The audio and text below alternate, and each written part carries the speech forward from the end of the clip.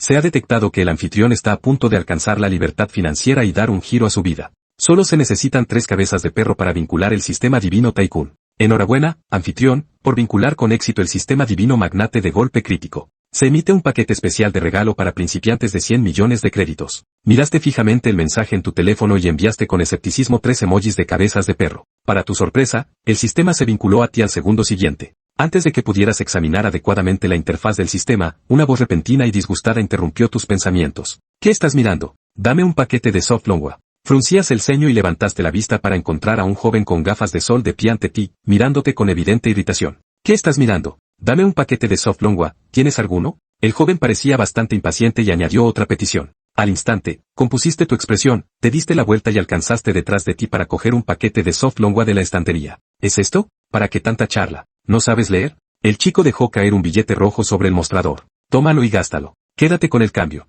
Extendió la mano para coger el paquete, pero tú echaste la muñeca hacia atrás y negaste con la cabeza rotundamente. Antes, quizá lo habrías considerado, pero, ahora, no ibas a atender a esa gente. Maldita sea, te atreves a tomarme por tonto. El joven de las gafas de sol estalló al instante. Lo miraste impasible. ¿Algo más, señor? Aunque dudo que lo encuentre aquí. Estuviste a punto de decirle directamente, solo estoy jugando contigo. ¿Qué vas a hacer al respecto? El joven de las gafas de sol dio un fuerte golpe con la palma de la mano sobre el mostrador. Maldito tendero, ¿a qué estás jugando? Estaba a punto de decir algo más cuando de repente miró el reloj de la tienda. Sus ojos se iluminaron al idear un plan. Fingió preocupación y miró su reloj de pulsera. No importa, no voy a rebajarme a tu nivel. Tengo que ir a una conferencia. Luego esbozó una sonrisa burlona. ¿Crees que tener una tienda de barrio te da derecho a mirar por encima del hombro al mundo entero? Agitó la muñeca con una mirada de desprecio. ¿Ves esto? Un reloj mecánico automático Blancpain Serie T. Solo con este reloj podría comprar todos los artículos de tu cutre tiendecita. Los pobres juegan con los coches, los ricos juegan con los relojes. Wu Benyuan, de recursos modestos, entraba en la segunda categoría.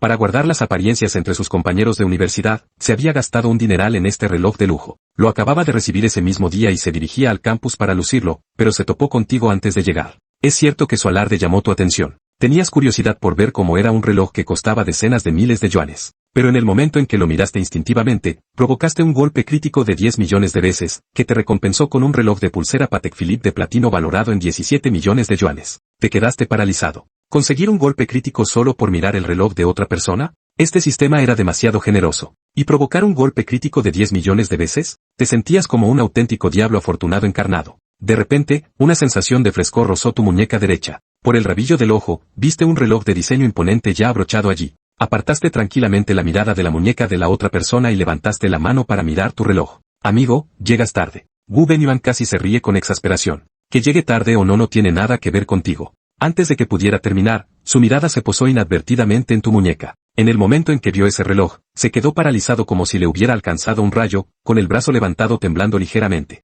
Ese reloj. ¿Cómo podía parecerse tanto a la serie Tideyue de Patek Philippe? Las palabras de Wu Benyuan se murieron en sus labios mientras miraba fijamente tu reloj. Imposible. Absolutamente imposible. Recordó una noticia sobre un reloj de la misma serie que se vendió por decenas de millones en una casa de subastas en el extranjero. Sin embargo, ahora, un reloj de lujo de clase mundial lo llevaba puesto el dueño de una tienda de comestibles. Imposible. Debe de ser falso. Lleva una imitación. Wu Benyuan intentó tranquilizarse, pero la idea se desvaneció en cuanto se le ocurrió. Wu Benyuan sintió que le ardía la cara, como si le hubieran golpeado cientos de veces. Al mirar su propio reloj, ahora le parecía completamente sin valor. Aún así, había que salvar el orgullo. Con una voz tan débil como el zumbido de un mosquito, murmuró, ¿quién dice que el tuyo es auténtico? Antes de que pudiera terminar, salió corriendo de la tienda, incapaz de soportar la vergüenza de quedarse un momento más. Mientras veías partir al desaliñado joven con gafas de sol, diste un largo sorbo de té de tu termo. Una satisfacción total. Solo entonces te tomaste el tiempo de examinar detenidamente el Patek Philippe que llevabas en la muñeca. La intrincada esfera no te abrumaba, sino todo lo contrario, cada función era claramente discernible. Incluso como profano con pocos conocimientos sobre relojes de lujo, podías reconocer su valor. Un repentino estruendo interrumpió tu contemplación. Al levantar la vista, viste que se había caído un estuche de lápices de tu estantería. Al levantarte de la caja registradora, viste a una chica recogiendo frenéticamente bolígrafos del suelo. Desde tu ángulo, solo podías ver su espalda, pero esa silueta irradiaba un potente aura de juventud, pura e inmaculada. La frente de Liu Ruyan estaba ahora cubierta de un fino sudor. Tenía la intención de estudiar en la biblioteca, pero al salir del campus universitario se dio cuenta de que le había bajado la regla. El dolor repentino y agudo en la parte baja del abdomen había trastocado por completo sus planes. Sin otra opción, buscó el supermercado más cercano para comprar productos sanitarios. Sin embargo, antes de encontrar lo que necesitaba, volcó accidentalmente el expositor de bolígrafos. De repente, se oyeron pasos en los pasillos. Sin necesidad de mirar, supo que el tendero se acercaba. Presa del pánico, Liu Ruyan metió rápidamente el rotulador en la caja y se puso de pie de un salto. Lo siento mucho, no estaba. Pero entonces, un dolor agudo en la parte baja del abdomen la hizo tambalearse y perder el equilibrio, y su cuerpo se inclinó hacia un lado.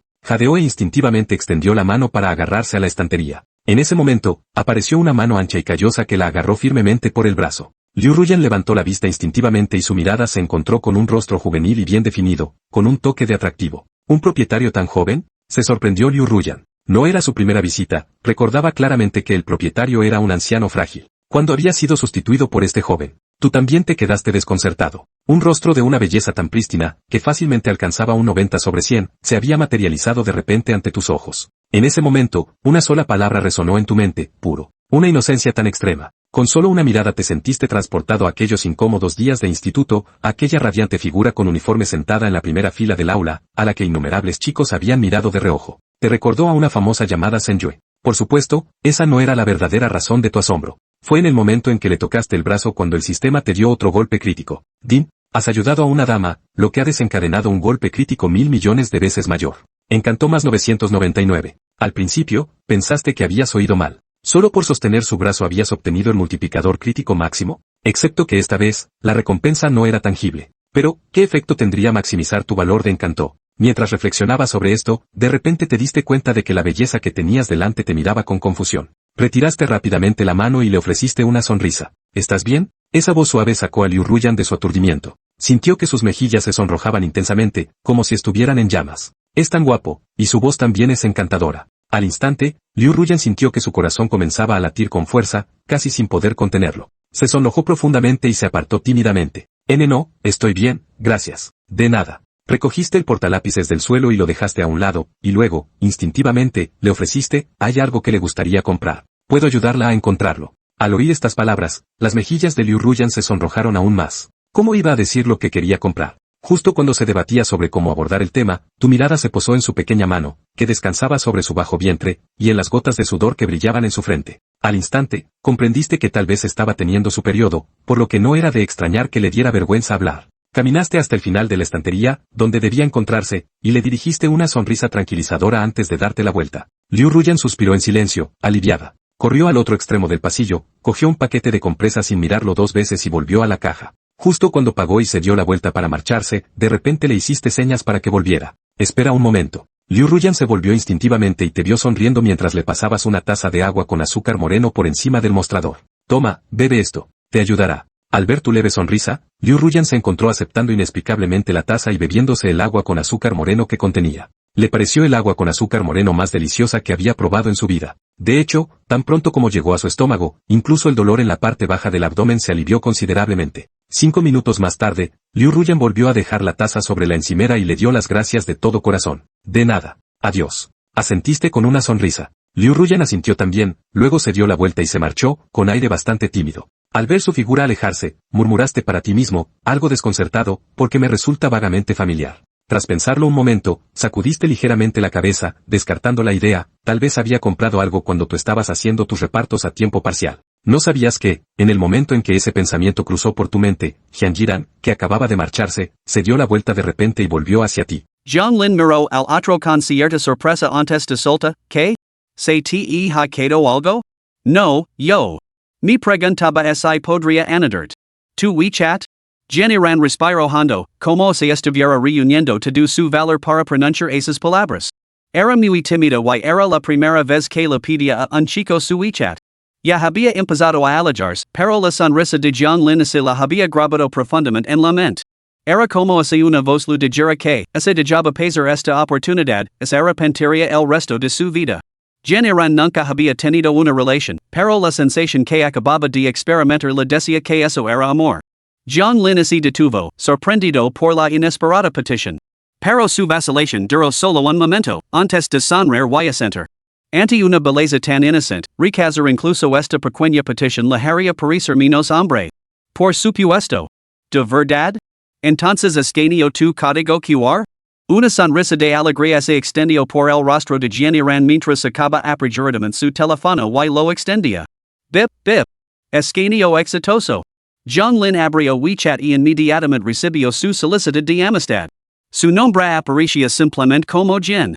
Que sencillo. Después de aceptar la solicitud, no pudo evitar preguntarle en la sección de notas. ¿Cómo te llamas? Jian Iran. Tu apellido es realmente. Los dedos de Zhonglin se congelaron de repente mientras escribía. Jian Iran. ¿No era ella la belleza de primer año de la Universidad Capital de Finanzas y Economía? No era de extrañar que le resultara familiar. Resultó que, no hacía mucho, el foro de la universidad había lanzado un concurso de belleza abierto a todos los estudiantes. Cada año se elegía a la belleza más guapa del campus. Y para la promoción de estudiantes de primer año, este honor había recaído en la encantadora Jian Iran. Aunque Zhonglin había estado ocupado con su trabajo a tiempo parcial en ese momento, había captado fragmentos de los comentarios de sus compañeros de piso y incluso había visto su foto. A pesar de un destello de sorpresa, Zhonglin se mantuvo notablemente sereno después de todo. Su vida anterior lo había templado a través de innumerables pruebas. Asintió con la cabeza, sonriendo a Jian Iran. Y es un nombre precioso. Gracias. El completo de Zhonglin, Jian Iran se sonrojó aún más. Bueno, no voy a molestar más. Adiós. Después de que Jian Iran se marchara, Zhonglin no pudo evitar reírse y sacudir la cabeza. ¿Quién hubiera pensado que la belleza del campus sería tan tímida? Poco después, la tienda quedó temporalmente en silencio. Zhonglin utilizó un abaco para hacer inventario y anotó cualquier falta para poder reponerla. Ahora tenía varios cientos de miles en su cuenta, un capital más que suficiente. En media hora, había anotado todos los artículos que necesitaba reponer. A continuación, Zhonglin se dispuso a cerrar la tienda temporalmente para ir a buscar suministros. ¿Por qué no pedir que se lo trajeran? Porque su tienda era demasiado pequeña y las cantidades que necesitaba no eran lo suficientemente grandes como para que los proveedores se las entregaran. Montado en su triciclo eléctrico, Zhonglin se dirigió al mercado mayorista. El mercado no estaba muy lejos. Después de media hora, llegó a la entrada principal. Encontró un lugar para aparcar su triciclo y entró en el mercado mayorista para comenzar sus compras. Al poco tiempo, salió cargado con paquetes grandes y pequeños de mercancías. Cargo todo y arrancó el motor. Ding! Has arrancado tu triciclo, lo que ha provocado un golpe crítico $1,000,000 de veces mayor. Recompensa, un superdeportivo Silby Black Arrow valorado en 100 millones de yuans. Un superdeportivo de 100 millones de yuans? Zhonglin no pudo evitar sentir una olida de emoción. Había visto supercoches que valían millones, pero uno que valía 100 millones? Nunca había oído hablar de algo así. Rápidamente echó un vistazo a los alrededores de su triciclo, pero no vio ningún supercoche. La mayoría de los vehículos de los alrededores eran camiones de reparto. Un supercoche habría sido imposible de pasar por alto. ¿Podría estar aparcado fuera de la tienda? Con esta pregunta en mente, Zhonglin puso en marcha su bicicleta eléctrica con la intención de ir primero a casa para comprobarlo. Pero poco después de partir, vio a una gran multitud reunida alrededor de algo al otro lado de la esquina. Capítulo 5, El sistema me ha dado un coche que no puedo conducir? ¿Podría ser mi coche? A Zhonglin se le ocurrió una idea repentina. Parecía muy probable, así que inmediatamente giró su triciclo hacia la multitud. Joder, un Bentley. $20 millones. Déjalo ya, tío. ¿Qué te pasa en los ojos? Es el modelo más caro. Casi 10 millones. ¿Qué? 10 millones? Entonces mejor me mantengo alejado, un solo aeronazo podría costarme cientos de miles. Exacto. Necesitarías más de un año de sueldo solo para pagar la reparación. Zhonglin, que acababa de bajar cerca de Ali, se detuvo al oír la conversación. ¿Un Bentley? Así que no era mi coche después de todo.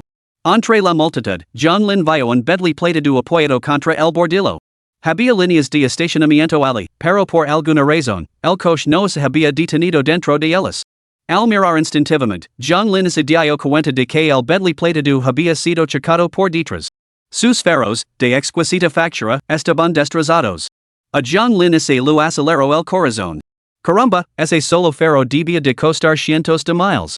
Quien quiera que hubiera tenido la mala suerte de chocar contra un Bentley. Espera. Era el Bentley el que había chocado por detrás. La culpa era toda suya.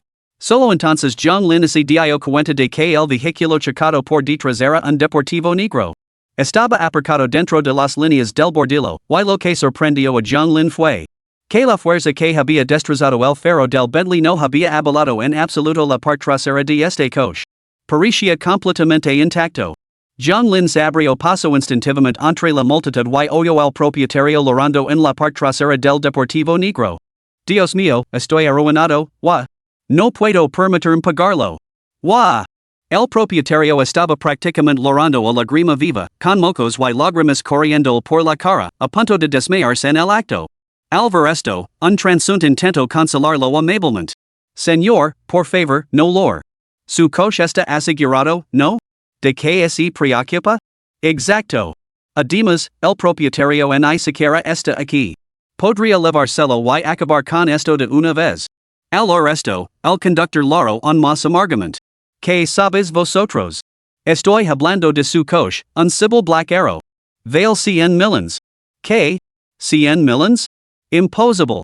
Nunca había visto esa insignia. ¿Y es posible que sea más caro que tu Bentley? Al oír la afirmación del propietario, la multitud se mostró totalmente escéptica. Algunos entremetidos incluso sacaron sus teléfonos para buscar en internet. Unos instantes después, sus voces temblaban de incredulidad. Joder, realmente vale 100 millones. Solo entonces todos se dieron cuenta del destino extraordinariamente único del Deportivo Negro. Su carrocería baja formaba una forma monolítica y sin fisuras.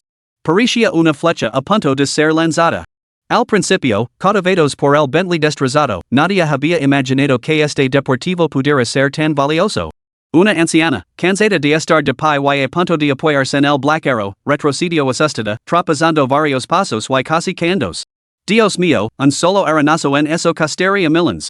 La multitud miró al propietario del Bentley con lástima. 10 millones chocando con 100 millones, qué suerte. Señor, ¿y que su coche no está dañado, por qué no se marca? No podría. El propietario estaba prácticamente loriqueando. Black Arrow utiliza pintura totalmente importada, a prueba de balas y de alta pureza. Incluso el más mínimo arenazo requiere un repintado completo. Todos los conductores aprecian su coche, especialmente ese es un modelo de lujo. Anteriormente había investigado la marca Cibil en internet. Aunque la marca se creó en los años 90. Se especializaba en supercoches de alta gama, con precios a partir de 50 millones de yuanes. Este Black Arrow de gama alta había hecho su debut en el Salón Internacional del Automóvil de este año. Tanto su exterior como sus especificaciones representaban un diseño líder en el mundo. Su velocidad máxima alcanzaba la asombrosa cifra de 0 por Mach, dejando atrás incluso el famoso y veloz Bugatti Veyron. Sin embargo, precisamente porque conocía tan bien este coche, el propietario de mediana edad estaba aún más aterrorizado. Solo soy el conductor. No podría permitírmelo. Sin seguro, costará al menos 10 millones. Ay. Maldita sea. Eso es suficiente para dar de baja un Bentley. ¿No lo has oído? El Bentley ni siquiera es suyo. Solo es el conductor. Se acabó, está perdido. Aunque se para media vida pagando, no podría cubrirlo. La multitud murmuraba consternada, convencida de que el conductor estaba completamente arruinado. En ese momento, una voz se alzó por encima del alboroto. Disculpa, amigo, seca tus lágrimas. No vas a pagar por esto. El conductor se giró y vio a John Lin sonriendo. Observó la vestimenta de John Lin, un uniforme parecido al de un repartidor, con las palabras General Store estampadas. El conductor soltó una risa amarga. Tío, no me tomes el pelo. No es tu coche. Un repartidor, que apenas ganaba para mantener una tricicleta, no podía permitirse un sedán, y mucho menos un superdeportivo como este. Los espectadores se mostraron de acuerdo. Exacto. Solo eres un repartidor, no el propietario. Deja de decir tonterías. Si la cosa es pon seria, ¿quién asumirá la responsabilidad? Exacto. Hay gente hoy en día que no sirve para nada, pero insiste en entrometers. ¿De verdad crees que puedes manjar esto? Probablemente se cree un milenario secreto que podría comprar 10 de estos en un minuto, ya. 10? Esos son 100 millones. Este chico no podría permitirse uno en 100 vidas. Al escuchar los murmullos, John Lin soltó una risa fría. Ah, sí? Pues maldita si no lo intento. Dica esto, se dirigió hacia el superdeportivo y extendió la mano para agarrar la manila de la puerta. Ya. El chico así ha vuelto loco, acaso planea destrozarlo? Ahora se va a enterar, atreviéndose a tocar el coche. Humph. En I siquiera tien las laves, y cree que es suyo. Sin embargo, en medio de los abucheos frenéticos, Zhonglin finalmente presionó la palma de su mano contra la manilla de la puerta. Se escuchó un clic seco y el deportivo negro, que antes estaba en silencio, se iluminó de repente. La puerta se abrió hacia arriba con un silbido y un resplandor rojo seguidor broto de cada ferro. Al instante, iluminó todo el lugar como un fénix renacido de las llamas. Zaz. Todos los murmullos cesaron abruptamente. Las expresiones de desprecio se congelaron, sustituidas por un asombro absoluto. Incluso el conductor, que había estado lamentando momentos antes, se quedó paralizado por la sorpresa. Nunca habría imaginado que este superdeportivo de 100 millones de yuans pertenecía a este repartidor. Capítulo 6, Entrega en la Torre Xingshang, las exclamaciones atnidas del grupo de catering Mingdao. Este mundo estaba completamente loco. Un repartidor que poseía un superdeportivo de 100 millones de yuans. Si no se hubiera presenciado de primera mano, nadie lo habría creído, en I vivo en I muerto. Sin embargo, ahora, aquellos que acababan de burlarse de Zhonglin estaban mortificados más allá de lo que las palabras pudieran expresar. Era como se 100 bofetadas les ardieran en las mejillas. Acababan de declarar que no podría permitírselo en 100 vidas. Y entonces recibieron una bofetada inmediata. Ahora les ardían las mejillas y la vergüenza los dejaba completamente mortificados. Zaz. No hacían falta palabras los espectadores se dispersaron por su propia voluntad. No tenían otra opción, era demasiado vergonzoso. Zhonglin no prestó atención a su partida, encantado por dentro de que su corazonada hubiera sido acertada. El sistema no lo había proporcionado las laves, pero tenía que haber otra forma de abrir el coche. Como los vehículos modernos con reconocimiento de huellas dactilares. Lo había probado hacia unos momentos y, efectivamente, funcionaba. Se deslizó en el asiento del conductor con emoción y inmediatamente escuchó la voz de la IA. Reconocimiento del propietario correcto. Sistema de control por voz activado. Puede arrancar el vehículo mediante comandos de voz. No se preocupe por las laves olvidadas. Zhonglin levantó la vista y vio una lave de color metálico sobre el salpicadero. Al cogerla, vio que estaba hecha de platino. La artesanía, el brillo. Solo la lave debía de valer cientos de miles. Volviendo la mirada, Zhonglin se dispuso a probar el control por voz. El sistema debía de haber grabado su voz previamente, de lo contrario, no lo habría reconocido. Arranca. Rugido. En cuanto Zhonglin terminó de hablar, el motor rugió, emitiendo un profundo gruñido desde su interior. Como una bestia colosal despertando de su letargo. Zhonglin asintió con la cabeza y se asomó por la ventana. Conductor, ¿lo importaría mover su coche? Ah, claro, pero, su vehículo. El conductor miró a Zhonglin con nerviosismo. Una mirada de Zhonglin reveló el temor del hombre a ser considerado responsable de los daños. Tranquilo, conductor. Aunque se rompa, no tendrá que pagar nada. Al oír estas palabras, el rostro del conductor se iluminó de alegría. Eso es lo que se llama magnanimidad. Lo que se llama generosidad. Eso es. Un simple comentario improvisado resolvió al instante todas sus preocupaciones. Y el Bentley. Llevaba más de una década trabajando para su jefe, no era gran cosa. El conductor hizo una profunda reverencia de 90 grados a Zhonglin. Luego se apresuró a subir al coche y sacó el Bentley marca atrás. Cherido. El Bentley se alejó, pero la parte trasera del superdeportivo de Zhonglin no presentaba ni un solo arenazo. El conductor dio un suspiro de alivio, maravillado por la robustez del superdeportivo. Con el vehículo despejado, Zhonglin estaba impaciente por dar una vuelta. En cuanto al triciclo que había dejado atrás, pensaba llamar al jefe del mayorista para que se lo devolviera. Agarrando el volante con ambas manos. Zhonglin pisó a fondo el acelerador. El superdeportivo rugió con un estruendo atronador. Después de dar una vuelta y saciar su entusiasmo. Regresó a la tienda y descubrió que el propietario ya había devuelto el triciclo. Zhonglin aparcó el coche a un lado y se apresuró a descargar la mercancía del triciclo. Era casi mediodía y era probable que los clientes llegaran pronto. Lo que Zhonglin no había previsto era que, antes de que llegaran los clientes, sonara el teléfono. Hola, Mingdao Catering Group, piso 13, Bloque B, Torre Xingsheng. 20 cajas de bolígrafos, 50 cuadernos y una botella de agua con gas importada. De prisa, tenemos prisa para ir a una reunión. De acuerdo, estar allí en 20 minutos. Tras colgar, Zhang Lin empaquetó rápidamente la mercancía. Este negocio paralelo había surgido durante sus años universitarios. En comparación con las compras online y otras plataformas, aunque los métodos de Zhang Lin eran rudimentarios, respondían eficazmente a las necesidades urgentes de los clientes. De lo contrario, incluso con los pedidos online, la entrega tardaría horas. Gracias a la amplia gama de artículos de su tienda, que cubría la mayoría de las necesidades diarias, había logrado establecerse en el barrio. La Torre Xingshang no estaba lejos de su ubicación y era un destino frecuente para Zhang Lin. Lo que antes lo lavaba media hora en bicicleta eléctrica, ahora solo lo lavaba 20 minutos con la Black Arrow. Acelerando, Zhang Lin se dirigió directamente a la Torre Xingshang. Aparcó en el garage subterráneo y subió dos grandes bolsas al ascensor. Al llegar a la 13ª planta, vio el logotipo de Mingdao Catering nada más salir. Se acercó a la recepción, sonrió y dijo, hola, vengo a entregar unos productos para la tienda Fuxing General Store. La recepcionista pareció estar buscando algo. Al resto, asintió con la cabeza. Ah, claro. Dejé los artículos en la puerta de la tercera habitación a la izquierda. Una vez que el departamento de contabilidad haya verificado las cantidades, lo abonaron el pago. De acuerdo. Zhang Lin llevó las dos bolsas al interior y las dejó en el suelo, junto a la puerta de la tercera habitación a la izquierda.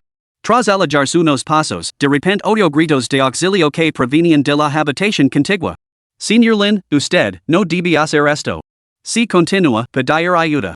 Sentados a ambos lados de una mesa rectangular negra dentro de la habitación había un hombre y una mujer. El hombre al que se dirigían como Señor Lin, un tipo de mediana edad y aspecto grasiento, estaba agarrando la mano de una joven, con el rostro retorcido en una sonrisa lasciva. ¿Pedir ayuda? ¿No te gusta tu prácticas aquí? Mingdao es un gran conglomerado. Seguimos no solo te asegurar tu puesto, sino que te ascenderá rápidamente en empleo fijo. La chica lucaba desesperadamente por liberar su mano, pero el Señor Lin la sujetaba con fuerza. Du miau, ¿verdad? No te preocupes, he cerrado la puerta con llave. Nadie vendrá por aquí. Vamos, deja que tu hermano me sueda adecuadamente de esta tierna y joven planta. Justo cuando el Señor Lin estaba a punto de conseguirlo, un repentino estruendo resonó en la habitación. Zhang Lin abrió la puerta de una patada. Irrumpió en la habitación y propinó una brutal patada directamente al abultado vientre del Señor Lin. Ay. ¿Quién demonios eres tú? ¿Cómo te atreves a pegarme? Zhang Lin tiró de la chica que tenía detrás y le dio otra patada. Cabrón. ¿Cómo te atreves a ser tan desvergonzado a plena luz del día? Después de lanzar la maldición, Zhang Lin se giró y arrastró a la chica hacia la salida. Pero entonces, inesperadamente, la voz del sistema sonó de repente. Capítulo 7, una patada provoca un golpe crítico, segundo mayor accionista de Mingdao Catering. Ding. Tu patada ha provocado un golpe crítico de 10,000 millones. Recompensa, 18% de las acciones de Mingdao Catering Group, lo que te convierte en el segundo mayor accionista del grupo. Zhang Lin arqueó las cejas al ver la notificación. ¿Quién hubiera pensado que dar una patada a un matón podría provocar un golpe crítico? Parece que el sistema favores mi justicia vigilante y mis heroicidades. Ya acostumbrado a las recompensas repentinas del sistema, Zhang Lin no se detuvo. Pero después de dar unos pasos, se vio rodeado por los empleados que acudieron al lugar. Alto. ¿Quién eres? ¿Por qué has agredido a alguien? Prepárense para llamar a la policía inmediatamente. No podemos dejar que se escapen. Al ver que la multitud se acercaba, Zhang Lin simplemente se detuvo. ¿Llamar a la policía? Bien. Que los agents ven como su señor Lin acosaba a ese joven. Al oír las palabras de Zhang Lin, la multitud que lo rodeaba se quedó paralizada por la sorpresa. ¿Qué está pasando? ¿El señor Lin acosando a una joven? ¿No puede ser? ¿El señor Lin de administración? Ah. Ahora lo recuerdo. Ese señor Lin se incorporó hace poco. He oído que ha estado insinuándose a varias compañeras. ¿En serios? Entonces deberíamos llamar a la policía y que lo arresten. Shu, baja la voz. Si el señor Lin te hoy, estás perdido. ¿No sabes que es pariente del director general? Se rumorea que tiene un pasado turbio. Justo cuando discusión, el señor Lin salió disparado de la habitación agarrándose el estómago. Alvara Lin, estado en una diatriba. Pequeño mocoso. Como te atreves a pregarme? ¿Sabes quién soy? Lin es burlo con frialdad. Ni de igual quién si ese pedazo de mierda. Tú, sucio repartidor, te atreves a insultarme? El señor Lin Ruggiero, con la ira de sportendos. Chicos. Inutilicenlo. Sí, señor Lin. Dos figuras emergerin de entre la multitud. En question trajes, parecen matones, con sus caras linas de protuberantes carnosas. Resultó que todos ellos habían estado con el señor Lin en el pasado. El director general había dispuesto que los contrataran. Ahora que había surgido un problema, naturalmente seguían las órdenes de Lin. Al ver que alguien estaba a punto de ser atacado, la multitud se apartó instintivamente para crear un espacio libre. Eran solo trabajadores no les importaba mirar, pero no querían involucrarse. Du momento, escondida detrás de Lin, lo miró. Pensó, este joven es realmente guapo y muy decente. Si no hubiera intervenido hace un momento, podría haber sido agredida. Ahora, causaron más problemas, una punzada de inquietud se apoderó de ella. Tiró de la manga de Lin y negó con la cabeza. Joven, debe marchars. Este problema lo he causado yo. Dejim resolverlo con él. Para su sorpresa, Lin se volvió y le dirigió una mirada tranquilizadora. No te preocupes, no se atreverán a tocarme. Al resto, du mismo suspiro para sus adentros, estaban a punto de poner las manos encima, como iban a no atreverse. Él lo había oído todo, él solo estaba allí para entregar unas mercancías. Justo cuando du mismo se disponía a hablar y asumir toda la responsabilidad. Una voz autoritaria se abrió paso entre la multitud. ¿Qué es todo este alboroto? ¿No tienen trabajo que hacer? Al esta voz, las expresiones de la multitud cambiaron abruptamente y se apartaron apresuradamente para dejar paso. Al instante, un hombre con mechas platitas en el pelo y una presencia imponente avanzó con pasos mejorados. Detrás de él lo seguía un asistente vestido con malas negras. Al ver aparecer a este hombre, el anteriormente vociferante señor Lin se apresuró a acercarse con varios pasos, con la voz llena de lágrimas. Cunado. Ese maldito repartidor me acaba de dar una patada. Ante las palabras del señor Lin, la mirada del hombre se agudizó como una cuchilla, fijándose en Lin. ¿Cómo te atreves a poner la mano encima a alguien aquí? Lin lo lanzó una mirada destinosa. Este cabrón estaba a punto de agredir a esta señora. Si no me crees, comprueba las cámaras de seguridad. El hombre miró al señor Lin, que estaba a su lado, y vio que este encogía visiblemente el cuello. Cunado, no lo hagas caso. Esta mujer quería hacer prácticas en la empresa y, justo ahora, yo. ¿Quién iba a imaginar que este chico me daría una patada sin pensarlo dos veces? La expresión del hombre se ensombreció al instante. Ya. No eres más que un jefe de reparto, y te atreves a tergiversar la verdad y difamar al personal de mi empresa. Echadlos a los dos. Al resto, Lin sonrió de repente. Su tono seguía siendo frío. Te aconsejo que no lo hagas. Las consecuencias podrían ser más de lo que puedes soportar. ¿Qué? Ya. El hombre hizo una pausa y luego se echó a reír. He vivido décadas, Eres el primero que me habla así.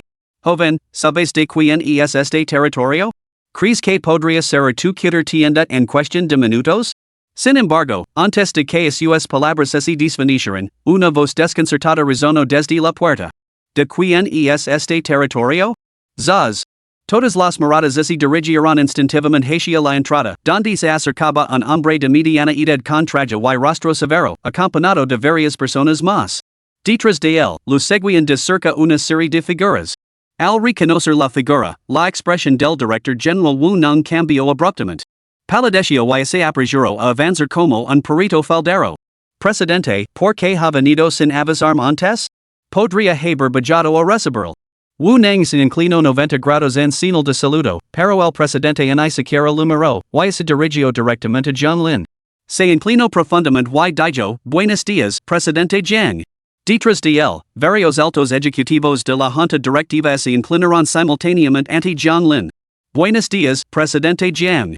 En un instante, toda la empresa quedó en un silencio sepulcral, tan silencioso que se podía oír un alfiler. Capítulo 8, supuesto, para que él lo ocupe. ¿Él es director? ¿Cómo es posible?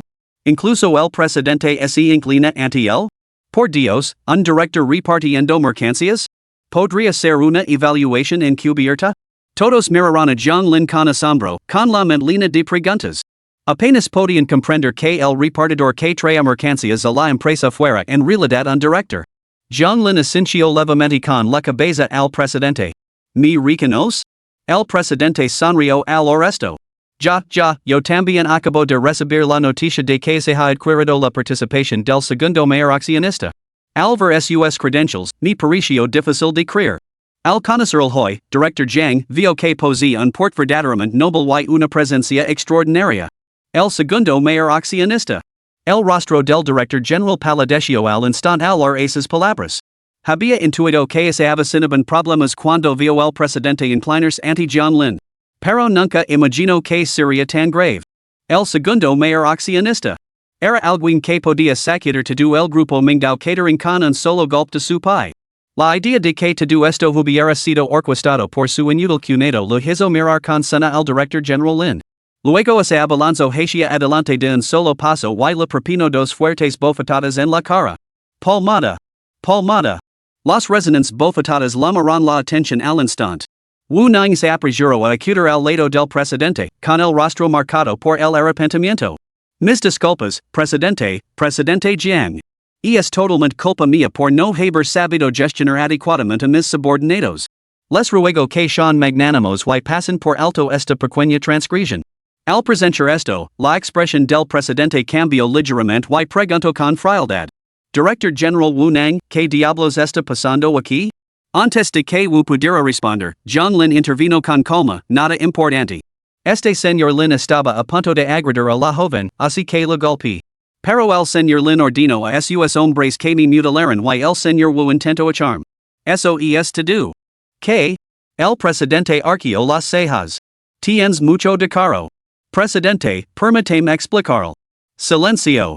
Espito el presidente, volviéndose hacia John Lin. Director Zhang, ¿cómo dice manjar esto? John Lin se limitó a mirarlo antes de responder con indiferencia, usted decide. Entendido. El presidente asintió inmediatamente y luego hizo un gesto frío con la mano a un ejecutivo que estaba a su lado. Relieva Wu Nong de todas sus funciones como director general y despedalo de la empresa. Además, todo el personal relacionado con él debe ser despedido inmediatamente. Ejecute esta orden sin demora. Sí, presidente.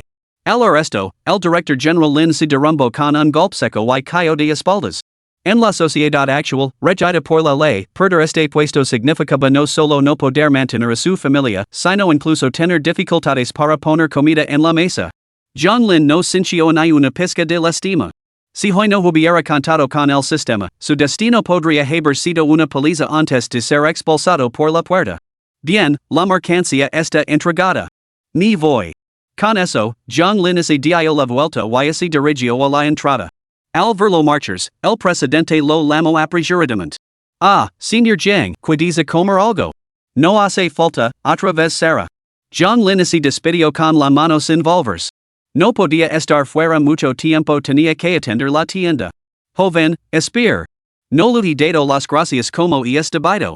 Dumilmu corrió unos pasos para alcanzarlo. No ha sido nada, no hace falta que me dé las gracias. John Lin se detuvo de repente y se volvió hacia el presidente. Por cierto, déjela ocupar su puesto. Considéralo una compensación. Entendido, presidente Zhang. El presidente asintió repetidamente y luego sonrió a Dumilmu. Señorita, sígame, por favor. Que nuestro personal lo muestre las instalaciones. Dumilmu se quedó clavada en el sitio, sintiéndose como en un sueño. Solo había venido para una entrevista de prácticas, pero en lugar de conseguir unas prácticas, lo habían ofrecido un puesto de directora administrativa. Y el instigador de todo el se había subido al ascensor para bajar. Naturalmente, todo esto era atribuible a John Lin, que acababa de marcharse. Al darse cuenta de ello, Dumilmu se giró rápidamente y se inclinó ante el presidente. Buenos días, presidente. ¿Podría darme los datos de contacto del señor Zhang? El presidente no mostró ningún indicio de condescendencia hacia la recién nombrada directora administrativa. Al contrario, su capacidad para conseguir el respaldo del señor Zhang la identificaba claramente como alguien importante. Por lo tanto, el presidente sonrió amablemente. Jovencita, no hay necesidad de precipitarse. Dato que el señor John la ha nombrado directora administrativa, sería conveniente que primero se familiarizara con el puesto. En cuanto a sus datos de contacto, tampoco figuran en mis registros, pero de repente, la presidenta miró la pila de mercancías apaladas cerca. Encontrarlo no debería ser demasiado difícil. Dumalmiel siguió la mirada de la presidenta y lo entendió al instante. Recordaba claramente el uniforme de John Lin con las palabras Fushing General Store. Una rápida búsqueda en internet revelaría la dirección. Pero en ese momento, necesitaba desesperadamente ese trabajo, así que no tuvo más remedio que seguir al presidente. Justo cuando se daba la vuelta para marchas, se fijó en que Wu-Nang y el director general Lin estaban ali de pie, aturdidos. Su voz se volvió gelida. ¿Qué hacéis vosotros dos todavía aquí? Id a la oficina de contabilidad a liquidar vuestras cuentas. Ahora fuera. Los dos se miraron, con el rostro pálido como la cera.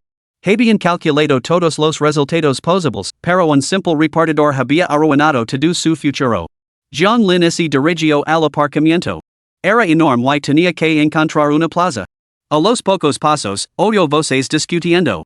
Volvió la cabeza y vio a una impresionante belleza mestiza con una larga melena dorada. Capítulo 9, Golpe Crítico activado, recompensa, 10,000 millones. Alta y esbelta, debía de medir alrededor de 17 metros, con piernas largas y rectas y rasgos llamativos, una belleza que puntuaba al menos 90 sobre 100. Tenía las cejas ligeramente fruncidas, claramente disgustada. Detrás de ella, se detuvo un Mercedes-Benz GLE. Una cara de aspecto bastante grasiento se asomaba por la ventana. Annie, ¿no puedes decir que sí? Ya han pasado 3 meses. Mira lo bien que te trato. Annie siguió caminando sin volvers, respondiendo, Señor Lu, si lo indica innumerables veces, no somos compatibles y no me gusta. 3 meses antes, acababa de ser trasladada desde el extranjero cuando este tipo persistente del mismo edificio comenzó a perseguirla sin descanso. La estaba volviendo completamente loca. Sin embargo, por mucho que él se negara, el tipo así lo pagaba como un adhesivo. Vamos, Annie, eres tan guapa, solo necesitas un príncipe azul como yo.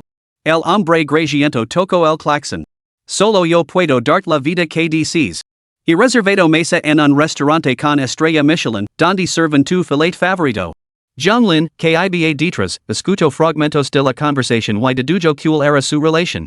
Por desgracia, el tipo conducía a paso de tortuga, lo que obligó a John Lin a esquivar a la mujer llamada Annie. Te dije que no aceptaría esto. Justo cuando hablaba, de repente vio a John Lin pasar por delante. Al instante, su visión se iluminó. Su alta estatura, sus rasgos cincelados y su aura magnética sin esfuerzo hicieron que su corazón se acelerara al instante. Ay, Dios mío. Era la sensación de atracción. And, que estaba pensando en cómo recazar a aquel tipo repugnante, así lo iluminaron los ojos al instante cuando se le ocurrió un plan. Con la velocidad del rayo, agarró a John Lin justo cuando estaba a punto de pasar, lo atrayó hacia ella y lo rodeó el brazo con el suyo. Porque ya tengo novio. Y es él. John Lin se quedó estupefacto al instante. ¿Qué demonios estaba pasando? ¿Solo pretendía pasar de largo, como se había convertido en su novio? ¿Había encontrado novio bastante rápido, no? Sin embargo, al ver los llamativos rasgos de la belleza mestiza, John Lin dudó instintivamente. Y en ese mismo momento de vacilación, el tipo grasiento resopló con desdén. Ya. Annie, ¿podrías dejar de bromear? Señaló el uniforme de John Lin y se rió.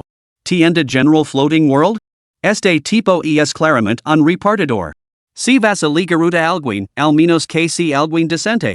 Annie, naturalmente, se había fijado en el uniforme de John Lin, pero no era una mujer materialista de lo contrario, y se habría enamorado de innumerables hombres. Así que, para demostrar su punto de vista al hombre grasiento, hizo un movimiento que los sorprendió a ambos. Zaz. Extendió su pálido brazo, lo rodeó el cuello de John Lin y, bajo su mirada algo atenida, presionó firmemente sus labios contra los de él. John Lin no pudo evitar abrir los ojos como platos. Fiel a su belleza mestiza, sin duda era proactiva. En ese mismo instante, se oyó un sonido aún más inesperado. Ding. Has iniciado un beso, lo que ha provocado un golpe crítico de 10,000 millones. Recompensa, 1,000 millones de yuans. Maldita sea, otro golpe crítico. Y uno de 10,000 millones.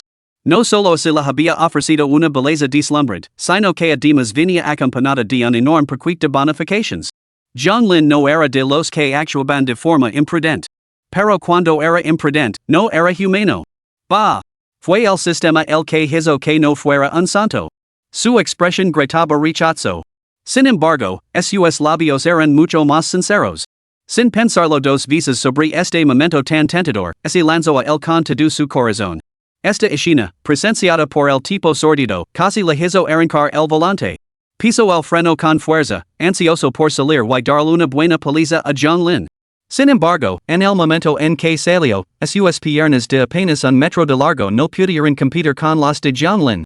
Solo lo puedo mirar con furia su exhibición. Después de mucho tiempo, luego el equinoccio de primavera. Annie le lanzó una mirada feliz a John Lin antes de volverse hacia el hombre grasiento. Bueno, y bien, señor Lu. Seguro que ahora me cree. En nunca imagine que elegirías a alguien así.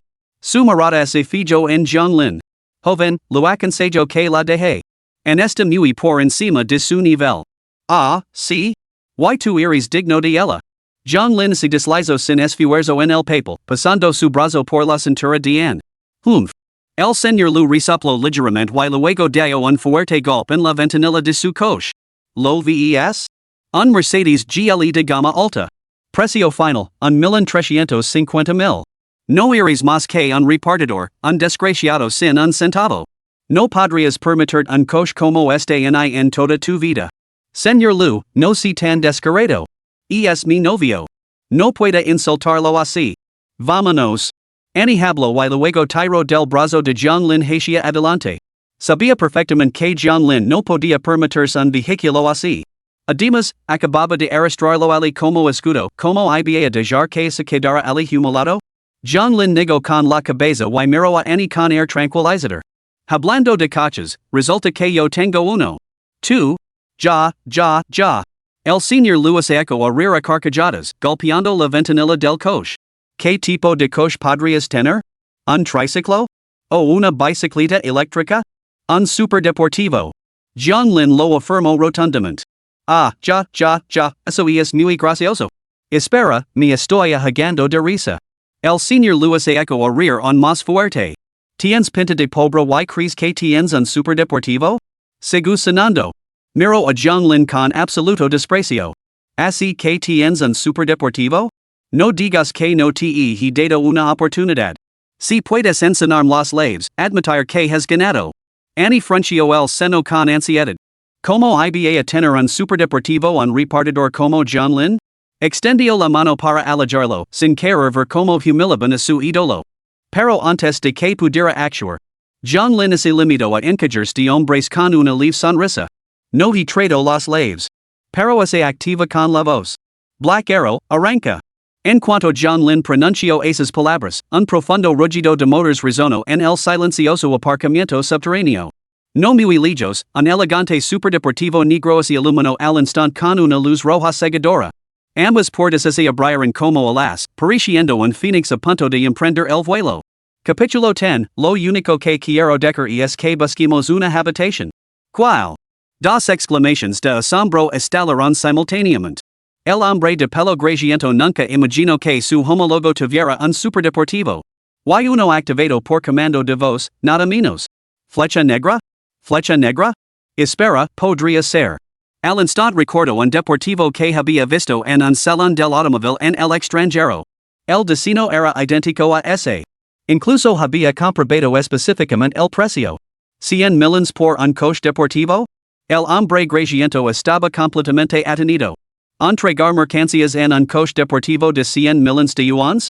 Este mundo estaba loco. A su lado, Annie abrió los ojos con sorpresa. Incluso sin entender los detalles, sabía que ese superdeportivo no era barato. Debía de costar al menos $10,000 de yuans. Guapo, discreto, rico. Era la encarnación perfecta del ídolo masculino. Observando al desconcertado hombre de mediana edad, John Lin comentó con frialdad, la próxima vez que presumas de tu riqueza, más vale que compruebes primero los hechos. Dica esto, rodeó con el brazo la cintura de Annie y se dirigió a zancadas hacia su black arrow. El hombre de mediana edad estaba completamente desconcertado. ¿Qué demonios es un que debo buscar? ¿Cómo demonios iba a saber que entregas mercancías en un superdeportivo? Antes de que pudiera recuperar la compostura. De repente, On estraden claxon sono detrás de él, sobresaltándolo. ¿Te crees alguien especial en tu Mercedes? ¿No sabes que estás bloqueando la carretera? Una voz enfadada bramó detrás de él. El tipo grasiento ya estaba furioso por dentro. Al ver esto, dio un golpe con la mano en el coche y se giró para gritar. Estoy bloqueando. Antes de que pudiera terminar, vio que el coche que tocaba el claxon era un Rolls Royce. Maldita sea, no puedo permitirme cabrear a nadie. Lo siento, me voy a mover ahora mismo. Esbozo una sonrisa forzada que parecía más una mueca que otra cosa. El hombre grasiento se metió rápidamente en su coche y se marchó a toda velocidad. Mientras tanto, John Lin y Annie habían llegado al superdeportivo Black Arrow. Bueno, mi trabajo ha terminado. Adiós, preciosa. John Lin lo dijo adiós con la mano y se giró para entrar en el coche. Pero antes de que pudiera arrancar el motor, Annie se subió por el otro lado. Corito, ahora que eres mi novio, ¿cómo podrías dejarme aquí sola? Dijo Annie con una sonrisa. ¿No estábamos solo fingiendo? Preguntó John Lin mirándola con sorpresa. Para su asombro, Annie no mostró ningún signo de vergüenza. En cambio, se inclinó y le dio un rápido beso en la mejilla. ¿No hay un proverbio chino que dice, finjaste que lo consigues? Esos somos nosotros. Ahora usas refrains? Eres increíble. John Lin le hizo un gesto de aprobación en silencio. ¿Qué podía hacer? Su encanto era simplemente irresistible. Pisó el acelerador y salió del aparcamiento con en a bordo. En un principio, John Lin tenía la intención de volver primero a la tienda, pero por cortesía, le preguntó primero a Annie. ¿A dónde vas? ¿Te llevo primero? Al hotel. Respondió Annie sin dudarlo. ¿Te alojas en un hotel? John Lin estaba desconcertado. No. He alquilado un piso. Annie negó con la cabeza. Entonces, ¿por qué ir al hotel? Vamos a coger una habitación. Put. John Lin casi pierde el control del volante y se estrelló contra la barrera de seguridad. Maldita sea, ir directamente a la cama sin pensarlo dos veces? ¿Dónde está tu decoro de dama? Recuperando la compostura, John Lin no pudo evitar preguntar, señorita, ¿no es esto un poco precipitado? No es precipitado, no es precipitado. Annie negó con la cabeza enérgicamente. Mi madre me dijo que cuando el amor verdadero está delante de ti, no debes esperar a que se vea y luego arrepentirte. No quiero que el cielo me dé una segunda oportunidad. Lo único que quiero decir es que vamos a buscar una habitación. John Lin sintió una olida de exasperación. ¿Estás segura de que eso es lo que te dijo tu madre y no algo de a Chinese Odyssey? Para un hombre, se puede decir cualquier cosa, excepto no. Ahora no había vuelta atrás. Giró el volante y programó el navigator para ir al hotel de 5 estrellas más cercano. Fuera de la entrada del hotel, los porteros vieron desde lejos el elegante superdeportivo negro que se acercaba a toda velocidad. Joder, ese superdeportivo debe de valer decenas de millones. ¿Estás ciego? Es un Sybil Black Arrow, cuesta 50 millones. ¿Qué? ¿50 millones? Debe de ser un pez gordo. Exacto. Rápido, saluda. Los dos porteros saludaron al unísono, viendo como el superdeportivo se detenía ante la entrada del hotel. Zaz. La puerta se abrió y la primera en salir del asiento del copiloto fue una belleza mestiza, increíblemente alta y cautivadora. Su melena dorada que encascada y sus ojos azules parecían decirlo todo. Caramba, es de primera categoría. Es una auténtica diosa. Tonterías. Creo que es más diosa que cualquier diosa, más guapa que cualquier estrella. ¿Quién podría ir acompañado de una diosa así? ¿Algún príncipe? ¿O un descendiente de una familia distinguida? Incluso podría ser el hijo del magnate más rico. En ese momento, vieron abrirse la otra puerta del superdeportivo. Una figura alta salió del coche. Sin duda, debe de ser algún joven rico. En efecto, cualquiera que frecuente este establecimiento debe ser rico o de noble cuna.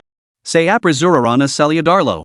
Sin embargo, al instante siguiente, contemplaron una figura vestida con uniforme. Floating Life Grocery? ¿Escanear para pedir la entrega?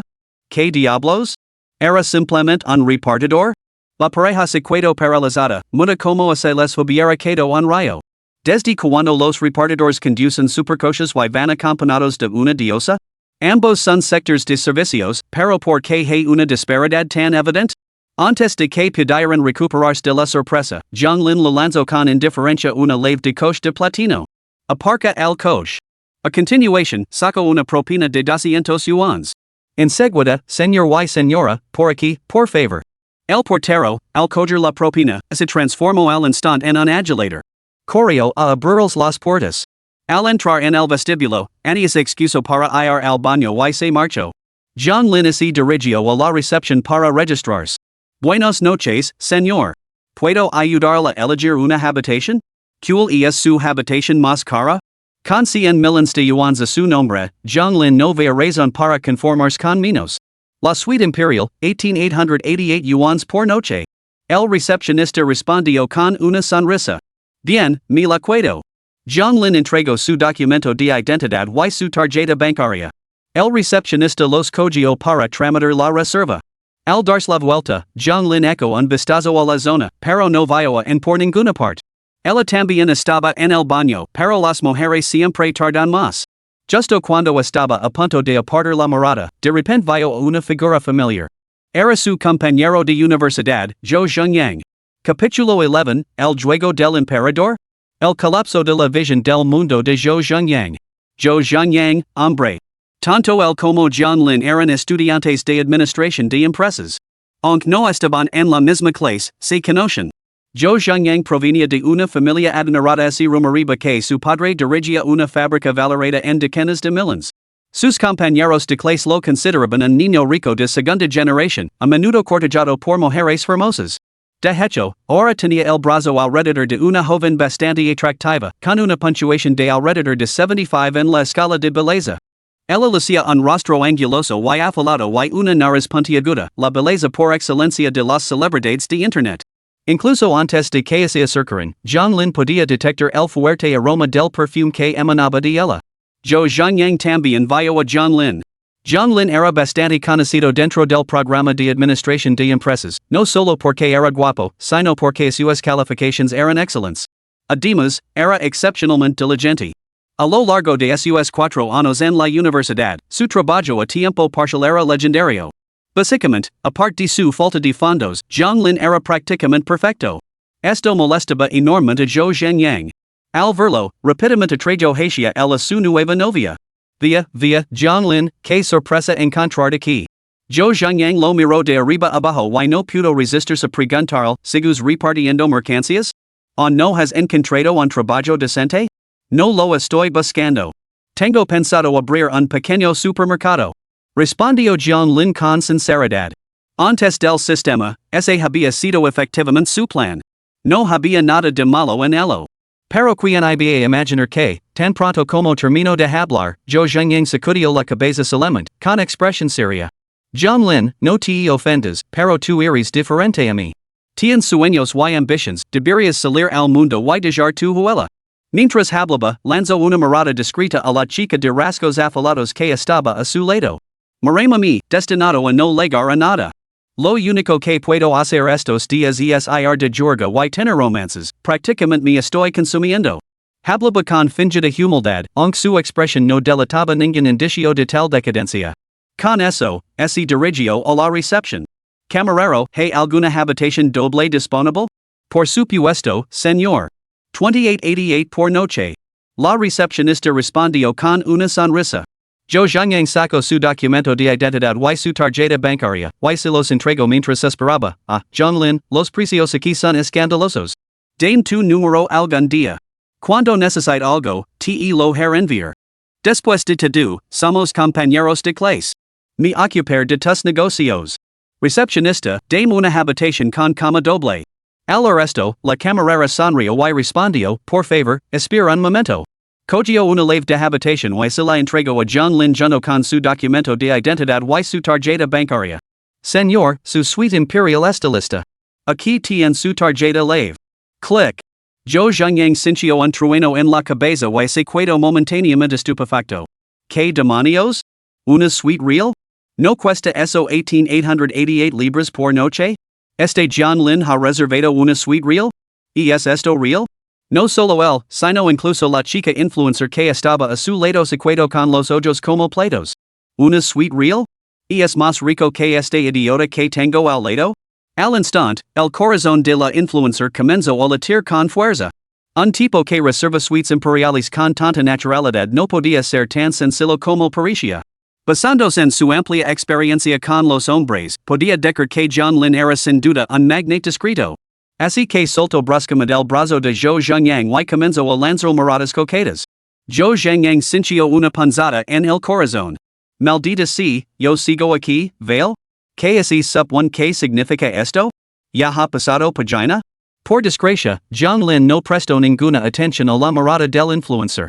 Tenía los ojos fijos en una impresionante belleza mestiza que se deslizaba hacia ellos desde una corta distancia. Caramba, qué belleza! Zhou Zhengyang abrió los ojos de par en par. Esa belleza mestiza era absolutamente deslumbrante. Esa figura, ese rostro. Caramba! Y parecía que se dirigía hacia ellos.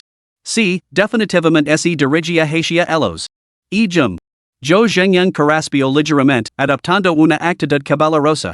Ya se había olvidado de la chica con cara de celebridad de internet que tenía a su lado, preparándose para lanzarse por esta diosa. Preparat. Ataka. Hola, yo. Apenas había pronunciado tres palabras cuando vio a la belleza mestiza deslizar naturalmente su brazo por el de John Lin. Carino, ¿has terminado todo?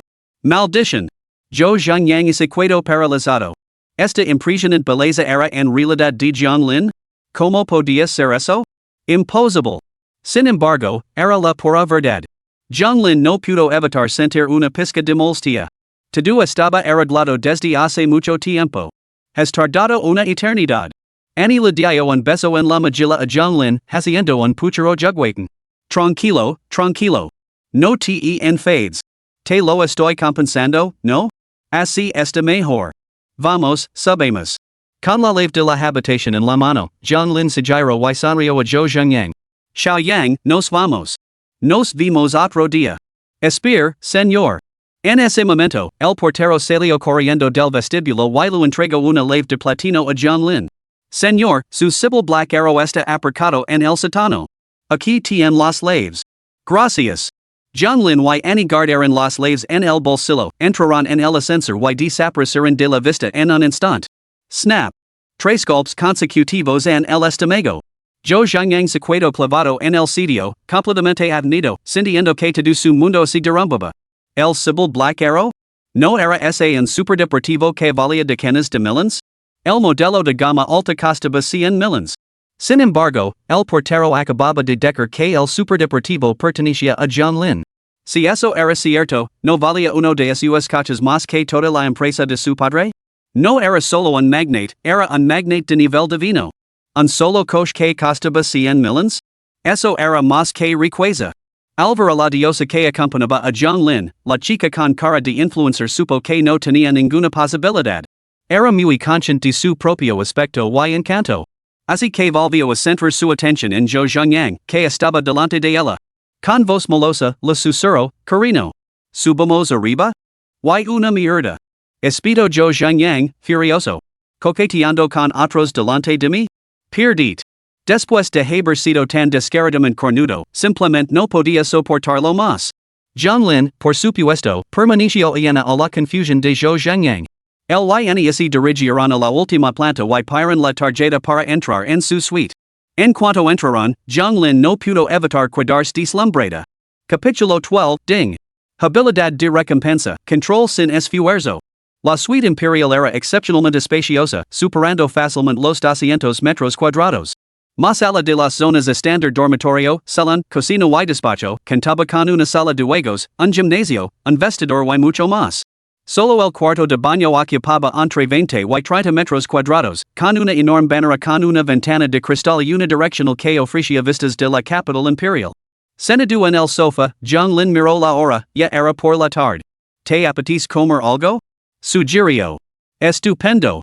Respondió Annie, asintiendo con la cabeza, ya que realmente tenía hambre. Él cogió una tablita de la mesa de centro, en la que se mostraba un amplio menú de platos disponibles para su selección inmediata. La capital era una metrópolis multicultural, lo que significaba que allí se podía pedir prácticamente cualquier tipo de cocina del mundo. Pide lo que te apetezca. John Lin echó un vistazo a la pantalla antes de entregársela a Annie. Un salamillo de ternura real de la compañía de teatro, por favor. Y una ensalada de verduras también. Después de pensarlo mucho, en ese decidió por solo 2 platos. Naturalmente, los precios exorbitantes eran la razón, incluso para una repatriada como ella, era demasiado. ¿Tan poco? No será suficiente. John Lin había perdido hacía tiempo el sentido del valor del dinero. Cuando un vistazo a la tablita, añadió, yo también tomaré un filete de ternura, más 2 raciones de foie gras con caviar, eso por la parte occidental. Se supone que este hotel cuenta con chefs con estrellas Michelin en su plantilla permanente. Pedimos también cerdo agridulce tradicional con piña y ternura crujiente salteada con fideos de arroz. John Lin dijo la tablita. ¿Qué te apetece beber? Vino tinto, quizás? Annie miró a John Lin. De acuerdo, déjame ver. John Lin se desplazó por el menú y finalmente encontró la sección de vinos tintos al final. Entonces tomaremos una botella de Petrus de 1990. En su vida anterior, John Lin se había quitado en el mundo de los negocios y, de hecho, había probado bastantes vinos de calidad. Todo el mundo sabía que la marca de vino tinto más cara se llamaba Romanée-Conti. Pero pocos se daban cuenta de que solo los vinos de Chateau Petrus daban prioridad a la calidad por encima de todo. De hecho, su precio solo es ligeramente inferior al del Romanée-Conti. El problema es que Chateau Petrus produce muy poco cada año y la mayor parte circula entre la alta sociedad. Por lo tanto, su fama sigue siendo prácticamente desconocida para el público en general. Incluso Annie, que había pasado tiempo en el extranjero, tomó la tablita con cierta sorpresa. Cuando vio el precio, no pudo evitar dar un grito ahogado. 188,000. Dios mío. A ese precio, solo por su coste, podía considerarse un vino de gran calidad. Al poco tiempo, llamaron a la puerta. Al abrirla, 2 camareros entraron sucesivamente en la habitación, empujando carritos cargados de comida. Colocaron manjares sobre la mesa, suya sola apariencia bastaba para abrir el apetito. Los 2 se sentaron junto al comedor. Annie sirvió pensativamente una copa de vino tinto decantado a John Lin, sonriendo cálidamente. ¿No sé tu nombre? John Lin. John Lin cortó casualmente un trozo de salamillo y lo colocó en el plato de Annie. No estará tan bueno cuando se enfríe. Con John Lin tomando la iniciativa, no sintió la necesidad de seguir con las formalidades. Estos platos estaban realmente a la altura de la reputación de un chef de primer nivel, tanto en presentación como en sabor. Pero lo más destacado era el vino. John Lin tomó un sorbo. Era sedoso y suave, con un final persistent, que revelaba notas de mora, nata, chocolate, trufa, leche y roble. Realmente digno de su reputación como marca de vino de clase mundial, John Lin sintió que había gastado bien su dinero. Antes de que se dieran cuenta, habían pasado casi 2 horas. Después de comer hasta sacios, la pareja se acomodó en el sofá para descansar. En ese momento, Annie se levantó del sofá y le sonrió a John Lin. Voy a darme una ducha. John Lin asintió con una sonrisa. Entró en el dormitorio con la intención de ejercitar los brazos. Ding. Has realizado una flexión, lo que ha provocado un golpe crítico 1x. Control +1. ¿Eso cuenta? Aunque le molestaba un poco que el sistema interrumpiera sus pensamientos, John Lin no pudo evitar sentir una olida de alegría por la recompensa del golpe crítico. Así que reanudó sus flexiones. Ding. Has realizado una flexión, lo que ha desencadenado un golpe crítico 1x. Control +1. Ding. Has realizado una flexión, lo que ha desencadenado un golpe crítico 2x. Control +2. Ding. Has realizado una flexión, lo que ha desencadenado un golpe crítico 5x. Control +5. Ding. Has realizado una flexión, lo que ha desencadenado un golpe crítico de 10 millones de veces. Habilidad de recompensa, maestría a voluntad. Jodidamente brillante. John Lin casi le da al sistema un pulgar hacia arriba en medio del ejercicio. Esta habilidad era nada menos que divina. En un instante, sintió una descarga eléctrica recorrer su cuerpo, lo que le otorgó al instante una sensación de control absoluto sobre todo. Era similar a la cima de las artes marciales descrita en las novelas wuxia. Maestría a voluntad. La noche transcurrió sin incidents. A la mañana siguiente, John Lin se despertó sintiéndose renovado y alerta. Miró a Enskiacia a su lado acariciada como un gatito dormido, profundamente dormida. Al verla así, John Lin no se atrevió a despertarla. Se preparó para levantarse y volver a la tienda. Sin embargo, en el momento en que levanto la colcha, sequedo paralizado por la sorpresa. ¿Cómo es posible? Capítulo 13, Dumamiao, que espero toda la noche. John Lin sequedo mirando la mancha carmesí en la colcha, sintiéndose completamente desconcertado, y instintivamente exclamó en voz alta. Annie abrió los ojos somnolientos y no pudo evitar preguntar, ¿qué es imposible? En cuanto habló, vio la reacción de John Lin y lo entendió inmediatamente. Sonrió levemente, incapaz de resistirse a añadir, ¿qué te sorprende? Un poco, sí. John Lin habló con sinceridad. Pensaba que las personas como tú, que han vivido en el extranjero, no le darían mucha importancia a estas cosas, ¿verdad? Annie lo interrumpió antes de que pudiera terminar. Afortunadamente, tengo una madre en mi país. Ella me enseñó a tratar todo esto con cuidado. Entonces, ¿por qué no eres cautelosa ahora? Porque he conocido a la persona adecuada. John Lin la abrazó al oresto. Aunque me alegra que digas eso, debo advertir, acabas de conocerme. Si resultara ser un sinvergüenza superficial, seguramente te arrepentirías. ¿Arrepentirme? En hablar. Annie negó con la cabeza con elegancia. Simplemente me gustas. No exijo que tú me quieras. Aunque no volviéramos a vernos nunca más a partir de hoy, seguiría apreciando los hermosos recuerdos que me has dado. Hizo una pausa y, de repente, sonrió. A decir verdad, desde que te conocí, no solo he visto tu extraordinario encanto, sino también tus notables capacidades. Sé que yo también soy capaz, pero no puedo compararme contigo. En lugar de aferrarme a ti como otras mujeres, es mejor ser libre de espíritu. Quizás así leguen recompensas inesperadas. Honestidad. Una honestidad extraordinaria. John Lin tenía que admitir que esta belleza rubia mestiza no solo era increíblemente atractiva, sino que su forma de pensar también era muy entrenable. Cualquiera que se encontrara con una belleza tan dócil, sensata y nada pegajosa se sentiría conmovido. Con ese pensamiento, John Lin abrió los brazos y abrazó a Anne. Qué suerte que nos hemos encontrado. A partir de ahora, eres mía. Al oír estas palabras algo dominantes, los labios de Anne se curvaron en una dulce sonrisa. John Lin no se entretuvo. Después de intercambiar datos de contacto con Anne, se levantó y se marchó. La tienda Floating Life General Store había estado cerrada durante un día, era hora de volver y reanudar el negocio. En poco tiempo, John Lin llegó cerca de la tienda. Como no había aparcamiento cerca, tuvo que dejar su superdeportivo en el aparcamiento y volver andando. Además, tras estos 2 días de experiencia, John Lin no tenía intención de seguir conduciendo el superdeportivo.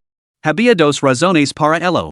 En primer lugar, el superdeportivo era demasiado estrecho, lo que resultaba incómodo para las entregas. Y es cierto que esta no era la principal preocupación, ya que de todos modos no podía transportar mucha carga. Sin embargo, la segunda razón era primordial. Simplemente era demasiado rápido. La aceleración del Black Arrow era feroz con solo pisar ligeramente el acelerador, superaba el límite de velocidad. En estos 2 días, ya había acumulado 2 multas por exceso de velocidad. Si esto continuaba, las consecuencias probablemente serían mucho más graves. Por lo tanto, John Lin decidió volver a utilizar su propio triciclo para las entregas. Al fin y al cabo, las distancias no eran grandes, todo estaba cerca. John Lin aparcó la bicicleta y se dirigió hacia la pequeña tienda. Sin embargo, al acercarse a las inmediaciones de la tienda, se dio cuenta desde la distancia de que toda la entrada del pequeño supermercado estaba llena de gente. Y todas eran mujeres, sin excepción. ¿Qué está pasando? John Lin se acercó, desconcertado. Hola, ¿han venido a comprar? En cuanto oyó su voz, todas las mujeres se volvieron hacia él al unísono. Parecían zombies de The Walking Dead que habían avistado a su presa. Ah, el rompecorazones. Y es realmente el rompecorazones. ¡Qué guapo! ¿Quién hubiera pensado que había un bombonazo aquí? Los rumores son ciertos, y es tan guapo que me deja sin aliento. ¿Dónde está su supercoche? Las mujeres se abalanzaron sobre John Lin una tras otra, obligándolo a apartarse su estado. Era imposible, absolutamente adorador. La más atractiva de ellas apenas alcanzaba los 70 puntos. Las que estaban un poco mejor tenían rostros angulosos y afilados, cubiertos con una capa de maquillaje tan gruesa que te dejaba sin aliento. Una mujer particularmente imponente, que pesaba casi 100 kilos, hacía temblar el suelo con cada paso que daba. Afortunadamente, John Lin reaccionó rápidamente y corrió hacia la esquina más cercana. Este movimiento repentino resultó ser poco acertado, ya que chocó de frente con una joven. I. Grito Jiang Lin, rodeándola instintivamente con los brazos. Pero cuando bajo la mirada, se dio cuenta de que le resultaba vagamente familiar. Iris 2. La cara de la chica se iluminó con sorpresa al ver a Jiang Lin, pero luego pareció recordar algo. Sonrojándose intensamente, se liberó de su abrazo. Señor Jiang. Iris du miau miau? Solo entonces Jiang Lin se dio cuenta de que esa adorable joven, vestida con una camiseta de Pikachu, vaqueros azules y una gorra de béisbol, no era otra que du miau, a quien había rescatado anteriormente. Aunque la había salvado, no la había mirado bien. Ahora veía que no solo tenía unas proporciones impresionantes, sino que también era una belleza adorable, como una muñeca, tan delicada como la porcelana, que daba ganas de darle un mordisco. ¿Qué haces aquí? Preguntó Jiang Lin sorprendido. Vine para darte las gracias, pero no estabas aquí. Respondió du miau, con air ligeramente avergonzado. ¿Así que has esperado hasta ahora? Jiang Lin la miró incrédulo. ¿Eso significaba que había esperado toda la noche? Sí, tenía miedo de perderme tu regreso. Dijo du miau timidamente. Seguim. Al ver a la multitud que se abalanzaba hacia ellos, Jiang Lin agarró a du miau y corrió hacia la puerta trasera de la tienda. Rápido como un rayo, abrió la puerta de un empujón. Solo después de que ambos se hubieran metido dentro, finalmente respiró aliviado. Du miau, todavía visiblemente conmocionada, se palmeó el pecho agitado y preguntó, ¿qué hacemos ahora? Capítulo 14, la confrontación online de Jiang Lin le cuesta una villa de 500 millones. ¿Cómo así entró tanta gente? Jiang Lin no pudo evitar preguntarse en voz alta. Aunque su carisma fuera descomunal, ¿no era suficiente para hacerlo famoso en toda la capital sin salir de casa? Era agente del edificio hablando de ello. Dijeron que te virán entregando mercancías en un superdeportivo. Du miau recordó, alguien reconoció el uniforme que lavabas, así que rastrear en tu ubicación. Ah, ya veo. Los ojos de Jiang Lin brillaron. Así que toda esa gente iba tras él. Bueno, entonces, ¿parece que me he tapado con una forma de ganar dinero? Le dio una palmada en el hombro a du miau. ¿Tienes tiempo para hacerme un favor? Es fin de semana. Tengo tiempo, du miau asintió sin dudarlo. Aunque no fuera fin de semana, se tomaría un descanso ese Jiang Lin la necesitaba. Perfecto. Jiang Lin aplaudió y llevó a du miau a la trastienda. Poco después, las mujeres reunidas fuera de la tienda de comestibles vieron como la puerta se abría con un chirrido desde dentro. Al instante, sus rostros se iluminaron de alegría. Su ídolo estaba a punto de aparecer. Si lograban atraparlo, pasarían de tener orígenes humildes a convertirse en dragones que surcaban los cielos, transformándose de gente común en fénix pasados en las ramas. Sin embargo, cuando se apresuraron hacia adelante con gran expectación, lo que vieron de pie en la puerta fue a una adorable joven. ¿Dónde está el ídolo? Mi ídolo. Rápido, déjanos entrar. Necesito encontrar al ídolo. Apartate, cazafortunas. Bah. El ídolo es mío.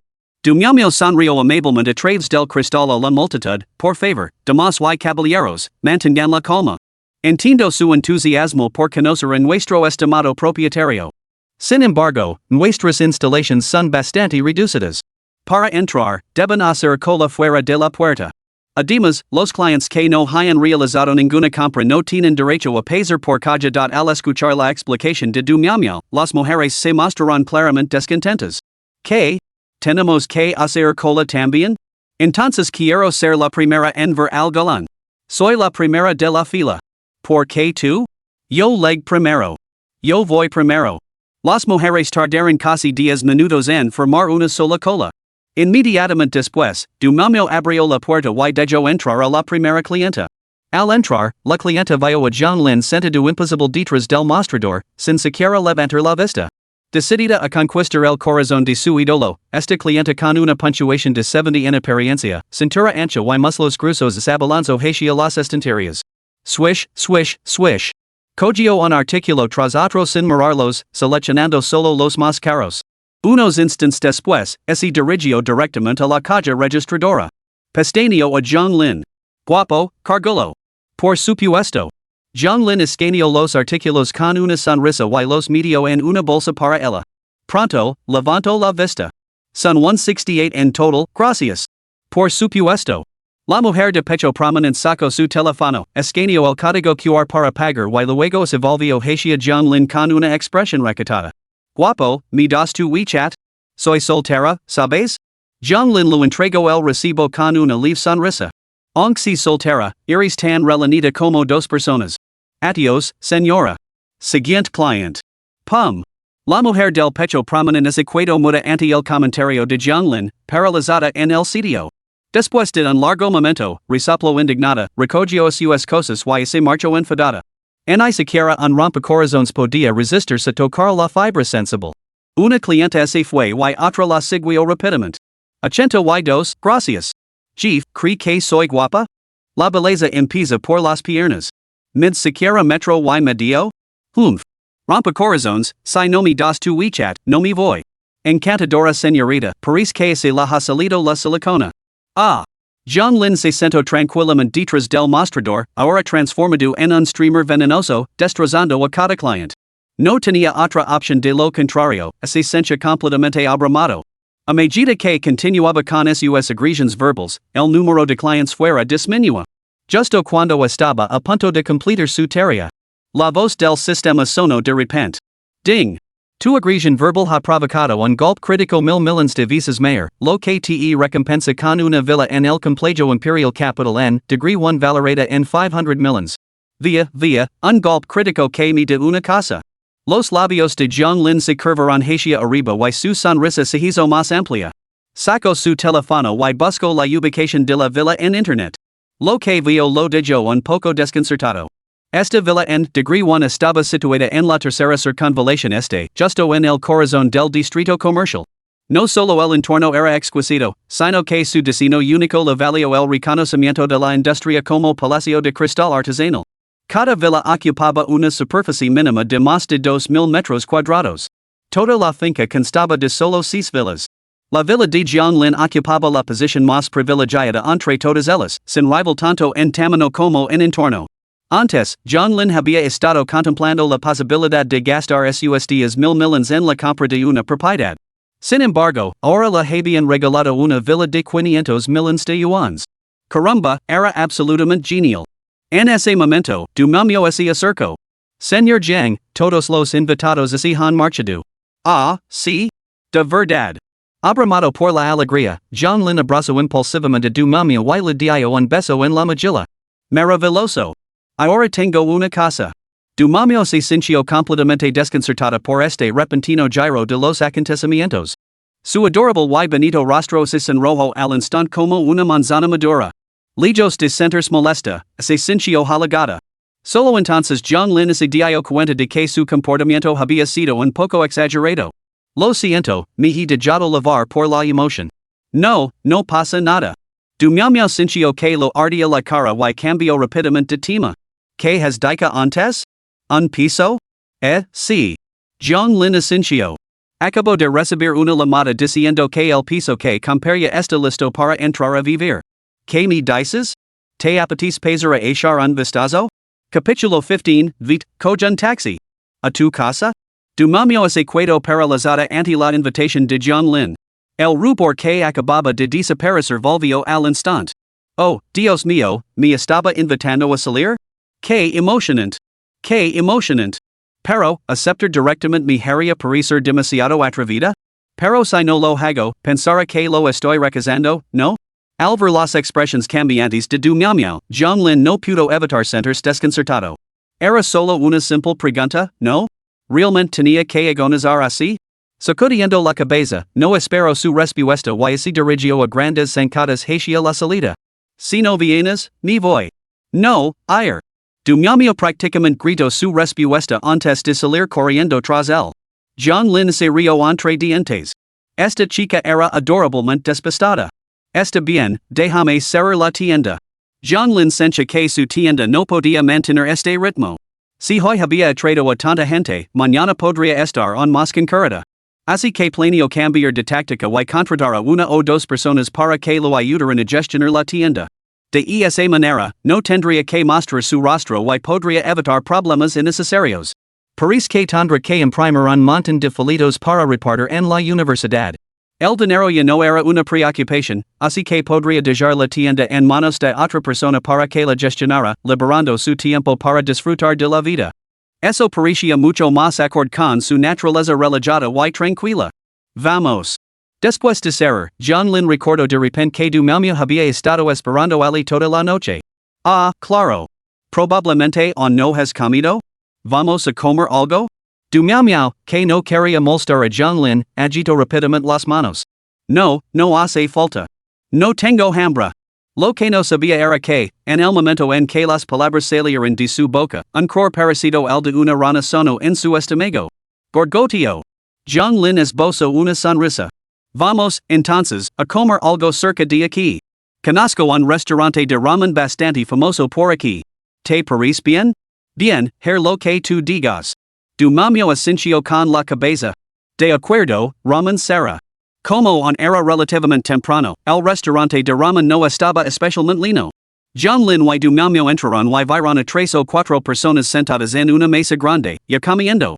Encontraron un asiento junto a la ventana y se sentaron. ¿Qué te apetece? Pide lo que te apetezca. John Lin lo entregó el menú, pero du Malmo se sonrojó y se lo devolvió. Decide tú. Me da igual. Al ver esto, John Lin aceptó sin más. Echo un vistazo al menú y dijo, señora, 2 raciones de ramen, por favor, una con fideos finos y otra normal, además de un plato de ternera y un acompañamiento de encurtidos. Por supuesto, un momento. John Lin dijo el menú y no pudo evitar preguntar, ¿por qué no me llamas después de esperar tanto tiempo fuera? Yo, no quería molestarte. Du Malmo sonrió avergonzada. Señor Jiang, quería dar las gracias en persona. Si no fuera por usted, ese sinvergüenza me habría agradecido. Y, desde luego, no habría conseguido un puesto tan alto tan rápidamente. No es nada, solo un pequeño favor. John Lin sonrió y preguntó, ¿acabas de graduar? ¿Dónde estás buscando trabajo? No, solo estoy en segundo curso. Tengo pensado buscar trabajo durante las vacaciones de verano. John Lin asintió. Las chicas que buscaban trabajo de verano solían ser sensatas, probablemente de familias con recursos modestos. De lo contrario, las cazafortunas ya habrían puesto sus ojos en los sugar daddies y se habrían ido de vacaciones al extranjero. Charlaron un poco más y se fueron familiarizando.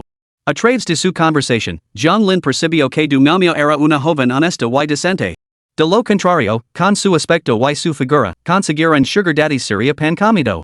Al poco tiempo, llegaron los fideos y los acompañamientos.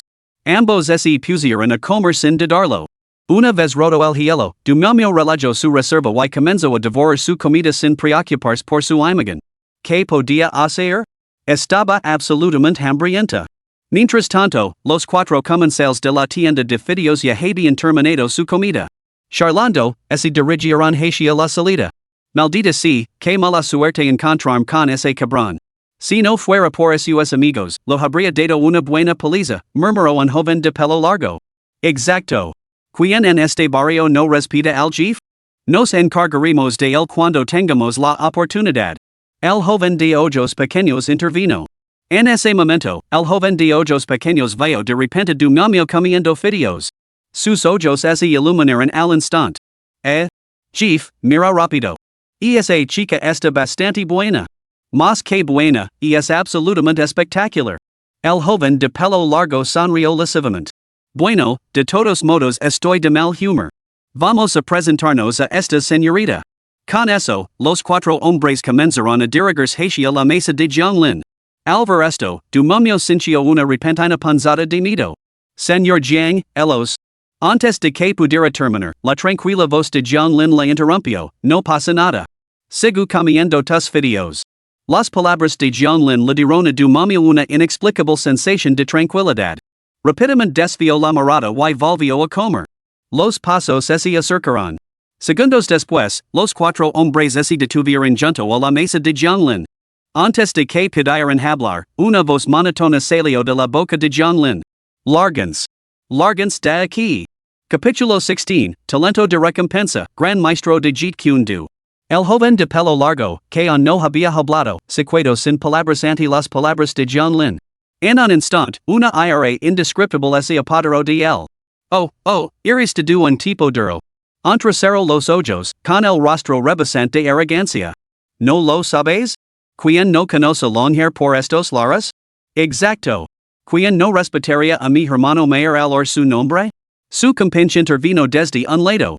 Si sabes lo que te conviene, larga de aquí y deja que mi hermano Charles tranquilamente con la señorita. Sus palabras estaban salpicadas de risas frías que helaban el corazón de du miau. Incluso el propietario salió, pero no se atrevió a intervenir. En toda la tienda de fideos, solo se oía el sonido de John Lin sorbiendo fideos. Sorbo. John Lin terminó el último bocado de fideos y soltó un suspiro de satisfacción. En ese momento, de repente extendió la palma de la mano hacia Longhair. ¿Ves eso? Longhair se quedó paralizado ante sus palabras y instintivamente miró hacia la mano de John Lin. En ese instante, el brazo de John Lin se disparó hacia adelante, propinando una sonora bofetada en la cara. Smack. La fuerza y el sonido resonaron en toda la tienda de fideos. El golpe hizo que Long Mao retrocediera dos pasos, y un grito de dolor escapó de sus labios. ¿Cómo te atreves a pegarme? El pelo largo se recuperó, agarrándose la mejilla medio hinchada con furia. Chicos, cogedlo. Derribadlo. Sí, Jeff. Tres secuaces rugieron al unísono, lanzándose hacia John Lin. Al ver esto, John Lin se levantó de su asiento y lo dijo a du miau sin volverse. Toma más sopa. Te calentará el estómago. Mientras hablaba, agarró el taburete que tenía al lado y así lo lanzó a sus agresores. Ding. Has golpeado al oponente una vez, provocando un golpe crítico 1x. Fuerza +1. John Lin esbozó una sonrisa. El sistema no lo había fallado. Los golpes críticos siempre llegaban cuando más importaba. Pero el taburete ya no estaba. Ahora tenía que enfrentarse a los cara a cara. Pum. John Lin lanzó un puñetazo. Como nunca había peleado antes, se basó puramente en su instinto. El golpe dio en el blanco. Su ventaja de altura dio sus frutos, ya que acertó de lino el hombre de ojos pequeños que se abalanzaba sobre él, dejándole un ojo morado. Ding. Has golpeado al oponente una vez, provocando un golpe crítico 1x. Fuerza +1. Aunque lo sumo un punto, el efecto fue insignificante. En un abrir y cerrar de ojos, su oponente aprovechó la oportunidad y le dio un puñetazo directo en el pecho a John Lin. John Lin se tambaleó y retrocedió dos pasos.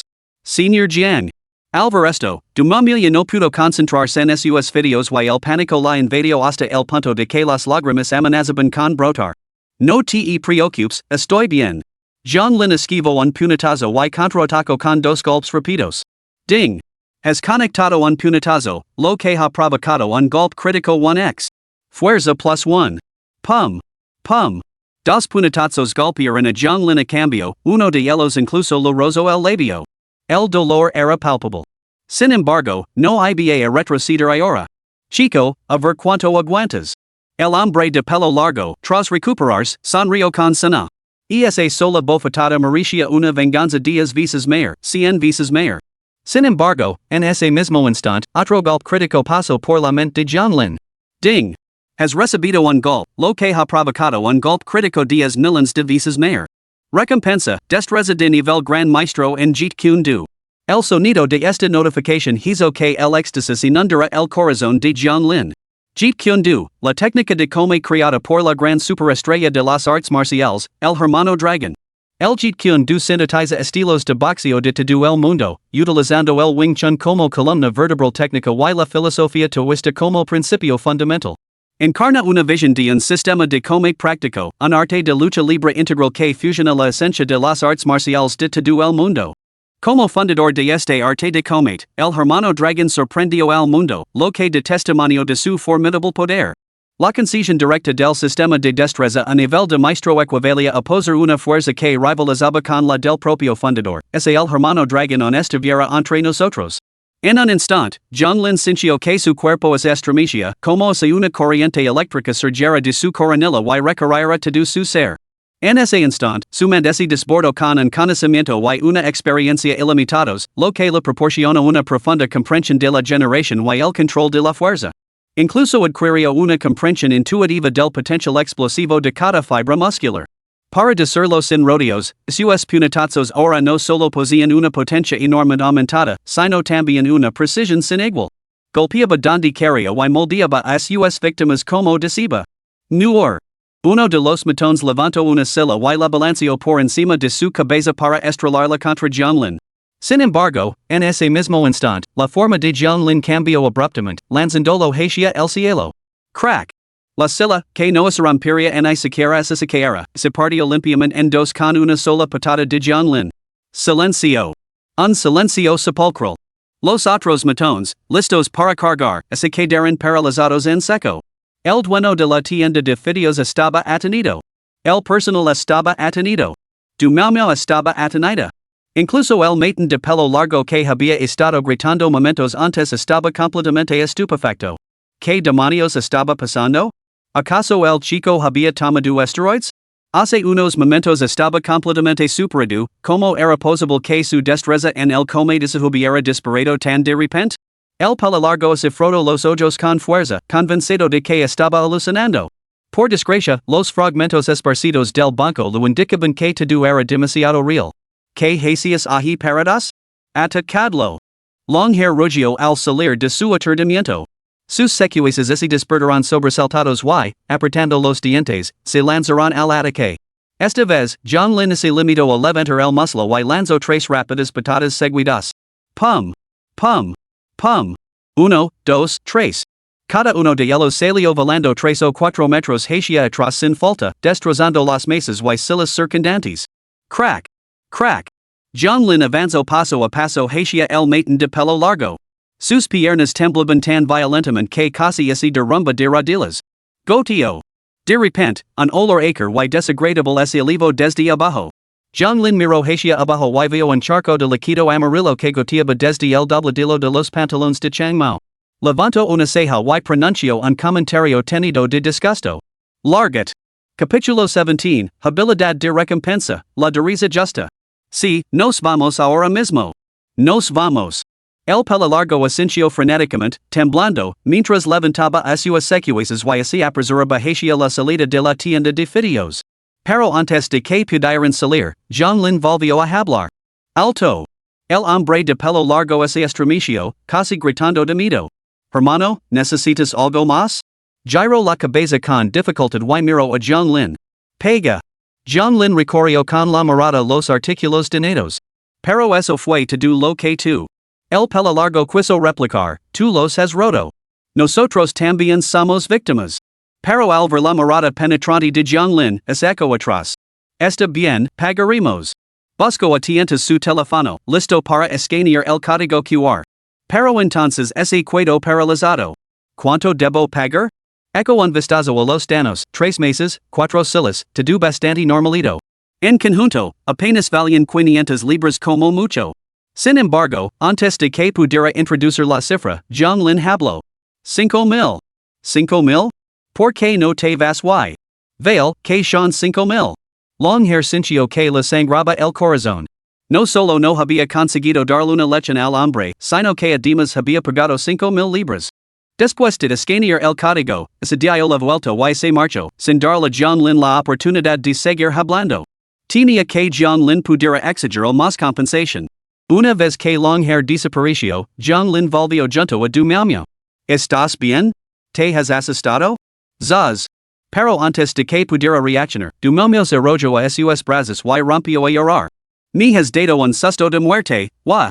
Señor Jiang, wa, que haría se le para algo? Wa. Jianlin le dio unas palmaditas suaves en la espalda. Por sus celosos, se daba cuenta de que estaba realmente preocupada por él. Du Mau temía sinceramente por su seguridad, temiendo que hubiera sufrido alguna lesión. No pasa nada, no te preocupes. Tras llorar un momento, Du Mau pareció darse cuenta de su propio arrebato emocional y se apartó apresuradamente del abrazo de Jianlin. Cuando vio la comisura de su boca, de repente se quedó sin aliento. Ay, Dios mío. ¿Estás herido? No es nada. Vamos a mi casa a echar un vistazo. Jianlin la sacó de la tienda de fideos. ¿Para qué ir ali? Volvemos rápido a la tienda, yo te lo correré. Du Mau insistió. Jianlin pensaba sinceramente que no era nada grave, pero no pudo resistirse a su insistencia. Pensó que, de todos modos, el piso estaba cerca y no había prisa, así que aceptó su sugerencia. Los dos salieron de la tienda de fideos y se dirigieron a la pequeña tienda. Por seguridad, entraron por la puerta trasera. ¿Tienes mercurocromo rojo? En cuanto entraron, du me pregunto con urgencia. De verdad, estoy perfectamente bien. John Lin apenas había empezado a hablar cuando du me lo respondió con severidad, en I hablar. Ysis infecta. Vale, esta atrás. John Lin señaló hacia el almacén que había detrás de ellos. Du me lo entendió inmediatamente y pronto regresó con un pequeño botiquín de primeros auxilios. Abrió el botiquín, sacó un bastoncillo de algodón, lo mojó en mercurocromo rojo. Toda la secuencia de acciones fue tan fluida y eficiente que John Lin no pudo evitar quedarse un poco sorprendido. ¿Sabes primeros auxilios? Mi abuelo era médico. Aprendí algunas cosas de él, respondió du me con una sonrisa. ¿De verdad? Quien ese case contigo será un tipo afortunado, será como tener un médico personal. John Lin lo elogió con una sonrisa. Put. Du me sonrió suavemente y un ligero rubor se extendió por sus mejillas. Esto es solo lo básico. No sé mucho más. Mira hacia arriba. John Lin se sentó en una silla y inclinó la cabeza hacia atrás. Du me sostenía un bastoncillo de algodón y limpiaba con cuidado y atención la comisura de los labios de John Lin. ¿Te duele? En absoluto. Desde tan cerca, John Lin la observó atentamente y se fijó en lo impecable que era su piel, pálida, suave y aparentemente tan delicada que parecía que se rompería al menor contacto. Combinado con sus rasgos de muñeca de porcelana, era tan tentador que daba ganas de darle un mordisco. Du me, ocupada limpiando la herida, pareció sentir que algo no iba bien. Giró la cabeza y se encontró con la intensa mirada de John Lin fija en ella. Al instante, su corazón comenzó a latir como el de un ciervo asustado, golpeando salvajemente en su pecho. Tu. Wu. Solo consiguió pronunciar una sílaba antes de que sus labios fueran cubiertos. Du me sintió un temblor en su corazón, todo su cuerpo se quedó sin fuerzas de repente y se derrumbó en los brazos de John Lin. La gente suele decir que los momentos hermosos son fugaces. Pero para John Lin, la belleza era algo que podía controlar. Porque posía la habilidad de manejarla a su antojo. Dentro de la hora cerrada tienda general floating life, se podía oír de vez en cuando el sonido de las estanterías traqueteando. Ding! Has golpeado una estantería, provocando un golpe crítico x1. Firmeza +1. Ding!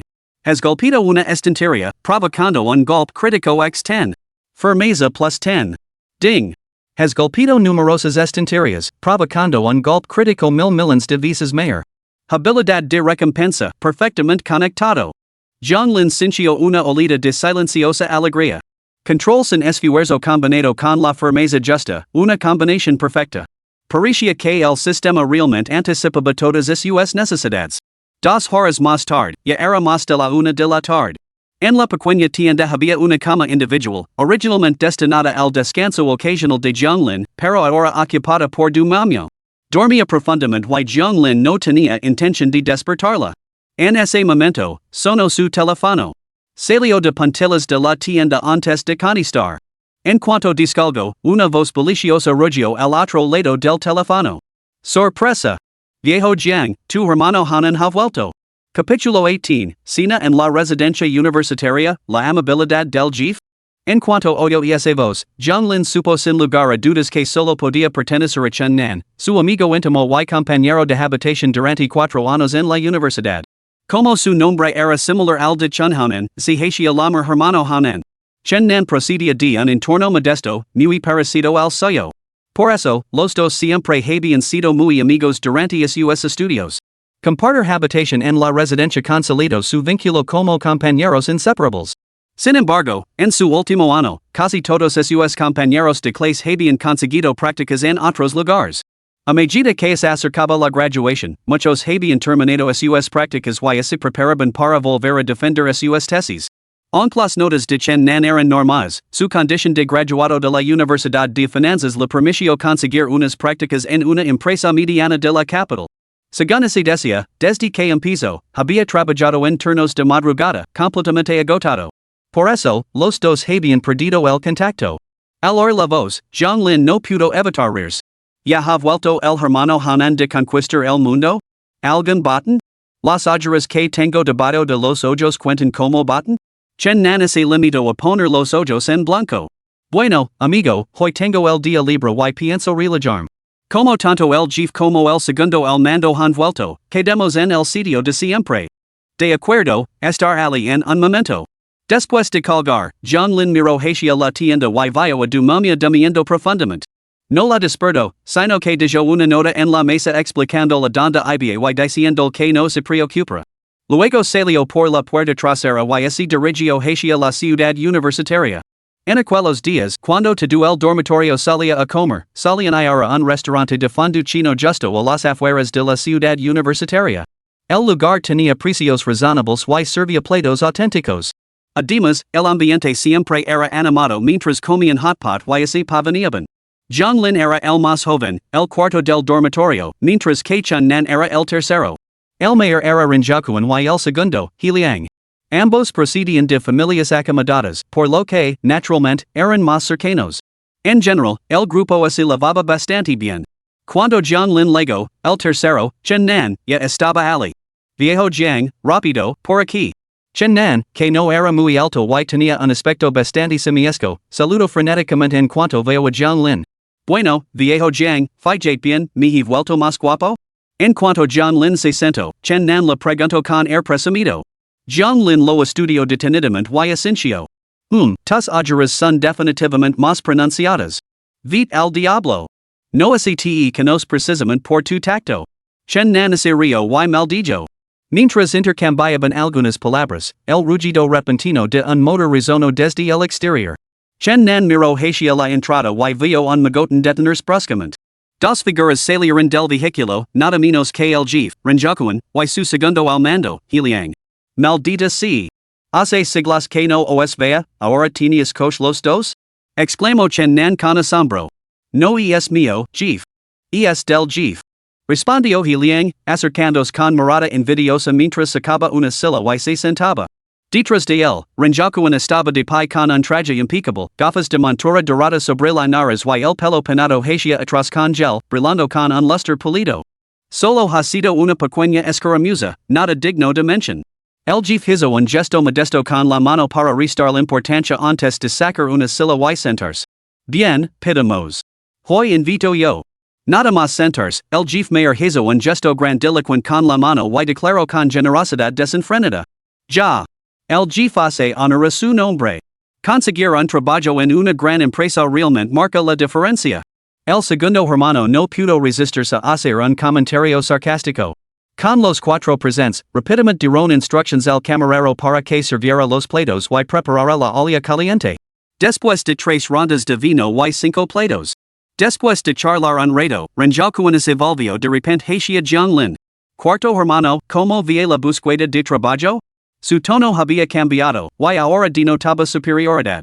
Ante esto, John Lin esbozó una leve sonrisa. No estoy buscando. ¿No estás buscando? Viejo Jiang, ¿en qué estás pensando? Si no encuentras algo pronto, todos los buenos puestos serán ocupados. Chun Nan, a su lado, se puso visiblemente nervioso.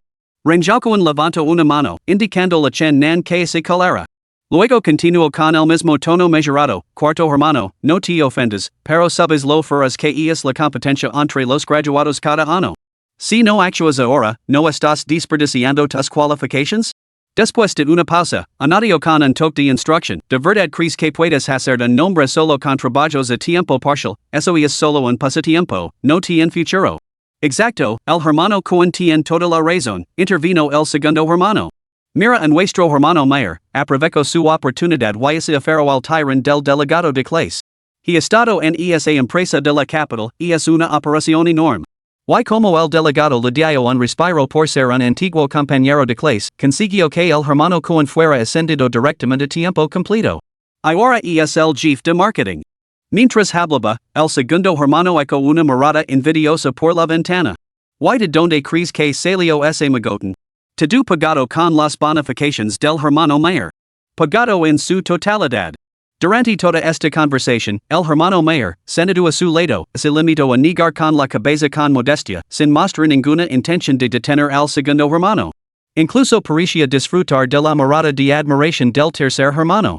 John Lin se sentó en silencio junto a ellos, escuchando sin hacer comentarios. A medida que se acercaba la graduación, cada compañero de clase trazaba su propio camino. Los que tenían perspectivas prometedoras inevitablemente se volvían un poco engreídos. Todos eran compañeros de clase, incluso compañeros de cuarto, por lo que John Lin sintió que no estaría bien desilusionarlos. Fue la mención del delegado de clase por parte del segundo hermano lo que llamó la atención de John Lin. ¿La familia del delegado de clase tiene una empresa?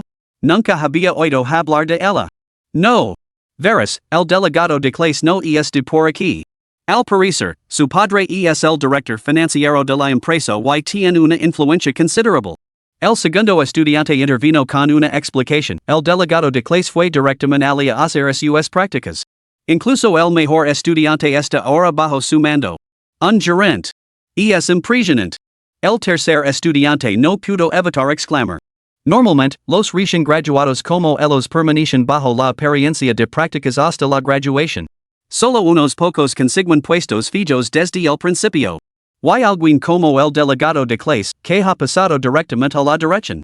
Eso es prácticamente inaudito. En ese momento, el mayor levantó la mano, silenciando la charla de los demás. Cuarto hermano. Dijo con sinceridad, si estás dispuesto, hablar con el delegado de clase. Como compañeros de clase, estoy seguro de que me hará ese favor. Capítulo 19, todos somos repartidores, ¿por qué debería entrar él? Entonces estarás bajo mi protección. Te garantizo que te harán fijo lo antes posible. Al escuchar el consejo del jefe, John Lin no pudo evitar reírse. Gracias, pero no, gracias. Estoy bastante contento tal y como estoy. ¿Contento? ¿Qué hay de contento en eso? ¿Crees que podrás hacer este trabajo a tiempo parcial para siempre? El jefe dijo, con un tono un poco molesto, ¿en qué época vivimos para seguir aferrándonos al orgullo de esa manera? Escúchame, esto está decadido. De la casualidad de que el delegado de clase volverá en un par de días y organizará una reunión para todos, una especie de fiesta de graduación. Entonces hablar bien de ti. John Lin quería negarse, pero al ver el rostro ligeramente sonrojado del jefe, supo que sería inútil discutir. Cenaron tarde y finalmente se dispersaron. Cuando estaba a punto de verse, John Lin envió un mensaje por WeChat a du Miao para ver si estaba despierta. Ella respondió que estaba despierta y que ya había salido de la tienda. Con eso, John Lin decidió no volver a la tienda y se dirigió al dormitorio para pasar la noche. El jefe y el segundo al mando alquilaban pisos fuera y no vivían en el dormitorio. A mitad de camino a casa, Chen Nan no pudo resistirse a pasar el brazo por los hombres de John Lin. Viejo Jiang, ¿ya tienes novia? No. John Lin negó con la cabeza. Aunque las cosas habían avanzado rápidamente con Annie y du Miao, nada se había confirmado propiamente. Decir que no tenía novia no era exactamente falso. Tú, siempre trabajando en empleos a tiempo parcial. Desperdiciando tus mejores años. Chen Nan se dio una palmada en el pecho con énfasis. No te preocupes, yo me encargo de tu vida amorosa.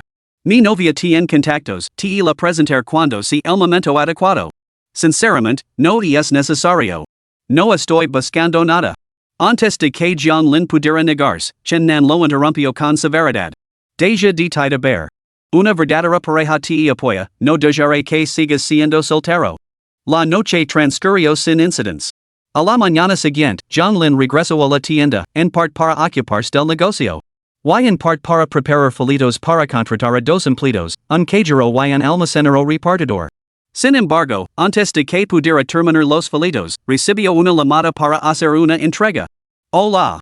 Chief, complejo residencial Shanghai, bloque 9, piso 1001. Una caja de agua y una caja de papel higiénico. Era la voz de un hombre. De acuerdo. John Lin colgó, sintiéndose un poco desconcertado. El complejo residencial Shanghai estaba bastante lejos, porque la Marian aquí? Aún así, habiendo aceptado el pedido, no podía echarse atrás. John Lin pensó en utilizar su superdeportivo Black Arrow para la entrega. Su velocidad lo ahorraría tiempo. Tendría cuidado de no superar el límite de velocidad por el camino. Cogió los artículos y arrancó el deportivo. En menos de media hora, John Lin llegó cerca del complejo residencial Shanghai. Sin embargo, el navigator parecía haber fallado la ruta no parecía correcta. Así que, en un semáforo, bajo la ventanilla y vio a un repartidor a su lado. Hola, chico. Al oír que alguien lo llamaba, el repartidor giró instintivamente la cabeza. Una sola mirada bastó para que se quedara impactado. Joder, un superdeportivo. ¿Cuánto costará? Y el propietario estaba hablando con él. Al instante, se sintió invadido por una olida de satisfacción. A través de la ventanilla, el repartidor vio el uniforme de John Lin, en el que se leía Floating Life General Store. Y un código QR de reparto. Lo pareció totalmente increíble. ¿Y ahora los repartidores conducen supercoches? ¿Qué demonios está pasando? Envidia, celos, resentimiento, todo eso se apodero de él. ¿Por qué demonios alguien más conduce un supercoche para hacer repartos mientras yo estoy atrapado pedaleando en una maldita tricicleta? Amigo, ¿cómo llegó a la entrada del complejo residencial Shanghai? El repartidor miró a John Lin, pero no dijo ni una palabra. Justo cuando el semáforo pasó de rojo a verde, giró el acelerador y el triciclo salió disparado. No le dio a John Lin la oportunidad de hablar. ¿John Lin? ¿Qué ha sido eso? ¿En una sola palabra? ¿El repartidor era mudo? En realidad, era puro resentimiento hacia la riqueza. Cuando la gente ve metas que sabe que nunca alcanzará, se genera una profunda envidia. Sin indicaciones, John Lin tuvo que encontrar el camino por sí mismo. Afortunadamente, después de dar vueltas durante 2 minutos, finalmente vio las puertas del complejo residencial Shanghai.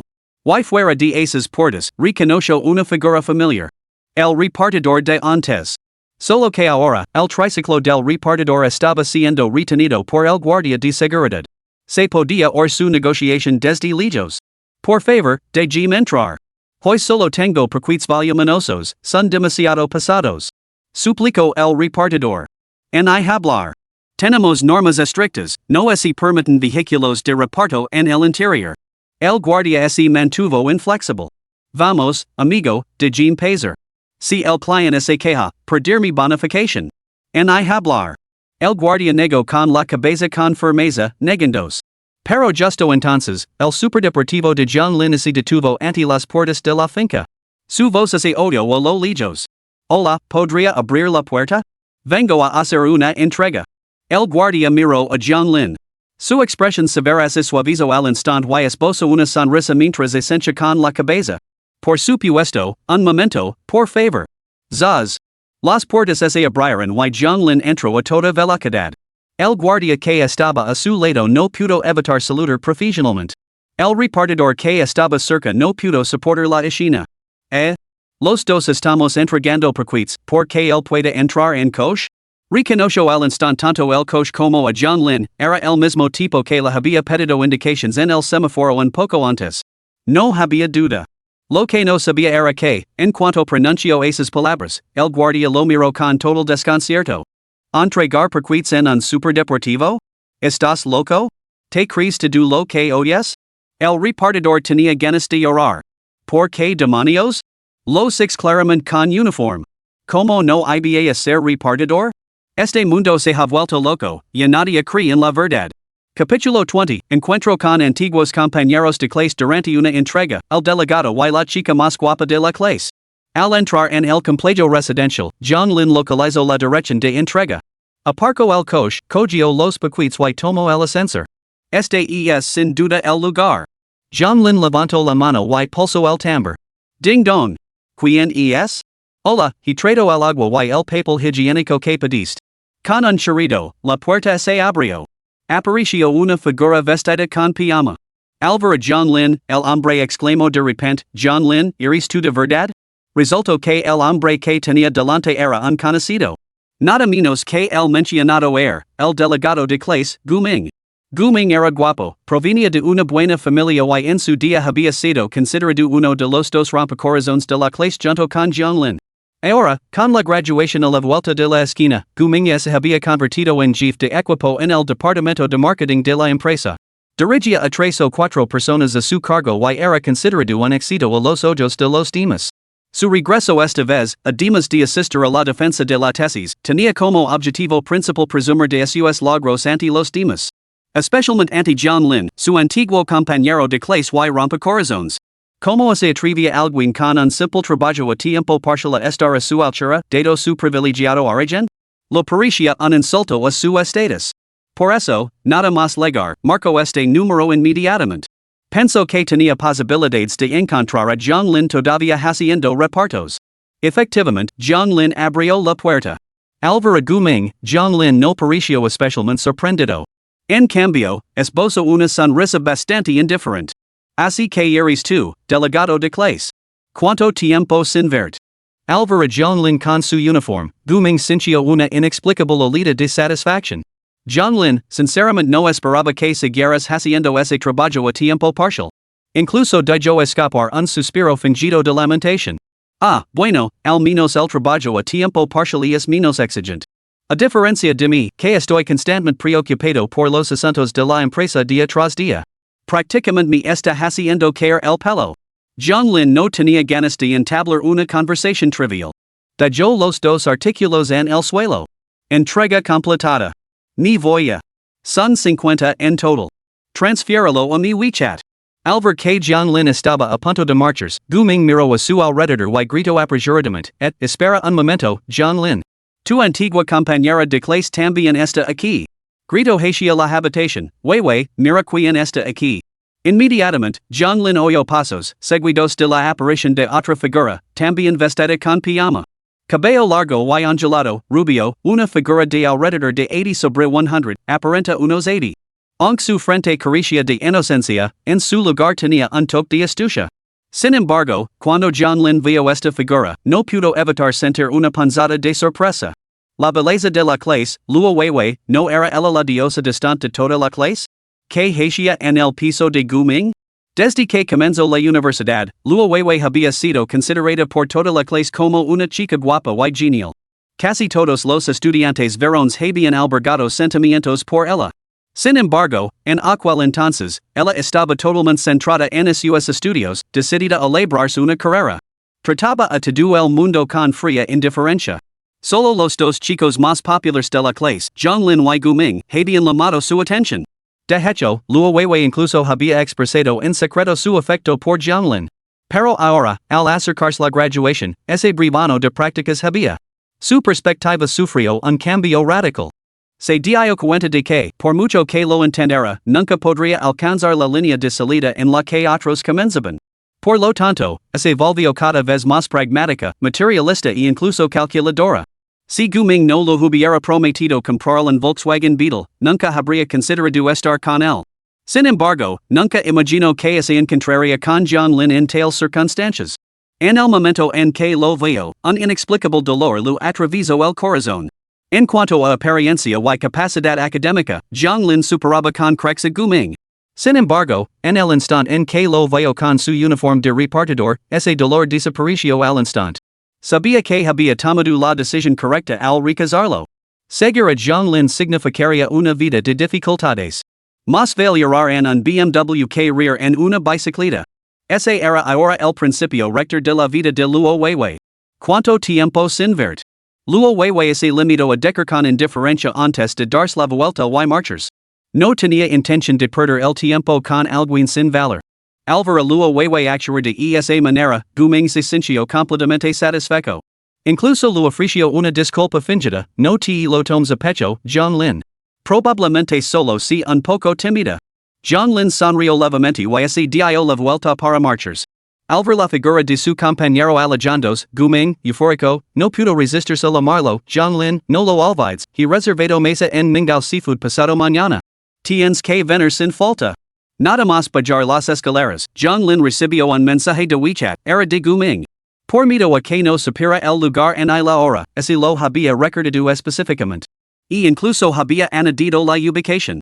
Al ver esto, Zhonglin no pudo evitar esbozar una leve sonrisa. Era evidente que estaba haciendo alarde de pompa y boato, esperando para presumir.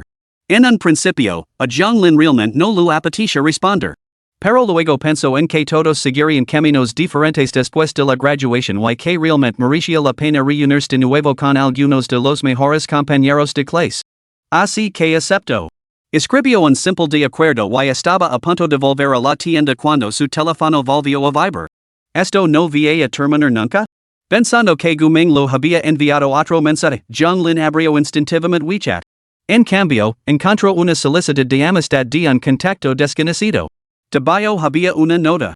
Soy Jian Iran. Capítulo 21, Reunión de clase, Guming presumiendo. ¿Jian Iran? ¿No la había añadido ya a WeChat? Zhonglin se sintió desconcertado. Estaba seguro de que había escaneado su código QR antes, ¿por qué le pedía la verificación de nuevo? De repente, se dio cuenta, después de escanearlo ese día, se había olvidado por completo de aprobar la solicitud. John Lin se dio un golpe en la frente y aceptó rápidamente la solicitud. Inmediatamente, recibió una avalancha de mensajes. Jeff, por fin me has aceptado. Me ha costado una eternidad anodarte. ¿Ya está? Emoji de signo de interrogación. Emoji bonito. Oh. John Lin frunció los labios. Caramba, eso fue demasiado rápido. Dadme tiempo para responder. Toco con los dedos. No me llaméis Jeff. Llamadme señor. Señor? ¿También estás en la Universidad de Finanzas y Economía de Shanghai? Por supuesto. A punto de graduarme. Vaya. Un señor que empieza un negocio nada más graduarse. Impresionante.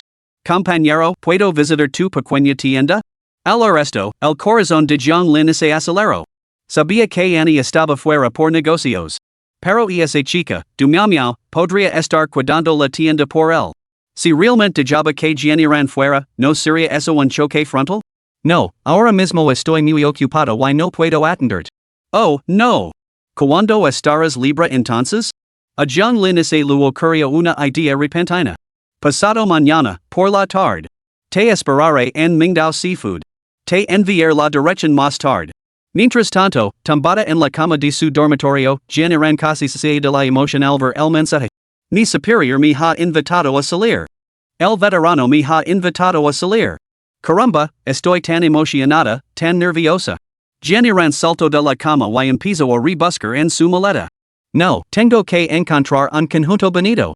No puedo dar al veterano ni la más mínima mala impresión. John Lin, naturalmente, no tenía una idea de que su comentario casual tuviera tanto poder. Volvió a la tienda y se sentó frente al ordenador para seguir diseñando folletos. Hacer estos folletos ya no era complicado, solo había que descargar una plantilla de internet.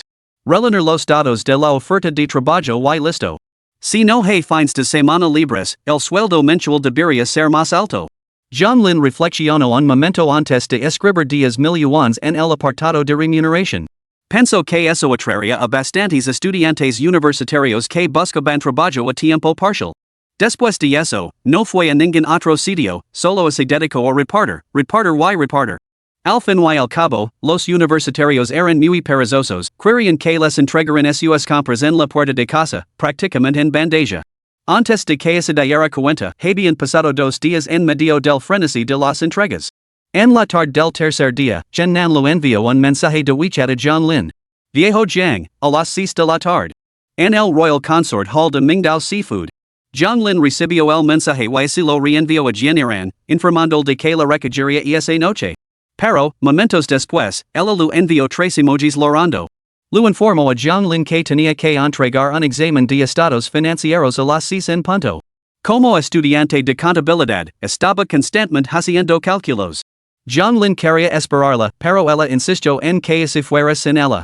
En la mente de Gianni, ¿cómo iba a hacer esperar a su ídolo por sus asuntos personales? Eso era absolutamente inaceptable. Sin otra opción, John Lin se puso en marcha solo. Mingdao Seafood, situado en el centro comercial de East Third Ring Road, ya estaba lleno de los clientes antes de las 6. Los compañeros de clase con los que había cuidado comenzaron a llegar uno por uno. Xiaomei, ¿cuánto tiempo sin verte? Estás on más guapa. ¿De verdad? Me gasté mi primer sueldo en los cosméticos de mis sueños. Funcionan de maravilla. Mingliang, ¿cómo te iba en el trabajo? Ay, no muy bien. Estuve a punto de conseguir un puesto fijo, pero ¿quién ha reservado este sitio? Parece bastante caro. ¿Qué te preocupa? Vamos a dividir la cuenta, así que paga sin miedo. Acabo de comprobarlo, son más de 500 libras por persona. ¿Qué? Ah, no importa. Ahora todos trabajamos, seguro que podemos hacer frente a este pequeño gasto. Al el precio, el grupo mantuvo la compostura exterior, aunque comenzaron a surgir murmullos de descontento. Maldita sea, ¿quién ha sido el ciego idiota que ha reservado un sitio tan caro? Exacto. ¿Quiere que coma fideos instantáneos el mes que viene? Justo cuando los murmullos se intensificaban, la puerta se abrió. Un hombre y una mujer, cogidos del brazo, entraron. La imagen provocó exclamaciones de sorpresa en todo el grupo. Caramba, delegada de clase. Lo has ocultado muy bien. Sabía que la chica más guapa de la clase no me hacía en caso, y resulta que ahora está casada. El rompecorazones de mi clase, arrebatado por huehue así, sin más. Envidia, pura envidia. En medio del coro de halagos, la expresión de Guming permaneció imposible, aunque por dentro sonría de oreja a oreja. Eso era lo que se sentía como verdadera satisfacción. Se aclaró la garganta ligeramente, tomó la pequeña mano de Luo Weiwei y anunció a la multitud, permitan presentarles a mi novia, Luo Weiwei. Aplausos, aplausos, aplausos. Una ola de aplausos estalló, rodeando a la pareja. Luo Weiwei se paró junto a Guming con una leve sonrisa, luciendo tan delicada y dependían como un pajarito. Ella también disfrutaba de este momento de gloria. Observaba a sus compañeras de clase y hermanas, que seguían esforzándose diligentemente, mientras que ella las había superado a todas por completo. Al pensar en ello, la actitud de Luo Weiwei se volvió un poco altiva una vez más. Recorrió la sala con la mirada, irradiando un air de señora de la casa. ¿Están todos presentes? Ranjakuan, que estaba cerca, intervino rápidamente con una sonrisa, informando a la matriarca de la clase, tres compañeros sigüences. Guming, que estaba a su lado, se quedó de repente perplejo. ¿Qué hay de Jianlin? Lu has evasido, Xiao Kuan? Era una figura crucial para la sesión de alarde su ausencia era inaceptable. Ranjakuan asintió apresuradamente. Lo hice. Lu envió un mensaje al tercer hermano. Lo llamo para recordárselo otra vez? En ese momento, la puerta se abrió de par en par. Jianlin entró con paso firme, vestido con el uniforme.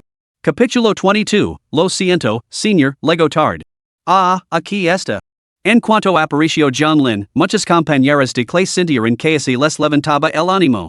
Después de tanto tiempo, parecía que su aspecto solo había mejorado. Via, el rompecorazones de la clase, cada día estás más guapo. Por supuesto. Un verdadero rompecorazones es un verdadero rompecorazones. Ven aquí, siéntate conmigo. Al oír los halagos de las chicas, Guming sintió una punzada de irritación. Se suponía que él era la estrella de esta reunión, ¿cómo así atrevían los demás a robar el protagonismo? Fijó la mirada en Jianlin mientras hablaba en tono condescendiente. Jianlin, ¿qué es esto? ¿Acabas de llegar vestido así? Jianlin permaneció completamente imperturbable. Oh, tenía prisa por entregar un paquete y así me olvidó cambiarme.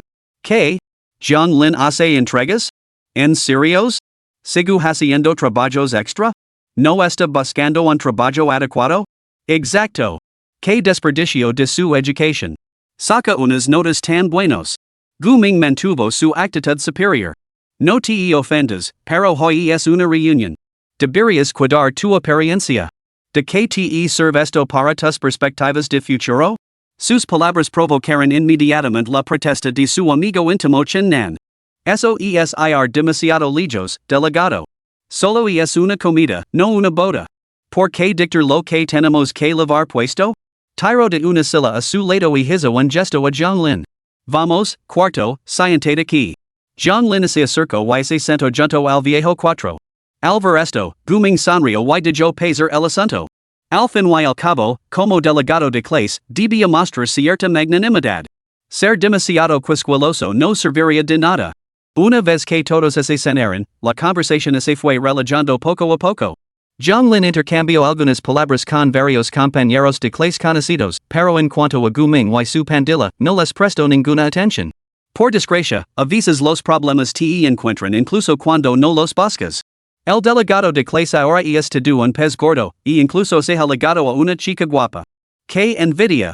Un compañero de clase no pudo resistirse a los halagos. Exacto. Siempre pensé que la chica más guapa de la clase elegiría a Jianlin. Tonterías. Ella es demasiado distante como para conformarse con cualquiera. Supongo que Jianlin fue rechazado y, al final, perdió frente al delegado de la clase. Ya. Al oír las risas colectivas, Jianlin no pudo evitar sacudir ligeramente la cabeza.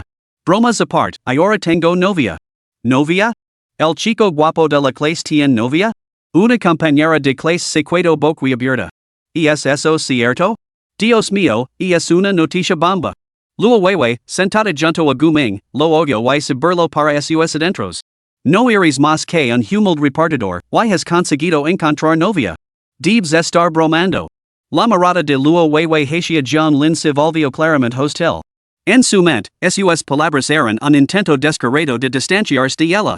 Ella, la indiscutible belleza de la clase, no lo había recazado, y ella se atrevía a no querer tener nada que ver con ella. Aunque ella estuviera con otra persona, él no tenía derecho a reclamarla. Algunas mujeres eran así, puede que a ella no le gustara él, pero él tenía que gustarla ella. Impulsada por esta lógica retorcida, Luo Weiwei tomó la palabra. ¿Quién hubiera pensado que el rompecorazones de nuestra clase tiene novia? De verdad, los mejores no muestran sus cartas. De repente, sonrió. Ya que hoy es una reunión tan animada, ¿por qué no la llamas y la invitas a unirse a nosotros? Los demás se unirán inmediatamente al clamor. Exacto. Vimos como es. Exacto. Aunque no puede compararse con la reina de la clase, no puede estar tan mal, ¿verdad? Gu Ming, que observaba desde la distancia, sonrió con sarcasmo para sus adentros. A ver cuánto tiempo puedes mantener la farsa. Espera a que te dé una dosis de tu propia medicina. De repente, ese eco a reír. John Lin, todo el mundo está insistiendo mucho. ¿Por qué no la llamas? Si hace falta, te presto mi coche para que la recojas. John Lin miró a Gu Ming y luego Weiwei con una sonrisa divertida. Entendía perfectamente sus intentions. Eso le hizo suspirar por dentro. Pronto estarás llorando. John Lin hizo un gesto tranquilo con la mano. No hace falta. Ya ese lo hidica. Legara en breve. Ah, sí. Pues la esperaremos. Gu Ming sonrió levemente, pensando, ¿crees que puedes deshacerte de nosotros? En lo soons. Hoy vamos a desenmascarar tus mentiras por completo. A ver cómo te las apanas para salir de esta. Cherido. De repente, la puerta de la sala privada se abrió de golpe y dos compañeros de clase entraron tambaleandos. En cuanto entraron, fueron bombardeados con críticas, lo que les llevó a suplicar clemencia. Chicos. ¿Adivináis a quién acabo de ver? Dijo uno de ellos apresuradamente para cambiar de tema. En cuanto habló, todas las miradas se volvieron hacia él. ¿Quién? Suéltalo. Tras una pausa, el estudiante sonrió. La belleza del campus de primer año, ¿quién? ¿Qué? La belleza del campus, pura como la nieve? Caramba, ¿dónde la has visto? Justo en la entrada del hotel. El estudiante no pudo evitar chasquear los labios. TSK, verdaderamente la belleza del campus, y esa cara, esa hora. Qué pena que me gradúe pronto. ¿Qué tiene que ver la graduación con eso? ¿On puedes ir tras ella? No puede ser, tengo que ir a verlo por mí mismo. Con eso, varios estudiantes se levantaron y se dirigieron hacia la puerta. En ese momento, la puerta de la habitación se abrió de par en par. Entró la propia Generan, vestida con un vestido blanco como la nieve, con su cabello hasta los hombros cayendo en cascada por su espalda. Gol. Un sonido colectivo de saliva tragada llenó el aire. Un vestido corto blanco como la nieve, como un hada etérea ajena a las preocupaciones mundanas.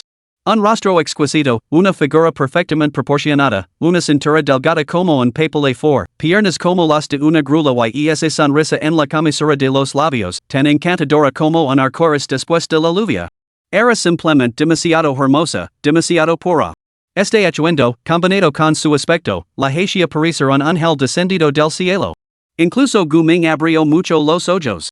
Si Luo Weiwei no hubiera estado a su lado, y es posible que se hubiera precipitado hacia ella. Aun así, se levantó lentamente de su asiento y dio unos pasos hacia ella. Hola, Jen. ¿Puedo ayudarte en algo? Gu Ming le dedicó lo que él consideraba una sonrisa caballerosa y le tendió la mano. Por desgracia, la mirada de Jen Iran recorrió la sala privada sin encontrarse ni una sola vez con la suya. Pasó directamente junto a él. A la vista de todos los presentes, se acercó a Zhang Lin con una tímida y ligera reverencia. Disculpa, señor, lego tarde. Capítulo 23, un festín de marisco por valor de más de 30,000. En el momento en que esas palabras salieron de sus labios, toda la sala quedó en un silencio sepulcral. Todos la miraron con los ojos muy abiertos, incrédulos, incapaces de comprender lo que estaban presenciando. La belleza de la escuela, Jen Iran, había venido a buscar a Zhang Lin? ¿Cómo era posible? Antes, cuando Zhang Lin afirmó que tenía novia, nadie lo había creído. Sin embargo, ahora, la misma belleza del campus estaba ante él, irradiando timidez. ¿Qué más explicación se necesitaba? Snap. El sonido de corazones rompiéndose resonó sucesivamente. Todos sintieron como si les hubieran dado un golpe brutal. Incluso Guming, paralizado en el sitio, vio como la sonrisa de su rostro se congelaba por completo. ¿Cómo podía ser esta belleza del campus su novia? ¿Cómo? Guming rugió interiormente. Cuando volvió a mirar a Luo Weiwei, de repente lo pareció totalmente poco atractiva. La sonrisa de Luo Weiwei era igualmente sombría. De pai anti-generan, incluso alguien con su considerable belleza se sentía totalmente insuficiente. Entonces recordó las palabras anteriores de Jianglin, que ahora le parecen una daga que lo atravesaba el corazón. Jianglin tomó la pequeña mano de Generan, y el sonido de corazones destrozados resonó a su alrededor. Lo siento muchísimo. Debería haber venido a buscarte. Es muy tarde y te dejé sola. En lugar de resistirse al contacto de Jianglin, Generan sintió una dulzura abrumadora. Su hermoso rostro se sonrojó y balbució, no, está bien. Yo. Basta ya de yo. Scientate. Jianglin sonrió mientras la empujaba suavemente hacia una silla cercana y la susurraba al oído, estás absolutamente deslumbrante esta noche. Al sentir el calor contra su oreja, las mejillas de Generan se sonrojaron aún más. Al ser testigo de un comportamiento tan íntimo entre los dos, ¿era necesario explicar si eran novios? Clic, clic. Otra olida de amor resonó en la sala. Casi se podía oír el gemido colectivo de desesperación de los estudiantes varones. Compañeros de promoción, ¿por qué tanta diferencia en sus circunstancias? Con todos reunidos, alguien hizo una señal al camarero para que comenzara a servir. Mingdao Seafood, naturalmente, se especializaba en mariscos. Pronto, trajeron a la mesa bandejas con exquisitos manjares marinos. Langosta australiana, cangrejo real, refrescants rodajas de pez globo, abulón australiano, gambas salteadas. Sin embargo, al ver este festín anti-hielos, en un solo compañero levantó los palillos. ¿Por qué? Porque era carísimo. ¿Cuánto costaría todo esto? Iban a dividir la cuenta, y no poder pagar su parte sería totalmente humillante. Al ver esto, Guming supo que era el momento de mostrar sus verdaderas habilidades para presumir. Se aclaró la garganta ligeramente, llamando la atención de todos. Ya, comen todos. La calidad de Mingdao Seafood es realmente de primera categoría. Aplaudió y señaló una langosta que pesaba más de 2 gen. Esta langosta australiana ha sido transportada en avión desde Australia, y fue capturada hace menos de 2 días. No solo eso, las langostas de Mingdao no son las típicas langostas australianas de criadero. Se capturan en aguas pristinas y sin contaminar del entorno natural de Australia. No solo tienen una carne tierna, suave y crujiente, sino que también cuentan con un sabor único y exquisito, dulce y salado, con un carácter distintivo.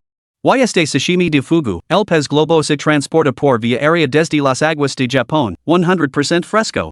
Además, conemos con el maestro Okita, el mejor maestro de sashimi de Japón, que trabaja aquí todo el año. Con su entusiasmo en aumento, de repente dio una palmada. Smack. Todos los estudiantes dieron un respingo por la sorpresa. Ahora, presten atención todos. El sashimi de fugu tradicional require que primero se de sangre, se después y se de tripe el pescado. La sangre y los órganos internos son muy tóxicos, no hace falta que lo explique con detalle.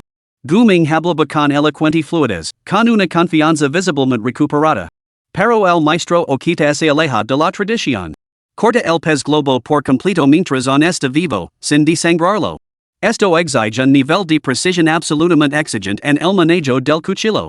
No pudo evitar expresar su admiración. Se dice que solo los invitados más estimados tienen derecho a que el maestro Okita lo prepare en vivo ante ellos. Guming negó con la cabeza con fingido pesar. Por desgracia, mi estatus no es suficiente. Solo he visitado el lugar unas pocas veces, así que aún no he podido ofreceros a todos una experiencia tan reveladora. Los demás no pudieron evitar expresar su asombro. Solo por las palabras del jefe de escuadrón, estaba claro que había visto mundo. El hecho de haber visitado un establecimiento tan exclusivo en múltiples ocasiones decía mucho de su amplia experiencia. El jefe de escuadrón hace honor a su título, que sabio es. Cierto. Nunca hemos probado una comida tan buena como esta. Con tus habilidades, jefe de escuadrón, tu futuro es ilimitado. El rostro de Guming se iluminó con una sonrisa ante sus halagos, y la irritación que la había causado Jianglin desapareció al instante. En ese momento, Renjokuan, el subordinado que estaba a su lado, aprovechó la oportunidad para preguntar en el momento justo.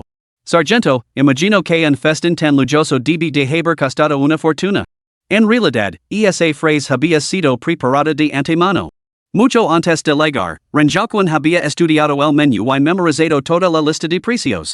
Además, conoce las intenciones del sargento, por lo que, naturalmente, calculó el momento perfecto para hacer su pregunta y crear una oportunidad para que Guming pudiera presumir. A decir verdad, ver la belleza de la escuela sentada junto a John Lin lo había despertado una punzada de envidia.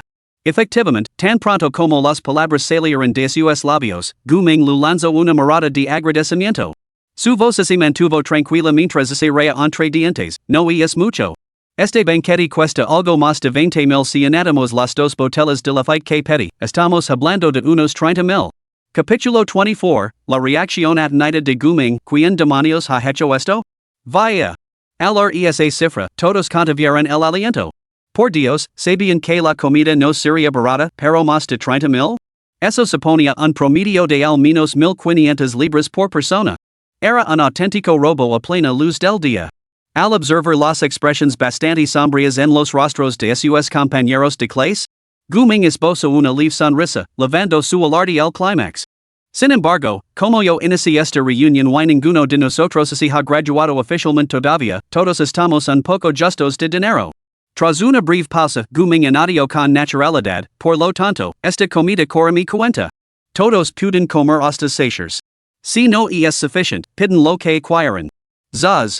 Todos se quedaron atenidos al instante, como si les hubiera golpeado un maremoto.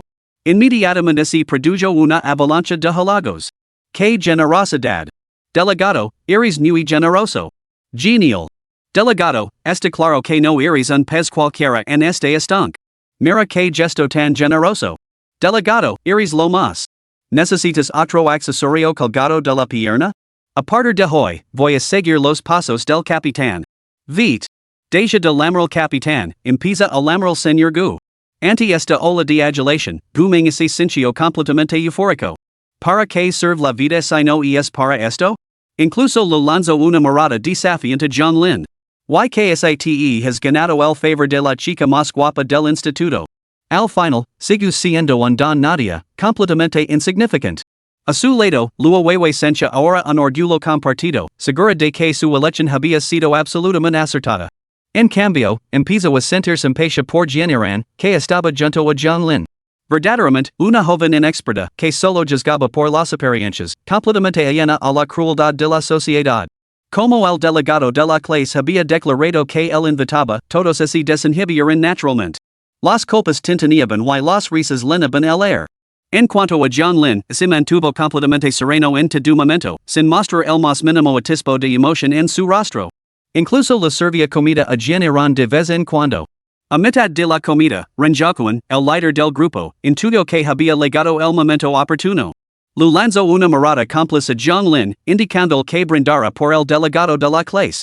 Para todo el desconcierto de Renjacuan, John Lin ni siquiera lo miró. Aun así, como compañero de dormitorio, Ren sintió que esta ocasión tan especial exigia actuar. Levantó su copa y se acercó a Guming. Señor Gu, permítame brindar por usted primero. Dica esto, ese bebió el vino tinto de un trago. Guming se limitó a sentir levemente, manteniendo una compostura perfecta como líder. Señor Gu, hey un asunto en el que me gustaría pedir la ayuda. Después de terminar su copa, Renjacuan se sirvió otra. Somos todos compañeros de clase, siéntate libre de hablar abiertamente. Guming hizo un gesto de desprecio con una leve sonrisa. Bueno, Vera, nuestro cuarto compañero no ha encontrado trabajo.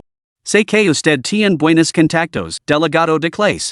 Él era demasiado tímido para preguntar directamente, así que me pidió que le transmitiera su petición. ¿Podría usted conseguir una oportunidad?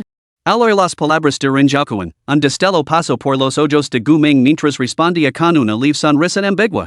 Xiaokuan, lo estás haciendo parecer bastante formal. Somos compañeros de clase, ¿se puedo ayudar, por qué no iba a hacerlo? La cara de Renjacuan se iluminó al oír esto. Pero entonces el tono de Guming cambió bruscamente. Sin embargo, ese es John Lin quien lo ha pedido, ¿por qué no ha venido él mismo? Lino su copa de vino hasta el borde. Este es el trato, ese John Lin se bebe esta copa, yo me encargo de hielo. Su voz resonó, atrayendo al instante la atención de todos los compañeros de clase. Todos se volvieron para mirar a John Lin, algunos incluso sacudiendo la cabeza en silencio. Ah, los dos rompecorazones de la clase, ¿y qué diferencia tan marcada? No así puede evitar. Empezaron desde lugares diferentes.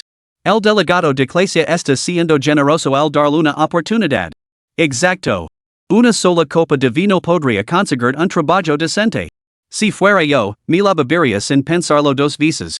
Bajo la mirada colectiva, Zhang Lin se levantó lentamente. ¿Brindar? En hablar. Lo parecía todo bastante ridículo. Había venido a la reunión de todos modos. Quedarse más tiempo no tenía sentido. Justo cuando estaba a punto de hablar. De repente, la puerta de la sala privada se abrió de par en par. 8 camareras vestidas con chonzams entraron una tras otra. Cada una sostenía una botella de vino tinto en alto. Un compañero de clase con buena vista vio la etiqueta y se quedó boquiabierto. ¿Es eso? ¿Romani Conti? ¿Qué? ¿Ese Romani Conti que cuesta decenas de miles por botella? El delegado de la clase está siendo muy extravagante al pedir tanto. El arresto, aguming se lo aceleró el corazón. ¿Qué demonios? ¿Cuándo pedí Romani Conti? Es una botella de primera categoría que cuesta casi 100,000, ¿cómo demonios podría permitírmelo? Su mirada recorrió la sala, fijándose en las 8 botellas. Una estimación aproximada situaba su valor en varios cientos de miles. Guming se estremeció y casi pierde el equilibrio. Maldita sea, ¿quién demonios ha pedido esto? En aunque vendiera todo lo que tenía podría pagarlo. Empezaba a arrepentirse de haberse ofrecido a pagar la cuenta. Había intentado presumir y ahora había quedado en ridículo. Justo cuando estaba pensando en cómo salvar la situación.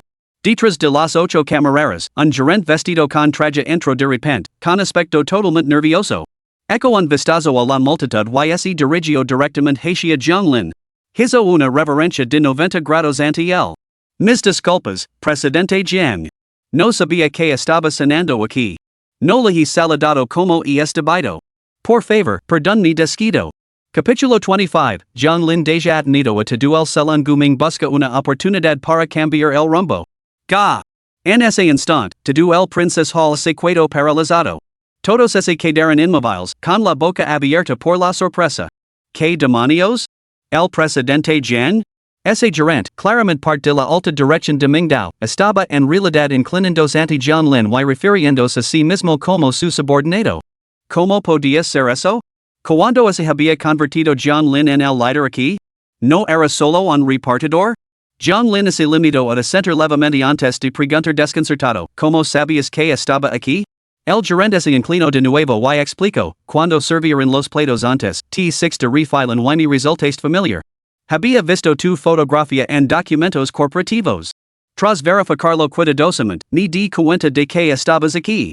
Volviéndose hacia Zhang Lin, continuó, pedí especialmente varias botellas de vino tinto de la bodega para usted. Como no sabía cuáles eran sus preferencias, las traje todas. Esta es una cosecha del 98. Esta es del 95. Y aquí están las cosechas del 92 y del 90. Señalando la última botella, añadió, esta es la más antigua, una cosecha del 45. Caramba! Guming contuvo el aliento. Estaba completamente atenido ante esos vinos. Una vez había visto a su padre beber Romani Conti, pero incluso esos eran posteriores a 2010. Sin embargo, aquí, la botella más joven era de 1998. Fuera, una sola botella costaría como mínimo 150,000 yuans. Y la anada más antigua, de 1945. Ni siquiera por 500,000 yuans se podría conseguir. En conjunto, estas 8 botellas superarían fácilmente los 2 millones de yuans. ¿Qué clase de deidad era este Zhang Lin? ¿Cómo había conseguido un regalo tan extraordinario? En ese momento, el gerente que estaba a su lado, temiendo que Zhang Lin pudiera estar insatisfecho, insistió con entusiasmo. Señor Zhang, como segundo mayor accionista del grupo, no solo lo hemos reservado vinos exclusivos, sino también el salón imperial especialmente para usted. ¿Podemos pasar ali ahora? He dispuesto que el maestro Okita, de Japón, lo espirale, listo para preparar ingredientes frescos a su conveniencia. Zuz, zuz, zuz. Todos los ojos se abrieron de par en par una vez más, asombrados. ¿El segundo mayor accionista? ¿Zhang Lin era accionista aquí? ¿No era solo un repartidor? ¿Cómo se había convertido de repente en accionista? Y el maestro Okita, mencionado hace un momento, estaba esperando en el salón imperial. Guming casi se aplastó los dedos al apretarlos con fuerza. El salón imperial. Esa era el salón imperial. La sala privada de mayor categoría de todo Mingdao seafood. No solo él no estaba cualificado para cenar allí, ni siquiera su padre tenía ese privilegio. Y ahora este gerente invitaba a John Lin. Era absolutamente indignante. A su lado, Luo Weiwei estaba igualmente atenida. Solo ahora se daba cuenta de que John Lin era un magnate oculto. El segundo mayor accionista del grupo Mingdao, con un valor de al menos varios cientos de millones, ¿no? Un multimillonario. En comparación, Gu Ming, a su lado, parecía prácticamente un mendigo. Luo Weiwei tuvo que admitir que lo había juzgado mal. Si hubiera elegido estar con John Lin en aquel entonces, ¿no sería ahora la esposa de un accionista? Esa idea hizo que sus ojos ardieran de deseo. John Lin estaba allí mismo, su oportunidad había llegado. Aunque estuviera acompañado por una belleza universitaria pura, como una diosa, no importaba. En el peor de los casos, podría convertirse en su amante y luego utilizar todos los medios a su alcance para expulsar a la otra mujer. En cuanto a tácticas y habilidades, Luo Weiwei se consideraba muy superior.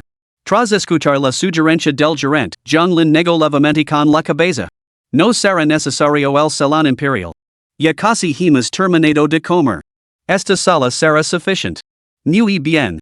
En ese caso, estas camareras se quedarán para atenderlos. Además, como están entreteniendo a unos amigos, les eximiremos del pago de la cuenta. Muy considerado. Ya puede retirarse. John Lin hizo un gesto con la mano para despedirlo. El gerente se inclinó y se retiró, dejando a 8 mujeres increíblemente hermosas con chansamsalinadas a un lado de la sala privada. Al instante, todas las miradas se posaron en John Lin. Era guapo y tenía un porte impecable. Y además era un magnate rico y discreto. Sin mover un dedo, se había asegurado una botella de romanicante. Al instante, sus compañeros de clase se agolparon a su alrededor, y no solo para brindar con él. Hermano Jiang, ¿a qué te dedicas exactamente? ¿Cómo has amasado tanta riqueza? Exacto. ¿Puedes lavarnos contigo? No me frenes, ni afero a tu estela. Te lamir las botas. John Lin respondió con calma, nada especial. Solo utilizo los ahorros de mi trabajo a tiempo parcial para comprar un pequeño supermercado. Estaba diciendo la verdad, no había nada de malo en ello. Monta tu propio negocio. Los peques gordos realmente tienen una perspectiva diferente a la nuestra. Sí. Convertir en jefe nada más graduar? Nos levas mucha ventaja. Visionario. Verdaderamente visionario. En medio del coro de elogios, John Lin permaneció completamente impasible. Mientras tanto, no muy lejos, los dos líderes estaban completamente mortificados. Especialmente el hermano mayor, que hacía unos momentos había dado una charla al otro. Instando seguir el ejemplo del delegado de clase. Sin embargo, ahora resultaba que el chico era un magnate oculto. Gu Ming sintió que no podía quedarse más tiempo y puso una excusa para salir de la sala privada. No me lo creo. ¿Eres un chico sin un centavo, como es posible que seas accionista? Corrió al baño y marcó inmediatamente el número de su padre. Papa, ¿sabes quién es el segundo mayor accionista del grupo Mingdao Catering? ¿El segundo mayor accionista? ¿Cómo voy a saberlo? Pero mi jefe debería saberlo, creo que han cenado juntos antes. La voz perpleja de su padre se escuchó al otro lado de la línea. Papa, pregúntale ahora mismo. Tengo aquí a un compañero de clase que dice ser el segundo mayor accionista de Mingdao Catering. ¿Tu compañero de clase? Imposible. No es más que un crío, nunca llegará a ser accionista en toda su vida. Sin duda te han engañado, declaró con certeza el padre de Gu Ming. Espera, ese lo preguntar. Capítulo 26, Cambia las tornas, John Lin, vamos a visitar tu gran mansión. Menos de 5 minutos después de colgar. El padre Gu volvió al lamar. Hijo, lo he comprobado. El segundo mayor accionista es Chen Chuan. Ha jugado al golf con mi jefe. Chen Chuan? Entonces no es mi compañero de clase? Una chispa de esperanza brilló en los ojos de Gu Ming. Pero papa, un gerente lo atendió personalmente, lo invitó al salón imperial y hasta lo sirvió romanicante.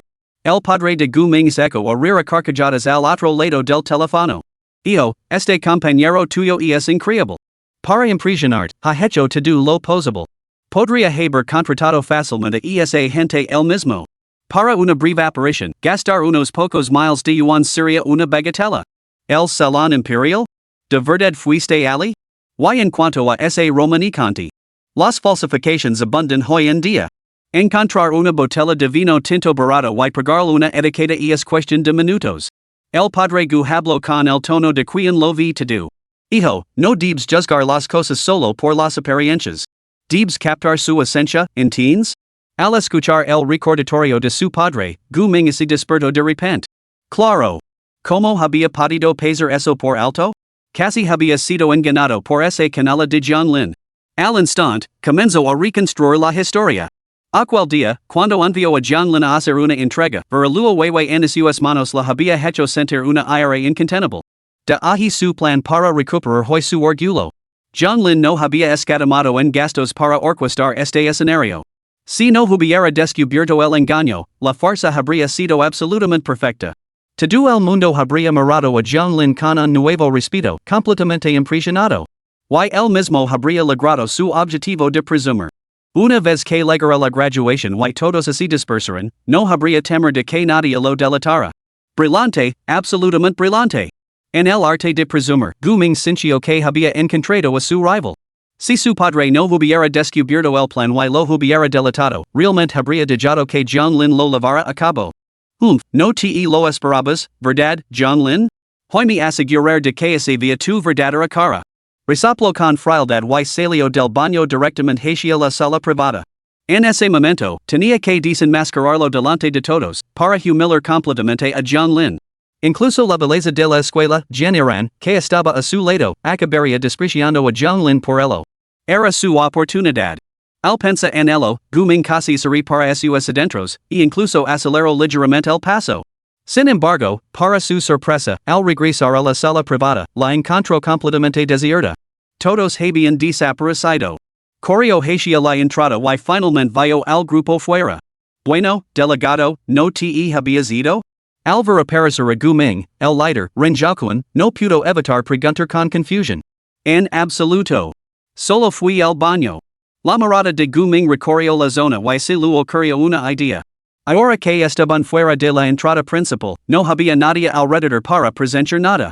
Esto significaba que se intentaba desenmascarar a Jianlin, podría simplemente negarlo todo. Entonces, todos pensarían que el delegado de clase estaba siendo mezquino y difamando deliberadamente a Jianlin. Pero Gu Ming no era un hombre corriente. Si no podía enfrentarse él directamente, podía emplear una táctica más indirecta.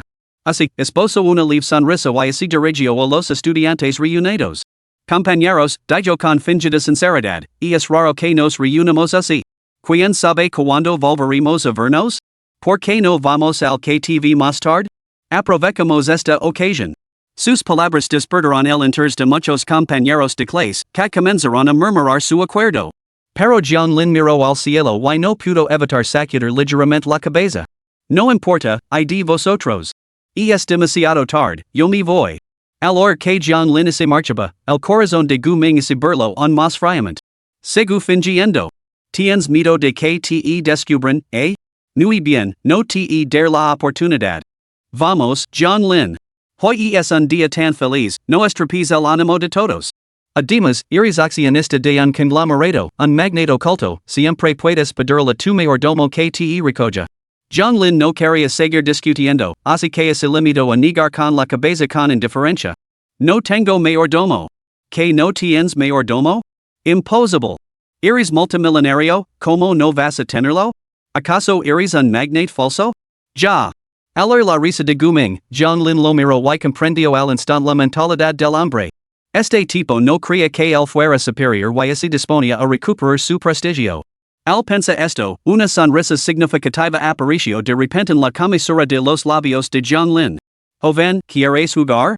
Entonces estar encantado de seguir el juego. Jianlin hizo una pausa, fingiendo pensar profundamente. Luego, dirigiéndose al grupo, dijo, ¿qué les parece esto? Usted sigan adelante. Yo llevaré a Irán primero a mi casa, que está cerca, y luego me reuniré con ustedes más tarde. En cuanto pronunció esas palabras, Gu Ming aprovechó el desliz. ¿Tu casa? ¿Cerca? Levantó la voz, aunque por dentro se burlaba con frialdad. Tonterías. ¿En y siquiera sabes mentir bien? Estaban en la tercera circunvalación donde solo había distritos comerciales y mansions de lujo. ¿De verdad creía que esa era su casa? Ya. Un hombre rico es realmente rico. Para tener una propiedad aquí, Jianglin sin duda tiene mucho dinero. Guming lo elogio y luego añadió con naturalidad, y que nuestro antiguo compañero de clase tiene una mansión tan cerca, ¿no sería una pena no echarle un vistazo? ¿Qué os parece, chicos? Capítulo 27, una estafa, esto debe ser una estafa. Al resto, los ojos de los demás se iluminaron y se apresuraron a responder. Exacto, hermano Jiang, déjanos de leer nuestros ojos. Por supuesto, por supuesto. Nunca he visto una mansión en mi vida. Un destello de inquietud cruzó el rostro de Jianglin al oír sus palabras. Guming se dio cuenta al instante. Insistió con entusiasmo, y bien. Jianglin, ¿ni siquiera le harás este pequeño favor a tu antiguo compañero de clase? Finalmente, Jianglin pareció tomar una decisión y asintió. Está bien, puede que sea agradable verla. Pero somos demasiados, mi coche no tiene capacidad para todos. Ya, tu triciclo no es precisamente pequeño. Guming resopló para sus adentros, pero mantuvo una expresión alegre. No te preocupes.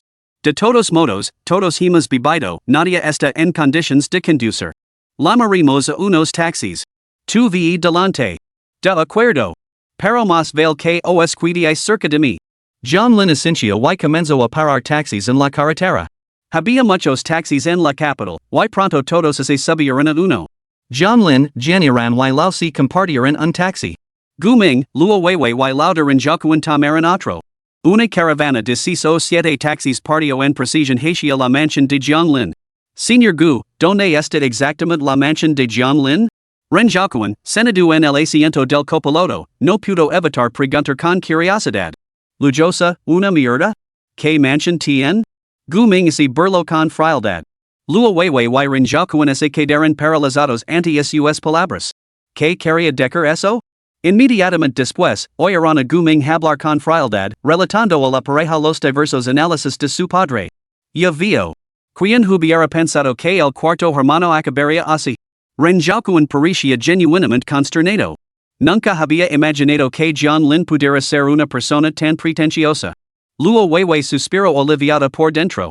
Hacia unos momentos, ella misma había estado a punto de acercarse a Jianglin. Afortunadamente, Guming había revelado su verdadera naturaleza justo a tiempo. Pero espera, nos está llevando a esa mansión. ¿Cómo vamos a explicar eso más tarde? Ren Jokuan expresó de repente su confusión. Tanto, eso se resuelve fácilmente. Si burló Guming. Simplemente podría acelerar y despistarnos, y luego decir que no pudimos seguir el ritmo.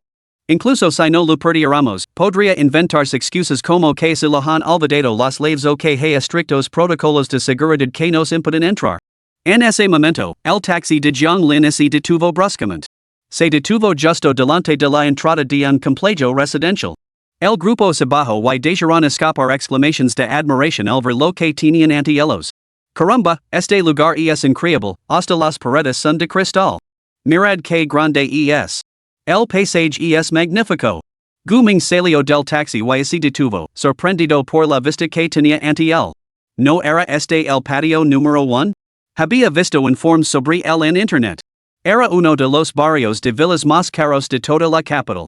La villa más barata aquí costaba casi 200 millones de yuans. Jianglin tenía una mansión aquí? Por favor. ¿Qué clase de broma es esa? La idea la hizo sonreír aún más. Ya veremos cómo te las apanas para salir de esta. Jianglin salió del taxi y tiró de Jianiran hacia la puerta principal. También era su primera visita y no estaba seguro de qué trámites había que hacer para entrar. En cuanto se acercaron a la entrada, los guardias de seguridad los detuvieron. Disculpen, por favor, esperen.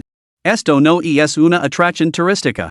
El guardia de seguridad mostró una profesionalidad excepcional, ofreciendo una persuasión cortés en lugar de una reprimenda. Ante esto, Jianglin sonrió. Hola, soy propietario aquí. Es mi primera visita y no estoy seguro de cómo entrar. El guardia se detuvo, sorprendido. Los propietarios aquí eran invariablemente personas ricas o influyentes. Nunca antes había conocido a un joven como Jianglin. Sin embargo, el personal de seguridad profesionalmente entrenado posee una conducta impecable. No mostró condescendencia hacia las palabras de Jianglin, sino que lo explicó con una sonrisa. Buenos días, señor. Este complejo cuenta con un sistema de control de acceso inteligente. Puede pasar por la puerta principal sometiéndose un reconocimiento facial a través de las cámaras. Si realmente es propietario, la puerta se abrirá automáticamente. Entiendo. Gracias. John Lin asintió con la cabeza y luego se volvió hacia sus compañeros, esperen aquí, por favor. Voy a abrir la puerta. Al ver la figura de John Lin alejándose, Guming se burló con frialdad, ya verás. Fingira que lo intenta, pero el reconocimiento facial fallara. Luego nos dirá que sus datos no están registrados y nos pedirá que volvamos otro día. Al oír las palabras de Guming, los demás no pudieron evitar mostrarse desconcertados. En ese momento, Renjakuan, el primer adulator, transmitió en voz baja el análisis de Guming al grupo. Algunos compañeros de clase francieron inmediatamente el seno y su mirada hacia John Lin se volvió hostil. Otros cruzaron los brazos y observaron con frialdad. Listos para el espectáculo. Pronto, John Lin se paró frente a la cámara junto a la puerta principal. La emoción de Guming estaba aumentando, como se pudiera ver el fracaso de John Lin. Bip. Se oyó un sonido seco y una sonrisa se extendió instantáneamente por el rostro de Guming. Incluso ese eco a reír. Ya. ¿Ves? Sabía que fracasaría. La frase se interrumpió abruptamente. Porque, con otro pitido, la puerta se abrió. ¿Cómo es posible? Guming rugió interiormente. Esto desafiaba la lógica. Claramente estaba suplantando a alguien, ¿cómo podía entrar? Sin embargo, la evidencia era innegable, las puertas de la finca se habían abierto. En ese momento, John Lin se dio la vuelta y llamó al grupo. Entran todos. No se quedan ahí parados. Los demás intercambiaron miradas de desconcierto. ¿No había dicho el delegado de clase que se trataba de un engaño? ¿Podía un engaño realmente abrir las puertas de la finca? Capítulo 28. Quiero tranquilidad. ¿Quién es tranquilo? Al ver sus expresiones desconcertadas, Guming sintió que el pánico se apoderaba de él, pero se negó a admitir la derrota. Debe de ser un fallo del sistema. Solo una coincidencia. Una coincidencia. Los alrededores de la finca eran exquisitos, pavimentos de mármol, exuberant vegetación por todas partes. Las especies de árboles y flores preciosas desprendían su fragancia en el aire nocturno. La plaza contemporánea contaba con una serie de esculturas artísticas. Desprendía un aire de sofisticación, claramente varios niveles por encima de los complejos residenciales ordinarios. John Lin miró en esa dirección, su villa ocupaba la posición del ático. Solo tenían que dirigirse hacia el centro. Después de caminar durante casi 20 minutos, el grupo vio de repente una villa extravagantemente grande y de diseño único que emergía en la distancia. Envuelta por completo en moros cortina de cristal y coronada por una cúpula cava distintiva, la estructura imponía respeto a primera vista. John Lin tomó a General del brazo y condujo al grupo hacia la villa más alta. En ese momento, la inquietud de Guming se intensificó. Imposible. No podía ser propietario de una villa. Todo esto era un engaño, un fraude. En ese momento, John Lin finalmente llegó a la entrada de la villa. Antes de que pudiera hacer ningún movimiento, las puertas se abrieron de repente. Una voz con acento extranjero, tenida de alegría, les dio la bienvenida. Señor Jiang, ha vuelto. Hola, Señor Jiang. Soy la asistente filipina proporcionada por la administración de la finca, y estoy aquí para atender su residencia las 24 horas del día. Aunque tenía acento, su mandarín era notablemente fluido. Zaz. Nada más terminar de hablar, varios pares de pasos resonaron desde el interior de la puerta. 1, 2, 3. 3 criadas filipinas más salieron de la casa. Las 4 criadas formaron 2 filas y dieron la bienvenida respetuosamente a John Lin a su hogar. Todo el mundo se quedó paralizado. Señor Jiang? Ya lo llamaban señor, ¿cómo podía haber ningún error? Una profunda sensación de asombro se apoderó de ellos. Un magnate, sin duda alguna un magnate. Alguien lo había buscado discretamente antes. Esta villa ático en el complejo valía 500 millones de yuanes. Y contaba con servicios inmobiliarios de primera categoría, 4 criadas filipinas que la mantenían las 24 horas del día. ¿Qué tipo de experiencia era esta? Era la experiencia de un magnate. Una persona normal ni siquiera podría imaginarlo. En ese momento, ¿cómo no se dieron cuenta? Todo lo que Guming había declarado con tanta confianza antes era pura especulación. Incluso ese John Lin gastara una fortuna, ¿podría entrar en una urbanización tan exclusiva? ¿Podría permitirse contratar a 4 criadas filipinas? Si pudiera, ¿cuánto lo costaría? ¿Cientos de miles? ¿Merecía la pena? En un instant, todas las miradas fijas en gu ming se llenaron de burla, desprecio, mofa e incluso absoluto destin. Su rostro se volvió tan sombrío como si se hubiera tragado 10 bocados de mierda caliente, completamente horrible. ¿Cómo podía ser eso? ¿Cómo era posible? Zhonglin había sido sincero todo el tiempo. Realmente era accionista e incluso poseía una villa de 500 millones de yuans. En ese momento, Gu Ming estaba completamente desconcertado, sintiendo que toda su visión del mundo se había derrumbado por completo. Había calculado todos los escenarios posibles, convencido de que podría desenmascarar la falsa fachada de Zhonglin. Sin embargo, al final, solo había conseguido arruinar su propia reputación. Ahora, todo el mundo lo conoce como el hombre mezquino, demente estrecho y vengativo que era. Toda su reputación quedó destruida en ese instante. Zhonglin ni siquiera se dignó a mirarlo, y le dio instructions con indiferencia a la criada filipina que estaba a su lado, avisale a la administración de la propiedad que recoge mi Sibyl Black Arrow del estacionamiento subterráneo de Mingdao Seafood. Aquí están las llaves. Por supuesto, señor. La criada tomó las llaves y así dio la vuelta para irse. ¿Qué demonios? ¿Un Sibyl Black Arrow? Gu Ming se enorgullece de ser un magnate de segunda generación y conoce los supercoches. Al oír ese nombre, inmediatamente le vinieron a la mente imágenes del modelo homónimo en salones internacionales del automóvil. Eso era solo el modelo básico, con un precio inicial de 50 millones. Coches de lujo, mujeres hermosas, villas. Además de ser accionista del grupo. Todo lo que un hombre podría decir, Zhonglin lo tenía todo. Gu Ming estaba tan furioso que le salía sangre por la boca. Si eres tan impresionante, ¿por qué llevas uniforme y repartes mercancías puerta a puerta? ¿No era eso cavar un hoyo para luego caer en él? La oscuridad nubló la visión de Gu Ming, y casi lo hace caer al suelo. Afortunadamente, Renjiakuan lo sujeto justo a tiempo. Señor Gu, ¿se encuentra bien? Bien. Necesito un poco de paz y tranquilidad. ¿Quién es quiet? La hija del viejo Wang, el vecino. A continuación, por invitación de Zhonglin, el grupo entró en su villa. Al entrar, lo que más impresionaba era su enorme tamaño, excepcionalmente espaciosa. Dos pequeños bosques flanqueaban un camino sombrío que discurría entre ellos. El terreno cubría al menos 1000 metros cuadrados. Más atrás, un pequeño puente cruzaba un arroyo con un sistema de recirculación automático. El agua era cristalina, apta incluso para criar peces. Más allá del puente, es el zeba una villa de 3 plantas. La elegancia se mezclaba con la modernidad, la tecnología se entrelazaba con el estilo. La superficie total de las 3 plantas era fácilmente de varios cientos de metros cuadrados. Al entrar, el suelo bajo sus pies estaba elaborado con la mejor técnica de incrustación por chorro de agua del mundo.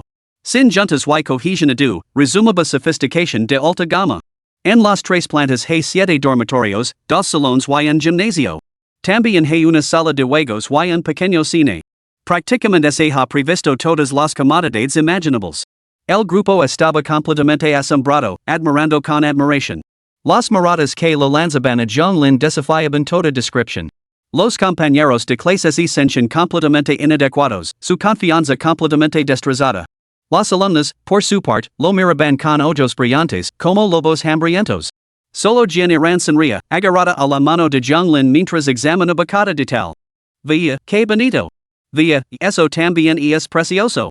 Al encontrarse con obras de arte novedosas, su curiosidad la impulsaba a tocarlas, pero temía dañar algo.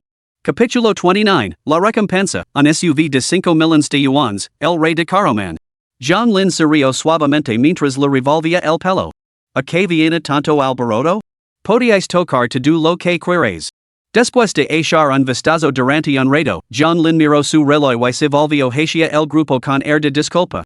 Lo siento, se está haciendo tarde. No os entretengo más. Era su forma educada de decir que era hora de irse. Todos abandonaron la villa a regañadientes, despidiéndose de Zhonglin. Pero justo cuando salieron, el rugido de un motor llenó el aire. Entonces, un deportivo negro sumamente elegante y absolutamente deslumbrante apareció ante sus ojos. El Sibyl Black Arrow, un superdeportivo valorado en 100 millones. Todos se quedaron atenidos una vez más. Joder, eso es demasiado. Eso sí que es extravagante. Esto sí que es auténtico. El hermano Lin no solo es extravagante, también es discreto. A diferencia de ciertas personas que no pueden hacer gran cosa y aún así se dan aires de grandeza. Exacto. Y van por ahí difamando a los demás. Bueno, ahora ese han disparado en el pi. Alor los murmulos, gumings oscuricio la vista y ese desmayo en el acto. No era de extrañar que ese desmayara, la humiliación era demasiado grande para soportarla. Luo Weiwei, que presenció la escena, no le prestó ninguna atención. Alvara John Lin así, ese era pincho amargamente. Oyala hubiera estado con John Lin antes. Pero ahora, otra persona estaba a su lado. Y esta mujer era superior a ella en todos los sentidos.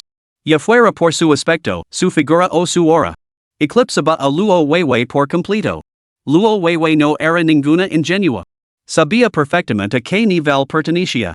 Pero rendirse ahora era simplemente imposible.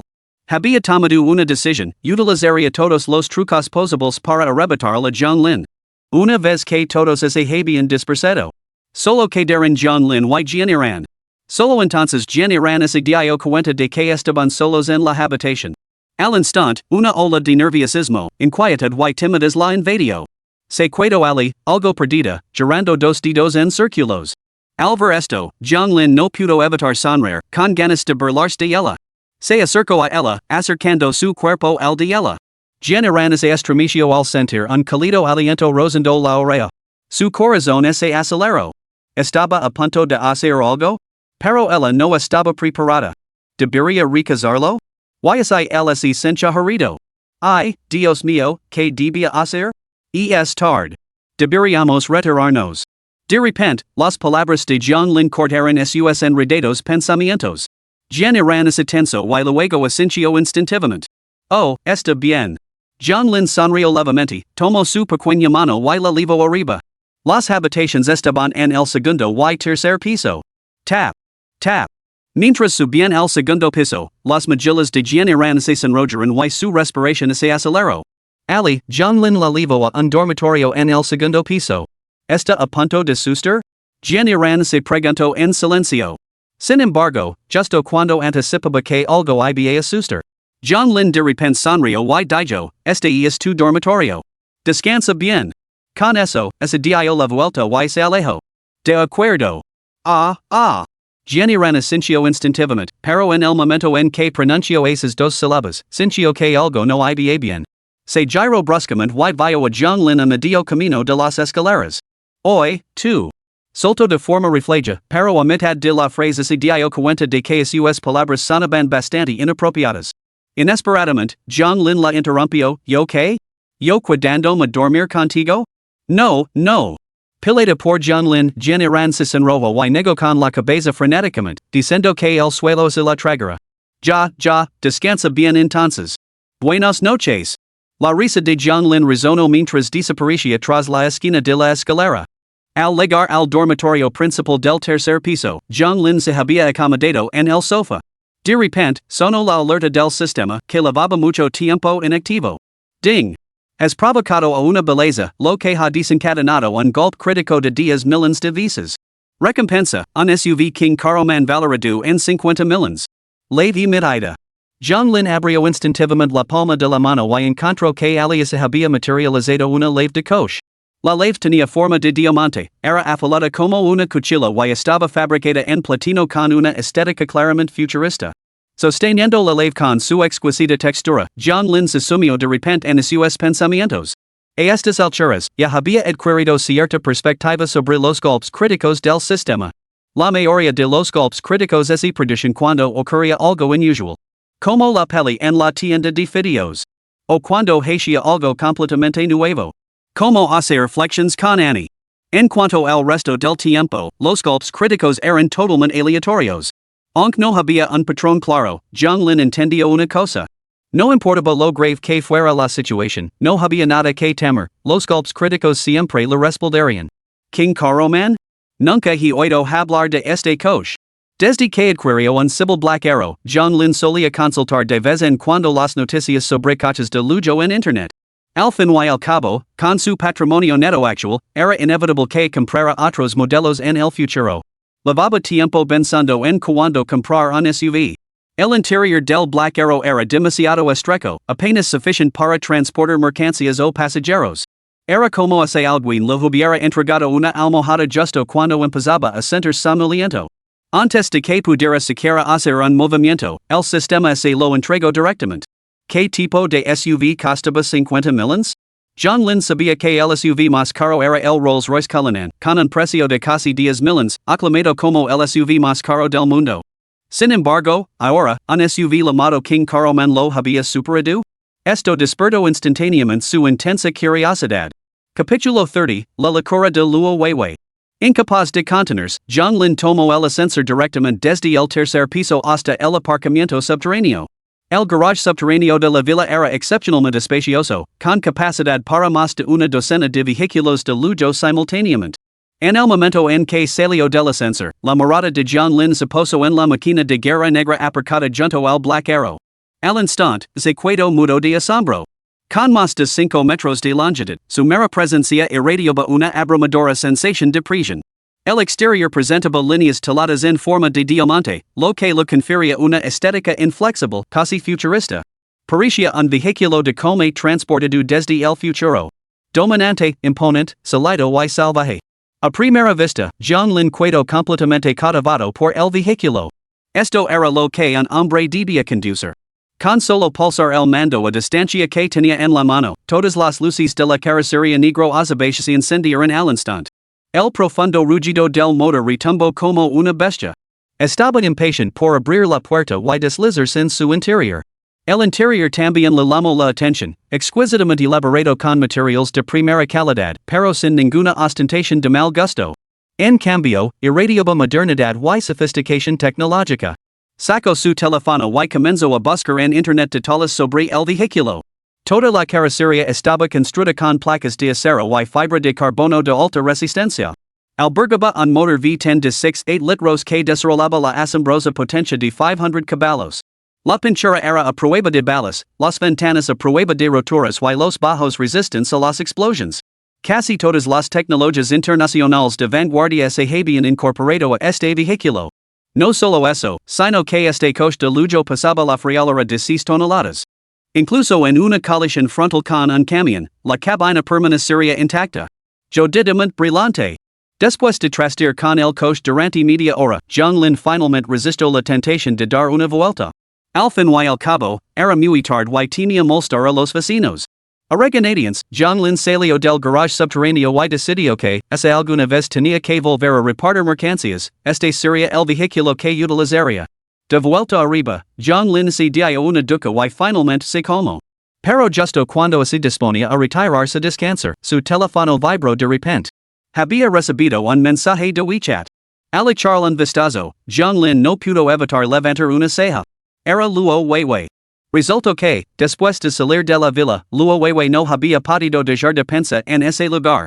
En cuanto llegó a casa, sacó inmediatamente su teléfono para enviar un mensaje a John Lin. ¿Estás ahí? John Lin tres caritas sonrientes. John Lin, desinteresado, respondió con solo 2 palabras. ¿Qué pasa? Nada, nada. Solo quería decir 3 palabras.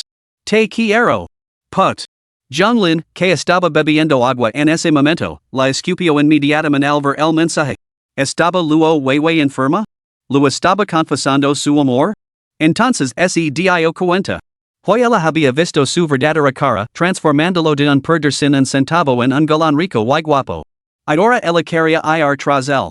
Esto era totalmente indistinguible de una manipuladora cazafortunas. Pero el repentino cambio de actitud de Luo Weiwei despertó el lado juguetón de John Lin. Le respondió al instante, ¿no estás con Guming? Sorprendido. Oh, sí. Al ver la respuesta de John Lin, Luo Weiwei saltó de alegría. Su mente comenzó a dar vueltas inmediatamente. Si John Lin le había preguntado eso, era porque le gustaba. De lo contrario, no se habría molestado en responder. Como mucho, lo habría enviado una respuesta de una sola palabra. Ahora había llegado su oportunidad. En cuanto a su situación con Guming, Luo Weiwei ya había planeado su contraataque. Acabamos de empezar a salir, no ha pasado nada. Lin, mis sentimientos por ti comenzaron en nuestro primer año en la universidad. Pero nunca encontré el valor para confesártelo. Hoy, al ver a Guming difamar de esa manera, finalmente me arm de valor para hablar. Te amo. Incluso si eso significa ser tu amante, no lo dudaría. Sé que tú y Guming tenías una historia. Si estuviera contigo, sería como poner los cuernos. Si te apetis, podría mantener las apariencias con él, dejar que se pase con un exuberant dosel verde sobre su cabeza. Los ricos, no os apetis de vez en cuando ese tipo de cosas? Zhonglin observó el implacable torrente de mensajes de Luo Weiwei, y una chispa de disgusto cruzó a sus ojos. Nunca se puede conocer realmente el corazón de alguien. Nunca imagino que la mentalidad de Luo Weiwei pudiera haber deteriorado hasta tal punto. Lu daba náuseas. Zhonglin dejó el teléfono a un lado con indiferencia, sin molestar siquiera en responder.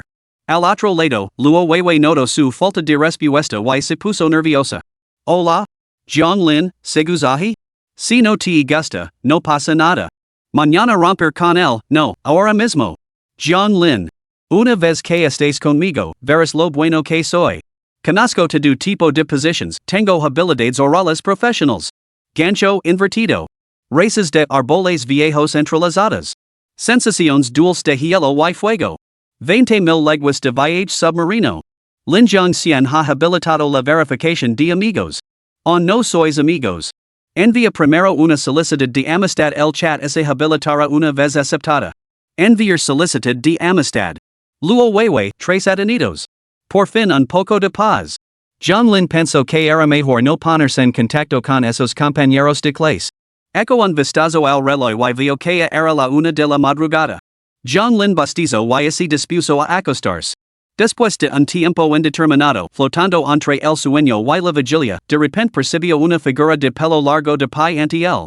Sobresaltado, temió que la villa estuviera encantada. Sentándose muy erguido, se dio cuenta de que no era otra que Jianiran. Lavaba un camisón blanco, agarraba una almohada y su pequeño rostro mostraba una expresión tímida. Capítulo 31. Jianiran, incapaz de dormir, se encuentra con una influencer de streaming en directo. ¿Qué pasa? Preguntó Zhonglin, recomponiéndose y mirándola. Tengo un poco de miedo. No puedo dormir. Sí. Pues charlamos entonces. Y es mejor que estar sola y asustada. Lu dijo Zhonglin para tranquilizarla. De acuerdo. Jianiran asintió y se sentó en el sofá cercano. Charlaron durante casi una hora. Solo cuando el cansancio finalmente los venció, se retiraron a la cama. A la mañana siguiente, cuando Jianiran se despertó, ya era mediodía. En pijama blanca, bajo las escaleras en zapatillas. Al llegar a la planta baja, encontró a Zhonglin ocupado en la cocina abierta. Estaba preparando el desayuno con mucho esmero. Esta escena provocó una olida de dulzura en el corazón de Jianiran, que se apresuró a acercarse a Zhonglin. ¿Ya te has levantado? ¿Cómo has dormido? Zhonglin sacó el último huevo frito de la sartén y sonrió. Bueno, aunque preparado el desayuno, podríamos considerarlo el almuerzo. Tras sacar una silla para Jianiran, la pareja se sentó a la mesa y comenzó a comer. ¿Tienes clase hoy? Preguntó Zhonglin. Sí. Respondió Jianiran asintiendo con la cabeza y dando un bocado al huevo perfectamente cocinado, tierno pero firme, absolutamente delicioso. Entonces, después del desayuno, te llevará al colegio. Será una buena oportunidad para probar mi coche nuevo. ¿Un coche nuevo? Preguntó Jianiran mirando a Zhonglin, todavía algo desconcertada. ¿Coche nuevo? Preguntó Jianiran mirando a Zhonglin con cierta confusión. ¿El de anoche? No, es nuevo. Está en el garage, no he tenido ocasión de conducirlo. Respondió Zhonglin negando con la cabeza. De acuerdo. Dijo ella. La idea de que su novio le llevara y trajera del colegio lino a Jianiran de una dulce alegría. Después de comer, los dos bajaron juntos al aparcamiento subterráneo. En cuanto Jianiran vio el Cadillac Escalade, no pudo evitar quedarse un poco atonida. ¡Qué coche tan imponente! Aunque no era una entusiasta de los coches, podía apreciar el elevado coste de este vehículo. Zhonglin abrió la puerta y invitó a Jianiran a entrar. El interior era increíblemente espacioso, casi como una mini autocaravana. V-room. Zhonglin arrancó el motor y pisó el acelerador a fondo, saliendo a toda velocidad del garage. Su casa estaba bastante lejos de la ciudad universitaria, por lo que tardó casi una hora en llevar a Jianiran a la puerta de la escuela. En cuanto a se detuvo, el SUV de estilo único y gran potencia atrajo instantáneamente la atención de todos. Caramba, ¿qué coche es ese? Es genial. Rápido, búscalo, nunca había visto un SUV tan robusto. Es un King Karam, un coche de lujo de alta gama que vale 50 millones. ¿Qué? ¿50 millones? Quitate de inmedio, no podríamos pagar ni un arenazo en ese coche. Conduciendo un coche tan lujoso. ¿Será algún magnate que viene a recoger a alguien al colegio? Justo cuando todos especulaban, el king Carolmanesi detuvo de repente frente a las puertas. La puerta se abrió y salió una figura vestida con un uniforme de repartidor. Al instante, todos se quedaron completamente estupefactos. ¿Qué demonios? ¿El conductor era en realidad un repartidor de comestibles? ¿Las entregas se habían vuelto tan llamativas hoy en día? Había habido Ferraris utilizados para servicios de transporte, Porsches para servicios de mensajería. Incluso coches function que reparten comida a domicilio. Pero quien hubiera pensado ver un carroman utilizado para repartos aquí? ¿Se había vuelto tan lucrativa la industria logística? Antes de que pudieran recuperarse de la sorpresa, se abrió la otra puerta. De ella salió una mujer increíblemente hermosa con un vestido blanco como la nieve, etérea como un hada. Al verla, se escuchó un coro de exclamations. ¿Esa? ¿Quién eran? ¿La belleza del campus de primer año de la universidad? Dios mío. ¿Alguien ha capturado a mi diosa? Why nada menos que un repartidor? Fíjate, es el repartidor del SUV de 50 millones de yuans. Bah, no deja de ser un repartidor. En ese instante, todos los estudiantes vieron se vieron fantaseando con convertirse en repartidores. Los estudiantes, por su parte, miraban a Zhonglin con ojos brillantes. Un aspecto tan llamativo, además de conducir un coche de lujo. El termino alto, rico y guapo apenas le hacía justicia. Por desgracia, ese hombre ya había sido reclamado por la belleza del campus. Ante ella, los demás no tenían ninguna oportunidad. Sin inmutarse por las miradas, Zhonglin tomó la pequeña mano de Jianiran y atravesó las puertas de la Universidad de Finanzas. Después de acompañarla a su bloque de aulas, se quedó honrado, sacando los folios que había preparado para repartir por el campus. La tienda Floating Life General Store busca una cajera con rasgos agradables y port distinguido. Salario mensual, 10,000. Debajo figuraba el número de contacto de Zhonglin, aunque no era su número personal, sino un móvil dedicado a los pedidos de la tienda. Sin embargo, era hora de clase y pocos estudiantes deambulaban por el campus. Después de repartir algunos, lo quedaron unos cuantos folitos. Zhonglin cogió los folitos y se dispuso a distribuirlos fuera del campus. Sus objetivos de contratación no se limitaban a estudiantes o profesionales en activo. Pero al acercarse a la puerta principal, vio una mujer con cavas delante de su carroman, aparentemente haciendo selfies.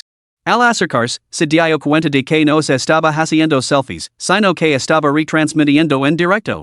Capítulo 32, ¿Ya que es tu coche, por qué no te lo levas? Las ciudades universitarias siempre han sido lugares muy frecuentados por hombres guapos y mujeres hermosas, lo que atrae influencers y streamers en directo que buscan inspiración. Al lugar, Liang Mumio vio inmediatamente el elegante SUV aparcado en la entrada. Sin dudarlo, corrió hacia él, se hizo unos selfies con el móvil y empezó una retransmisión en directo para presumir ante sus seguidores. Hola a todos. Miao Mao acaba de recoger su coche nuevo y quería compartirlo con vosotros a primera hora. Giró la cámara hacia el Callerman, lo que provocó inmediatamente exclamaciones de asombro entre sus fans.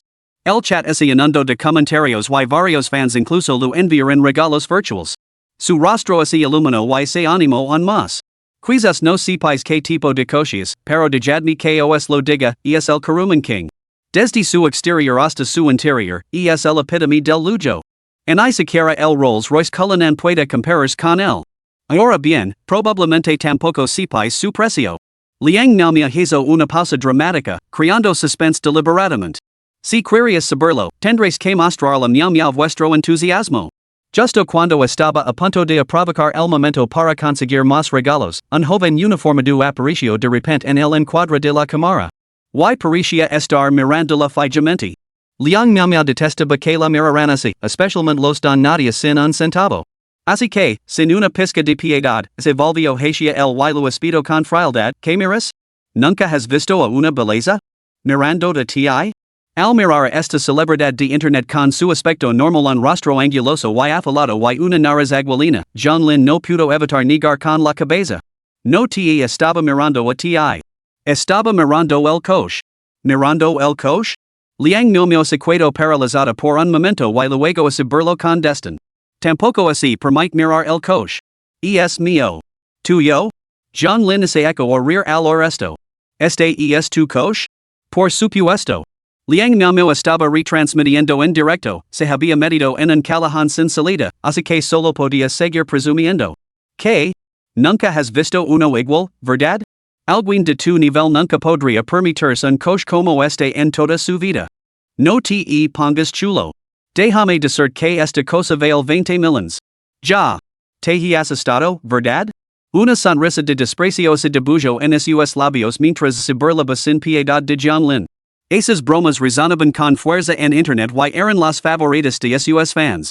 Era como si estuvieran allí mismo, dando la bofetada a los mismos. ¿Sabes siquiera lo que significan 20 millones? Seguro que no, porque nunca ganarás tanto en toda tu vida. Liang Miao se animó cada vez más. Una persona tan insignificante como tú no debería albergar ambitions tan elevadas. Verán coche de lujo te paraliza, y incluso albergas malas intentions, intentando ponerme las manos encima. No se olvidó de interactuar con sus fans en ese momento. Todos son testigos. Si este tipo se atreve a hacer algo inapropiado, llaman a la policía inmediatamente. Debemos condenar severamente estos don nadie, sin dejarles margen para ilusiones. Al escuchar la diatriba de Liang Miao, la expresión de John Lin permaneció totalmente imposible, incluso tenida de diversión. Y esa sonrisa parecía considerar el espectáculo como un número de circo, totalmente ridículo. Cuando la otra parte hizo una pausa, John Lin preguntó con calma, ¿ya que este es tu coche, por qué no te vas? Esta sola frase dejó a Liang Miao completamente estupefacta. Maldita sea, se había dejado lavar tanto que casi se había convencido a sí misma de que el coche realmente le pertenecía. Pero con miles de fans mirando, se no podía resolver esto, su popularidad se vería muy afectada. Incluso podría perder un número significativo de seguidores y entrar en una espiral descendente. Los ojos de Liang Miao se moverán rápidamente mientras se le ocurría un plan. Rápidamente replicó, ya. ¿Y tú qué sabes? Este es el coche de mi padre. Vino aquí por negocios y no ha regresado. No tengo las llaves, así que ¿cómo podría conducirlo? Genial. Liang Miao aplaudió mentalmente su propia rapidez mental. No había mencionado a ningún novio, ya que eso le haría parecer demasiado materialista. Mencionar a su padre no suponía ningún problema, sobre todo porque estaba ocupado con sus negocios y no se le podía molestar. Se negaba a creer que su suerte fuera tan mala como para que el propietario regresara en ese preciso momento. Efectivamente, en cuanto habló, los comentarios se dispararon. El padre de Miao es impresionante. Así que Miao es una niña rica. Rica, simplemente rica. Seguidor de por vida, me uno al club de fans ahora mismo. El chico se quedó sin palabras. La guapa Miao se rió triunfalmente, completamente encantada. Ahora adoptó un air altivo, mirando a John Lin desde arriba.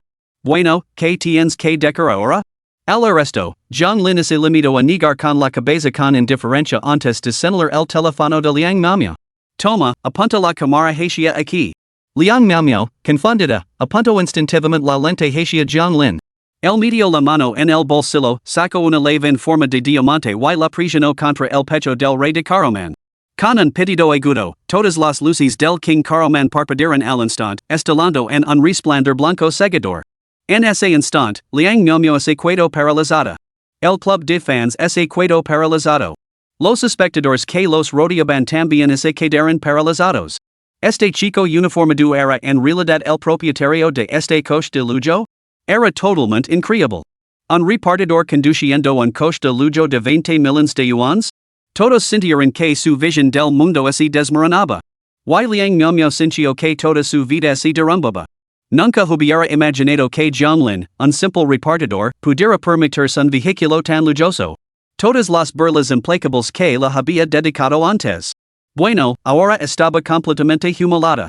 Maldita sea, bastardo, admite que el coche es tuyo. Ahora estaba completamente expuesta ante todos sus seguidores, sin poder salvar la situación. Por un momento, sintió como se le hubiera quedado un rayo, su cerebro entró en cortocircuito. Mientras ella lo miraba atenida, John Lin se acomodó con indiferencia en el Corolla, arrancó el motor y se preparó para marchas. Antes de partir, bajó la ventanilla y comentó con tono natural. Corrección, este coche vale 50 millones. 20 millones es solo el modelo básico. Con eso, el motor rugió y el Corolla se alejó a toda velocidad. Capítulo 33, El colapso de pretty miao miao y su visita a la tienda de lujo. Cuando Jiang Lin se marchó, solo quedó pretty miao miao, con el pelo y la ropa despionados por el viento. Los espectadores ahora la lanzaban miradas de desprecio. Pensaba que era una gran influencer, pero resulta que solo es una farsante. Estos influencers de hoy en día, tantos falsos, sin vergüenza. Y lo más gracioso, pelea con las manos en la masa. Creo que no solo es falsa de la cabeza a los pies. Mira esa barbilla afilada, probablemente podría pinchar un neumático. Bueno, la gente fea siempre causa problemas. Al escuchar estos comentarios hirientes, Liang Mumio tembló de rabia y se le desmoronó el maquillaje de la cara. Al mirar instintivamente su transmisión en vivo, Liang Mumio sintió que se le nublaba la vista y casi se desmaya en el acto. La pantalla del chat se inundó de insultos y un sinfín de seguidores dejaron de seguirla. Su número de espectadores cayó en picado. Básicamente, a partir de ese momento, su carrera como influencer tocó fondo, sin posibilidad de recuperarse en un futuro próximo. Jiang Lin, por supuesto, no sabía nada de la queda de esta influencer. Después de repartir los felitos, tenía intención de volver a su villa. Sin embargo, podía pasar por la calle comercial cercana a la villa de camino. Jiang Lin tenía la intención de comprarse algo de ropa de lo contrario, seguiría lavando ese uniforme de repartidor y constantemente se lo malinterpretaría. No es que quisiera presumir, sino que simplemente no lo apetecía dar explicaciones a esa gente. Afortunadamente, había varias calles comerciales cerca del complejo de villas Imperial Capital No. 1. Esta zona era un centro neurálgico para los distritos comerciales, con centros comerciales como el CBD y el China World Trade Center agrupados aquí. Naturalmente, algunas de las principales marcas de ropa masculina del mundo también estaban representadas aquí. En su vida anterior, Jiang Lin estaba familiarizado con marcas de ropa masculina de alta gama como Burberry, Versace y Dolce Gabbana, todas las casas de ropa masculina de lujo de primer nivel. Después de echar un vistazo durante un rato, finalmente entró en una tienda insignia de Armani. La marca Armani no necesitaba presentación, ya que era una marca de lujo de renombre mundial. Destaca especialmente en ropa masculina. En cuanto Jiang Lin cruzó la puerta, se vio envuelto en una atmósfera de opulencia. En la sala de exposición, de casi 1000 metros cuadrados, se exhibían numerosas muestras de pret-à-porter. Ropa masculina, femenina, deportiva, informal, fragancias, accesorios. Todo lo imaginable estaba presente. Varios dependientes se percataron inmediatamente de la llegada de Jiang Lin. Era precisamente el momento en que el personal competía por los clientes, pero al ver la vestimenta de Jiang Lin, un uniforme de repartidor, perdieron todo interés. Simplemente no parecía alguien con dinero. Y si no era rico, porque iba a comprar artículos de lujo. En el mejor de los casos, estaba ali para echar un vistazo y ampliar sus horizontes. Al pensar esto, todos perdieron el entusiasmo y ninguno quiso atenderlo. Sin embargo, una dependiente con una falda lápiz negra se levantó y se acercó a él por iniciativa propia. Ife, ¿por qué te molestas con él? No puede permitirse nada, como mucho, solo mirar escaparates. Una compañera cercana le llamó la atención. Luego Ife no se detuvo en un momento y respondió sin volverse, somos vendedores. Debemos tratar a todos los clientes de forma justa y responsable. Hermana, tu forma de pensar es totalmente errónea. La cara de la hermana le es ensombrició ante la reprimenda. Resoplo con frialdad entre dientes, Solo porque eres la campeona de ventas crees que puedes mandar a todo el mundo? ¿Cuánto tiempo llevas aquí para sentar con derecho a dar lecciones? Era una veterana Ali.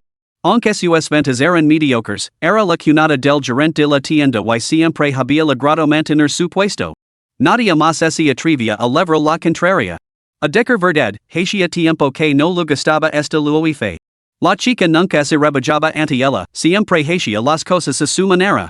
La hermana le había intentado varias veces que la despidieran, pero el marido de su hermana se negaba rotundamente, alegando el buen rendimiento de Luife en las ventas. Lo que enfurecia aún más a la hermana le era que el marido de su hermana tenía otro motivo para mantener a Luife, le gustaba. Esto amenazaba la posición de su hermana, lo que hacía que el resentimiento de la hermana le llegara al límite. Los ojos de Jiang Lin se iluminaron cuando Luife se acercó. Alta y esbelta, superaba fácilmente los 170 centímetros. Su figura estaba perfectamente esculpida, con curvas en todos los lugares adecuados, una cintura delgada y líneas elegantes. Por encima de su cuello de cisne blanco como la nieve encontraba un rostro de belleza casi perfecta, que fácilmente alcanzaba una puntuación de 90 sobre 100. Su nariz era delicada y respingada, y sus ojos brillaban como estrellas. Junto con esa leve sonrisa, una sola mirada transmitía un air de compostura, confianza y calidez. Lo que más llamó la atención de Jianglin fueron esas piernas largas y perfectamente rectas, acentuadas por unas medias negras, absolutamente impecables. En el momento en que lo hizo vio a Jianglin, su corazón dio un vuelco. Que repartidor tan guapo. No solo era guapo, sino que poseía una aura única que hacía que el corazón se acelerara involuntariamente. Oh, Dios mío, esto parece enamorarse. El corazón de Luo Ife temblaba, pero mantuvo su sonrisa profesional. Buenos días, señor. ¿En qué puedo ayudarlo? Jianglin se rió ante su saludo. Por supuesto. ¿Podría ayudarme a comprar un medicamento? ¿Un medicamento? ¿Qué tipo de medicamento? Luo Ife se quedó un poco desconcertada. Una poción para evitar que me sienta atraído por usted. Un rubor apenas perceptible tino las mejillas de Luo Ife. No esperaba que Jianglin le tomara el pelo tan directamente desde el principio. Si se hubiera tratado de cualquier otro cliente, quizá no lo habría expresado, pero interiormente habría sentido una oleada de irritación. Sin embargo, por alguna razón, al mirar los rasgos atractivos y la sonrisa radiante de Jianglin, no sintió la más mínima molestia, sino más bien un atisbo de alegría. Clientes anteriores, obsesionados con la apariencia. Carat humph. Luo Ife esbozó una sonrisa amable. ¿Busca ropa de hombre? ¿Puedo recomendarle algunos estilos? Convertirse en una vendedora de éxito no era tarea fácil. Sin inmutarse por el comentario de Jianglin, Luo Ife continuó con su presentación con profesionalidad y serenidad. Capítulo 34, La impresionante vendedora, Luo Ife. Muy bien, lo doy la selección a usted. Jianglin esbozó una sonrisa y asintió con la cabeza en señal de aprobación. Menos mal. No había recurrido a los trucos habituales, empezando por menospreciarlo. En las novelas web que había leído en su vida anterior, el protagonista era invariablemente menospreciado por el personal de ventas en cuanto entraba en una boutique de lujo, juzgado únicamente por su vestimenta. El héroe entonces desataba una avalancha de riqueza, humillándolos por completo. Mientras tanto, el resto del personal se quedaba completamente atenido. Aquí, sin embargo, el servicio de Luo Ife era nada menos que ejemplar. No solo tenía una voz melodiosa, sino que su ojo para el estilo era notablemente perspicaz. Casi todas las selecciones que hacía dejaban a Jianglin completamente satisfecho. Esta presentación duró 10 minutos completos. Finalmente, después de dar una vuelta por la tienda, Luo Ife sonrió cortésmente. Señor, creo que le he mostrado la mayor parte de nuestra oferta. ¿Hay algo más que necesite? O si hay algo que le guste, ¿puedo hacer arreglos para que así lo probe? ¿Probarlo? Jianglin asintió. Entonces traigan todo lo que me ha mostrado me las probar. ¿Todas? Luo Ife se quedó un poco sorprendida. Lo había mostrado nada menos que una docena de conjuntos, además de varios accesorios. Probarse todo eso sería agotador. No hace falta. Jianglin negó con la cabeza y sonrió. Solo me probar uno. Anoté la tala y envuélvelos todos para mí. ¿Qué? ¿Te los vas a lavar todos? Luo Ife no pudo evitar jadir de asombro. Había dado por sentado que Jianglin, un repartidor, solo estaba echando un vistazo. Como mucho, se probaría algunas prendas por probar. Nunca imaginó que quería lavárselo todo. Calculó aproximadamente que el valor total de todos los conjuntos y accesorios que le había mostrado superaba el medio millón de yuans. Y el ni siquiera había pestenido. En ese instante, Luo Ife sintió una oleada de emoción. Sabía que podía haber dado con un cliente importante. Y uno bastante sustancioso, además. ¿Qué pasa? ¿No lo parece bien? Las palabras de Jianglin le sacaron de su ensimismamiento. Por supuesto que sí, señor. Espera un momento mientras le selecciono un conjunto adecuado. Sonrió mientras hablaba y se giró hacia el perchero más cercano para coger un traje que pudiera quedar bien a Jianglin. El probador está aquí. Puede probárselo. De acuerdo, gracias. Jianglin se llevó la ropa al probador. Luo Ife se puso inmediatamente manos a la obra. Como excelente vendedora, pudo calcular casi al instante la tala que le quedaría bien a Jianglin. Para mejorar su experiencia, Luo Ife decidió empaquetar previamente todas las prendas que había seleccionado para él. Esto lo ahorraría al cliente cualquier retraso. Esa diligencia era precisamente lo que distinguía a una vendedora excepcional. Sin embargo, mientras luego se afanaba, la hermana que ya estaba hirviendo de irritación, percibió inmediatamente que algo no iba bien. No es más que un repartidor, pensó. Debería conformarse con mirar, pero se atrevía a probarse cosas. Y lo que era aún más indignante, un conjunto no era suficiente, luego seguía sacando uno tras otro de los percheros para él. De repente, la hermana le intuyo que había legado su oportunidad. Por fin había pelado a luego con las manos en la masa. Rápidamente sacó su teléfono y llamó a su cuñado. Fuera de otra boutique de lujo cercana, un hombre de mediana edad y barrigón estaba coqueteando con una dependiente. Soy el gerente, deberías saber cuál es mi posición, dijo con una sonrisa lasciva, inclinándose hacia su cuello. Justo cuando estaba a punto de conseguirlo, sonó su teléfono. Maldita sea, ¿quién me interrumpe? Murmuró entre dientes, mirando su teléfono. Murmuró descontento, mirando el identificador de llamadas. Era su cuñada. Aunque era una molestia, no se atrevía a ignorar la llamada. De lo contrario, esa noche se enfrentaría a la ira de su tigresa de esposa y no se libraría fácilmente. Hola? No te lo dije? No me lanes a menos que sea importante. En cuanto se conectó la llamada, el gerente de la tienda, con su barriga prominente, no pudo resistirse a decir lo que pensaba. Cuñado, es terrible. Luego está en la tienda con un repartidor, tocándolo todo y incluso probando cosas. ¿Qué? ¿Un repartidor? ¿Cómo los has dejado entrar? El gerente frunció el seno al oresto. No estaban en una tienda cualquiera, sino en una boutique de lujo. Todos los artículos que había en su interior tenían un precio desorbitado. Si se danaban o se manchaban, las consecuencias serían nefastas. Como gerente, él sería el primero en afrontar las consecuencias. Ahora mismo vuelvo. Tras colgar, el corpulento gerente se apresuró a regresar a la boutique de Armani. Vaya, señor. Este conjunto lo queda absolutamente espectacular. Luego no escatimó en elogios sinceros. En comparación con antes, John Lin era ahora un hombre completamente diferente. No se trataba solo de un cambio en su apariencia, sino de una profunda elevación en todo su porte. Como dice el refrán, un Buda necesita oro para brillar y un hombre necesita ropa para brillar. Incluso estando ali inmóvil, John Lin irradiaba un air de nobleza y grandeza. Combinado con su atractivo físico y su porte sereno, era absolutamente irresistible para las mujeres jóvenes. Incluso los ojos de Luo brillaban con admiración, completamente cautivada por él. ¿De verdad? Yo también lo creo. John Lin sonrió, encontrando el atuendo bastante favorecedor. Instintivamente se tocó el cuello, como si la camisa no estuviera bien abrocada. Al darse cuenta de esto, Luo inmediatamente entró en acción y se apresuró a acercarse a él. Señor, permítame ayudarle, extendió la mano y lo ajustó el cuello con cuidado y meticulosidad. Era como si una esposa obediente estuviera arreglando la vestimenta de su marido.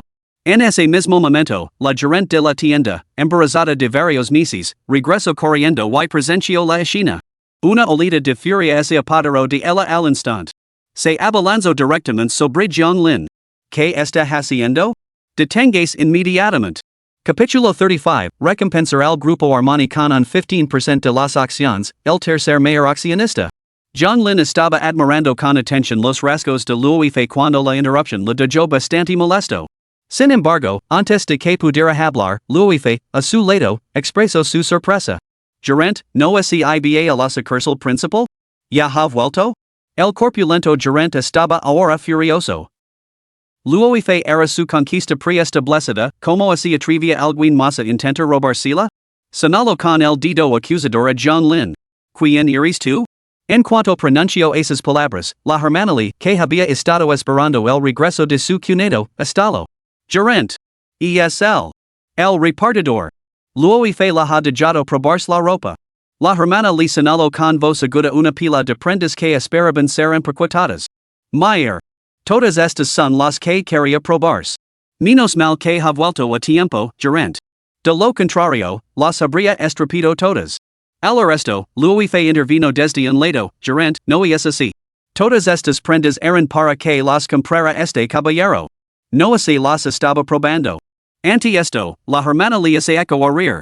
Ya. ¿Estás bromando?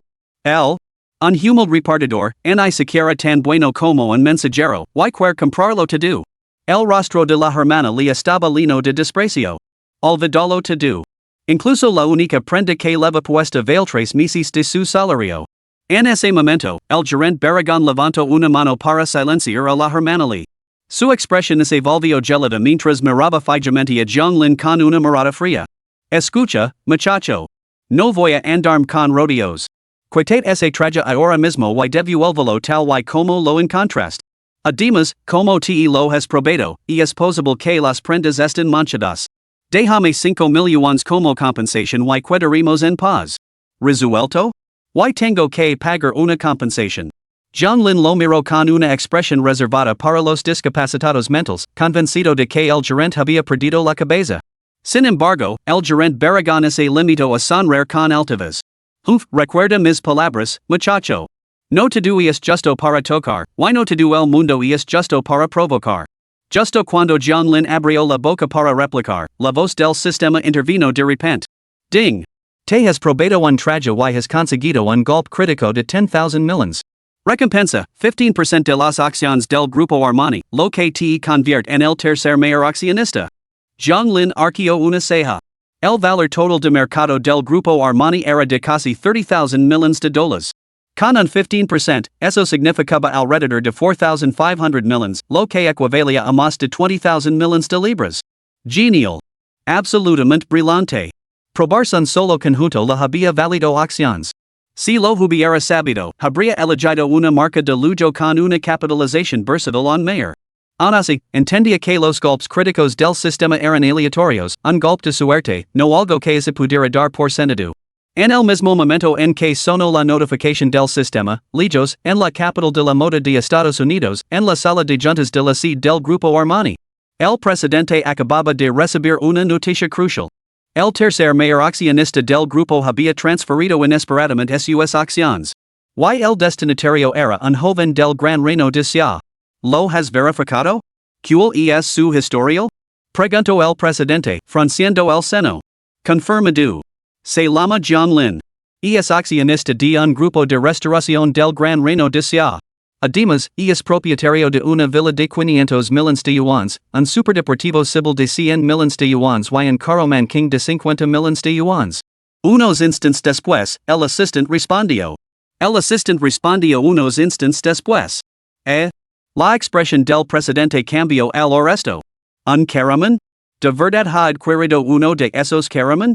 No sabía mucho más, pero este caraman era legendario, un vehículo de comet de primera categoría vendido por la nación libre, que en su día fue muy codiciado por magnates de todo el mundo. Más tarde, corrió el rumor de que un misterioso comprador lo había adquirido, nada menos que Jiang Lin. La influencia de este hombre no es poca cosa. Rápido, ponte en contacto con él inmediatamente. Debemos establecer una conexión. A las órdenes del presidente, su asistente comenzó a buscar el número de Jiang Lin. ¿Quién hubiera pensado que Armani tendría un gerente de tienda como tú? Realmente decepcionante. Jiang Lin comentó con tono pragmático. ¿Ya? ¿Decepcionado? Rogió de risa el corpulento gerente. ¿Quién te crees que eres? ¿El presidente de Armani? Joven, lo aconsejo que sea sensato. Pague inmediatamente o se enfrentará a graves consecuencias. Jiang Lin asintió con la cabeza. Las consecuencias serían realmente graves. A partir de mañana, no te molestes en venir a trabajar. Jiang Lin levantó la mano y lo señaló. Estás despedido. ¿Despedido? Ya. El gerente se quedó paralizado por un momento antes de estallar en carcajadas. ¿De verdad te crees que eres el presidente? Me quedaré aquí hoy mismo para ver cómo me despides. La hermana Lee, que estaba a su lado, resopló con desdén. ¿Se había vuelto loco el chico? ¿Creía que podía despedir al gerente? Luego que presenció la escena, se volvió hacia Jiang Lin con expresión de disculpa. Le pido sinceras disculpas, señor, por someterla una experiencia tan desagradable. No tiene nada que ver con usted. Jiang Lin sonrió. Por cierto, ¿tiene el número de la sede de Armani en Dasha? Deme el número. ¿El número? Luego miró a Jiang Lin con confusión. ¿De verdad pensaba cuidarse de la otra parte? Pero Armani tenía un portal online específico, incluso una cuenta pública, para gestionar las quejas. Ya no aceptaban llamadas telefónicas. Justo cuando estaba a punto de hablar, el teléfono de Jiang Lin sonó de repente. Lo cogio y veo un número desconocido en la pantalla. Instintivamente, respondió y una voz extranjera lo saludo con respetuoso entusiasmo. Buenos días, señor Jiang. Soy el presidente de la Sede Central Mundial de Armani. Capítulo 36, Mis disculpas, Presidente Jiang, way lego tard. Sede Central Global? Jiang Lin arqueo una ceja, dandos cuenta al instante de que la persona que la maba debía de haberse enterado de los cambios en la participación accionarial y la maba específicamente por ese motivo. Hola, en realidad tengo un asunto que discutir con usted. Ah, sí? ¿De qué se trata, señor Jiang? Adelante, por favor. El presidente de Armani asintió con urgencia. El asunto es el siguiente, me encontré con el gerente de una de nuestras boutiques cuya conducta era totalmente repugnante. Debe ser despedido. Jiang Lin relató el incidente en el idioma extranjero. El presidente se mostró visiblemente sorprendido al escuchar los detalles. ¿Qué? ¿Un comportamiento así? Es totalmente inaceptable. Tenga la seguridad de que lo resolveré inmediatamente. Concédeme un momento. Muy bien. Adiós. Cuando Jiang Lin terminó la llamada, el corpulento gerente de la tienda y la hermana le intercambiaron miradas burlonas. Vaya, ¿ha terminado la llamada? ¿Se está preparando para despedirme? Efectivamente. Una llamada telefónica, probablemente incluso al extranjero. Sigo actuando, muchacho. Como tu actuación es tan divertida, te considera 5 minutos más. Tengo verdadera curiosidad por saber cómo vas a terminar esto. Jiang Lin no se molesto en dar explications. Se dio la vuelta y volvió a entrar en el probador para quitarse el traje, con la intención de guardarlo más tarde. Cuando salió completamente cambiado. El gerente barrigudo estaba allí, sonriendo con desdén. Se acabaron los 5 minutos. Se acabó el juego, muchacho. ¿Algo más que quieres decir? Apenas había terminado de pronunciar esas palabras cuando se oyó un chirrido agudo de frenos fuera de la boutique. Con un silbido, un Bentley apareció ante la entrada. Varias figuras con trajes amarillas salieron y entraron directamente en la boutique. Al reconocer al hombre de mediana edad que había en cabeza, la expresión del gerente, antes arrogante y barrigudo, cambió al instante. ¿No era este el señor Wei, presidente de la Sede de Armani en el Gran Reino de Xia? Señor Wei, que bien que ha encontrado tiempo para visitarnos. El corpulento gerente se apresuró a acercarse, inclinando obsequiosamente. Antes de que Wei pudiera pronunciar una palabra, levantó la mano y le propinó una sonora bofetada. Smack. El fuerte golpe dejó al corpulento gerente completamente atenido. Señor Wei, ¿por qué me ha golpeado? Lo he golpeado precisamente por ser quien es. Que una tienda insignia de Armani tenga un gerente como usted es una auténtica vergüenza para nuestra marca. El señor Wei prácticamente gritó, con efecto inmediato, queda usted formalmente despedido. Recoja sus pertenencias personales y largues. Ahora. Inmediatamente. Zaz. El corpulento gerente estaba completamente desconcertado. ¿Qué demonios estaba pasando? ¿Por qué lo había despedido el director general sin dar ninguna explicación? ¿Podría ser ese chico quien lo había llamado? Imposible. Completamente imposible. ¿Cómo podía un simple repartidor conocer al director general de Armani en Gracias? Era pura fantasia. Justo cuando estaba completamente desconcertado, vio aparecer al instante una sonrisa profundamente respetuosa en el rostro del presidente Wei. Wei corrió hacia Jiang Lin y se inclinó en un ángulo de 90 grados. Mis disculpas, presidente Jiang. Wei ha llegado tarde. Boom. Si la bofetada anterior había sido un rayo, esta escena era nada menos que una tribulación celestial. Este castigo divino dejó a todos completamente estupefactos. El director general inclinándose ante Jiang Lin? Y refiriéndose a sí mismo como el pequeño Wei. ¿Cómo era posible?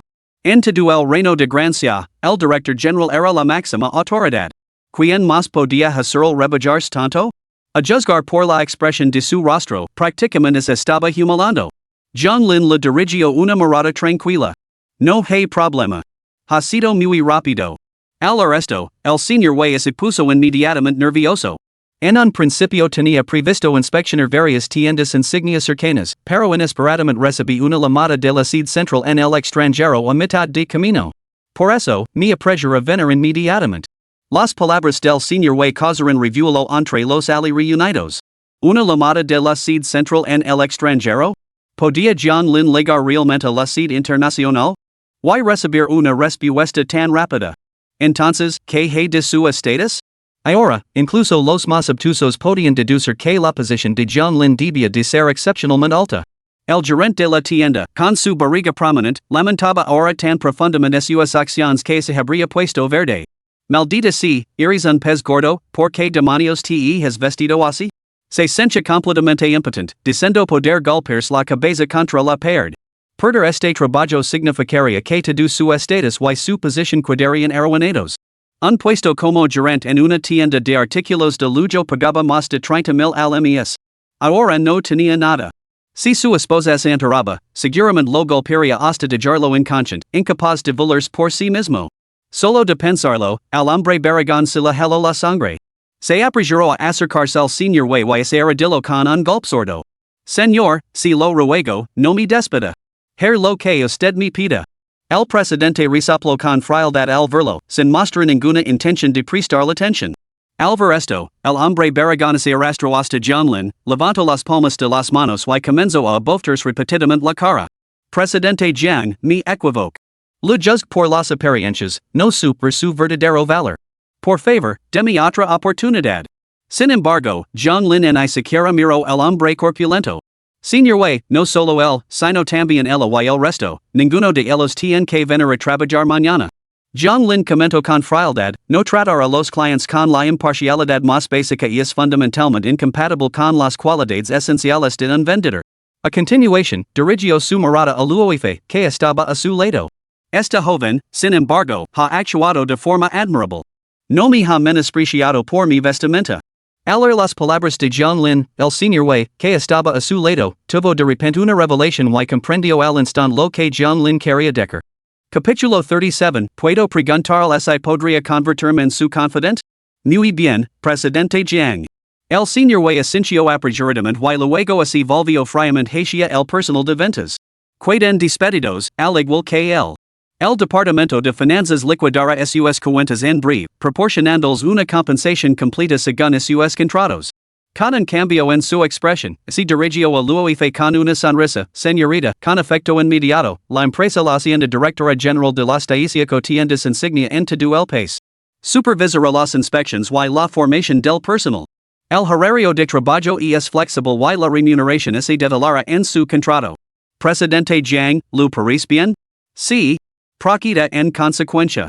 John Lin asintió con la cabeza, con un tono notablemente informal. A su lado, Luoife estaba completamente atonida. En cuestión de minutos, la trayectoria de su vida había sufrido un cambio radical. De humilde dependiente a directora general. Un ascenso así, logrado solo por experiencia, normalmente requeriría más de una década de servicio. Sin embargo, ahora dependía únicamente de la palabra de John Lin. Al instante, la mirada de ella se volvió compleja. John Lin, naturalmente, notó el cambio en su expresión y sonrió amablemente. No hay por qué ponerse nerviosa.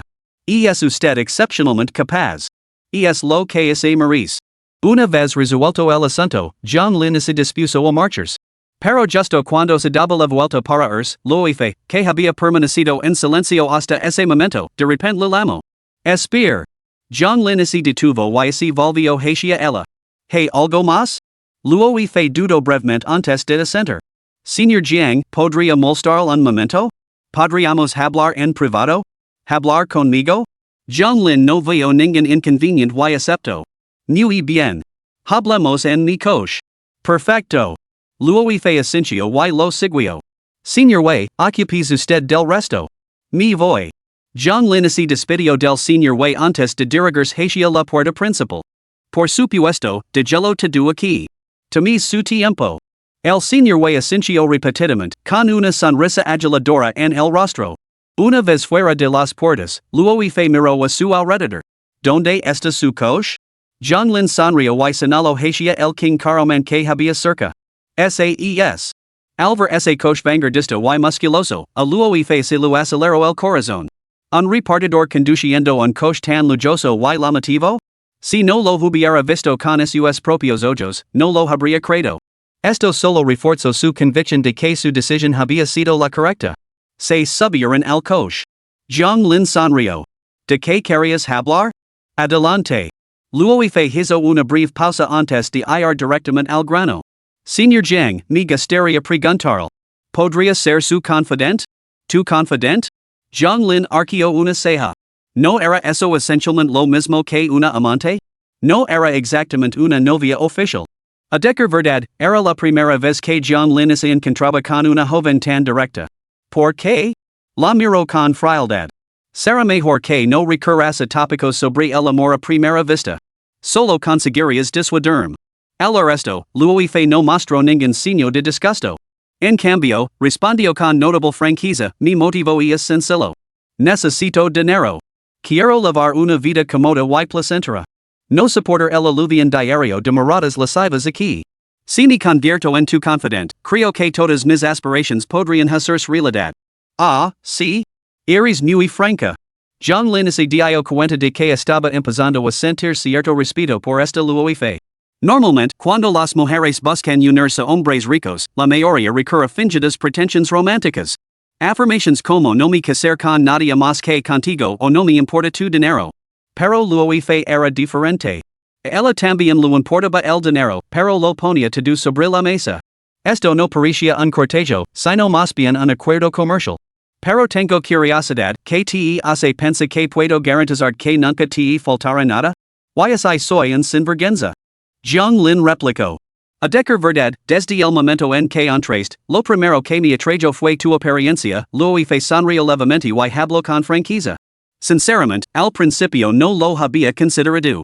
No fue hasta que me ordenaste que empaquetara todas mis pertenencias cuando de repente me di cuenta de que tus capacidades debían de ser mucho más profundas de lo que parecían. Aunque tu estancia ha sido breve, tu forma de ser, tanto en tus palabras como en tus acciones, ha sido directa y sencilla, nunca confusa ni vacilante. Luis Fe hizo una pausa mientras hablaba, siempre he confiado en mi instinto y sabía que no eras de los que mienten o fingen ser lo que no son. Por supuesto, lo que finalmente selló mi decisión fue cuando recibiste esa llamada de la sede central en el extranjero. Luis Fe esbozó una sonrisa repentina. Olvidé mencionar que también soy licenciada universitaria y entiendo un poco de idiomas extranjeros. Ante esto, Zhonglin finalmente comprendió por qué Luis Fe lo había elegido a él.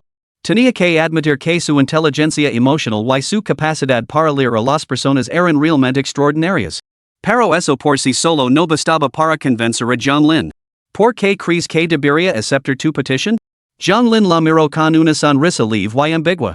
Tras una pausa, Luis Fe continuó, no puedo garantizar que aceptes, pero permitime reiterar mis puntos fuertes. En primer lugar, mi aspecto y mi figura, sin ser vanidosa, son absolutamente de primera categoría. Zhonglin asintió. Eso era innegablemente cierto. Había conocido a muchas mujeres a lo largo de los años y, en comparación con ellas, la figura de Luis Fe rivalizaba con la de él, mientras que su belleza no tenía nada que envidiar a la de Jane Yenran. Su personalidad era notablemente más madura y considerada que la de du Manuel. Francamente, era excepcional. Capítulo 38, El principio de las tres cosas que no hacer y las dos cosas que estar dispuesto a hacer de Luis Fe. En segundo lugar, si aceptas, no albergar ninguna ambición de convertirme en tu pareja oficial. Prometo estar completamente satisfecha con mi posición y no causarte ningún problema. Me adherir al principio de las tres cosas que no hacer y las dos cosas que estar dispuesto a hacer. No preguntar lo que no se debe preguntar. No escuchar lo que no se debe escuchar. No decir lo que no se debe decir. Y estar a tu entera disposición, en cualquier momento y en cualquier lugar. Las pupilas de Zhonglin se contrajeron. ¿Había estudiado Luis Fe el arte de ser confident? ¿O tal vez había leído algún tratado especializado? Analizar los aspectos más cruciales de tal papel con tanta precisión. ¿Un más inquietante, un mnemotécnico? En ese momento, Zhonglin solo pudo expresar un pensamiento. Sure, ¿eres tú? Por último, puedo asegurar, de hecho, puedo firmar un acuerdo, que si decides poner fin a esta relación, me retirar incondicionalmente. La compensación específica quedará totalmente a tu discreción. Zhonglin casi aplaudió al resto. Era una auténtica genialidad. Incluso el acuerdo de ruptura ya estaba preparado. Joder, ¿qué de tal? Imagino tener una confidente así, sería totalmente libre de complications. Ni siquiera tendría que inventarse excusas o razones, ella lo entendería todo. Después de decir esto, Luis Fe pareció relajarse un poco. Habló con calma, mientras trabajaba en la tienda, soporta innumerables casos de acoso por parte de los clientes. Esos hombres ricos, todos con air de superioridad, linos de sí mismos. Como si fuera una suerte que se dignaran a fijarse en mí. Encontrar hoy, siento que es una oportunidad destinada para mí. Aunque te niegues, debo intentarlo. Al ver que John Lin no respondía, Luo Ife continuó, por supuesto, no tienes que responder apresuradamente. Tome tu tiempo, piénsalo y luego den tu respuesta. Dica esto, abrió la puerta del coche y salió. Justo cuando estaba a punto de alejarse, John Lin bajó de repente la ventanilla y salió entre dientes. Oye, ¿qué prisa tienes? Yo no he dicho que no. Luo Ife se detuvo y se volvió para mirarlo con un atisbo de alegría. Entonces, ¿estás de acuerdo? Supongo que no tengo motivos para negarme. John Lin se encogió de hombres. Maravilloso. Ir a dimitir de la empresa del señor Wei ahora mismo. Luo Ife sonrió encantada. No es necesario. John Lin hizo un gesto con la mano para restar la importancia. Es solo un puesto ceremonial. Si quieres trabajar, puedes pasar por aquí cuando quieras. Además, te proporciona unos ingresos extra. ¿Por qué no? Al resto, Luo Ife prácticamente saltó hacia John Lin y le dio un beso en la mejilla. Gracias. ¿Te meets en el personaje tan rápido? John Lin no pudo evitar reírse. Así que seriamente también requería profesionalidad, ¿no? Salió del coche y Luo Ife, naturalmente, le cogió del brazo. ¿Qué descarada, no te da miedo que la gente diga que te mencionan? John Lin le preguntó con naturalidad por su comportamiento. Luo Ife sonrió levemente. Ya que soy tuya, debo cumplir con mis obligaciones como confidente. En cuanto a cómo me perciben, no me importa en absoluto. Además, a sus ojos, ya estoy destinada a ser la mujer mantenida de alguien de todos modos. Me parece justo. John Lin le dio a Luo Ife un cordial pulgar hacia arriba. Esa lógica, solo alguien totalmente poco profesional podría pensar en ella. Al regresar a la tienda, encontrarán que todo el personal había sido despedido. Solo quedaba el asistente del señor Wei, coordinando la llegada del nuevo personal. John Lin había vuelto principalmente para recoger la ropa que se había probado. En segundo lugar, estaba esperando a que Luo Ife se cambiara el uniforme. Cuando Luo Ife salió del probador, su aspecto transformado dejó a John Lin sin aliento. Su cabello, antes cuidadosamente recogido, ahora caía libremente sobre sus hombros. El uniforme negro había sido sustituido por un vestido largo bohemio de color azul cielo, acentuado por una exquisita cintura que resaltaba perfectamente sus curvas. Un par de sandalias adornadas con divertidos motivos de dibujos animados añadían un toque de fantasía a su conjunto. En un instante, todo el port de Luo Ife pasó de la jaunty elegancia y el aplomo interior a el de una diosa vivos y adorable. Este marcado contraste en su aura hizo que a John Lin le viniera a la mente la frase una diosa de mil caras. ¿A dónde vamos ahora? Preguntó Luo Ife al acercarse a John Lin y enlazar su brazo con el de él. ¿De compras? John Lin chasqueó los dedos. Antes solo había echado un vistazo rápido y se había dado cuenta de que el conjunto de Luo Ife no era de ninguna marca de lujo. Habiendo aceptado acompañarla, naturalmente no podía decepcionarla. Además, quería que ella viera su verdadero carácter. Afortunadamente, es encontraban en una calle famosa por sus boutiques de lujo. Con tiendas insignia alineadas a lo largo de la avenida, era una oportunidad única. John Lin tenía la intención de ayudarla a seleccionar algunas prendas adecuadas.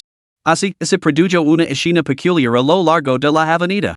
Una belleza digna de una diosa, con una puntuación de 90 tanto en figura como en aspecto, del brazo de un repartidor, se movía con intimidad de una boutique de lujo a otra.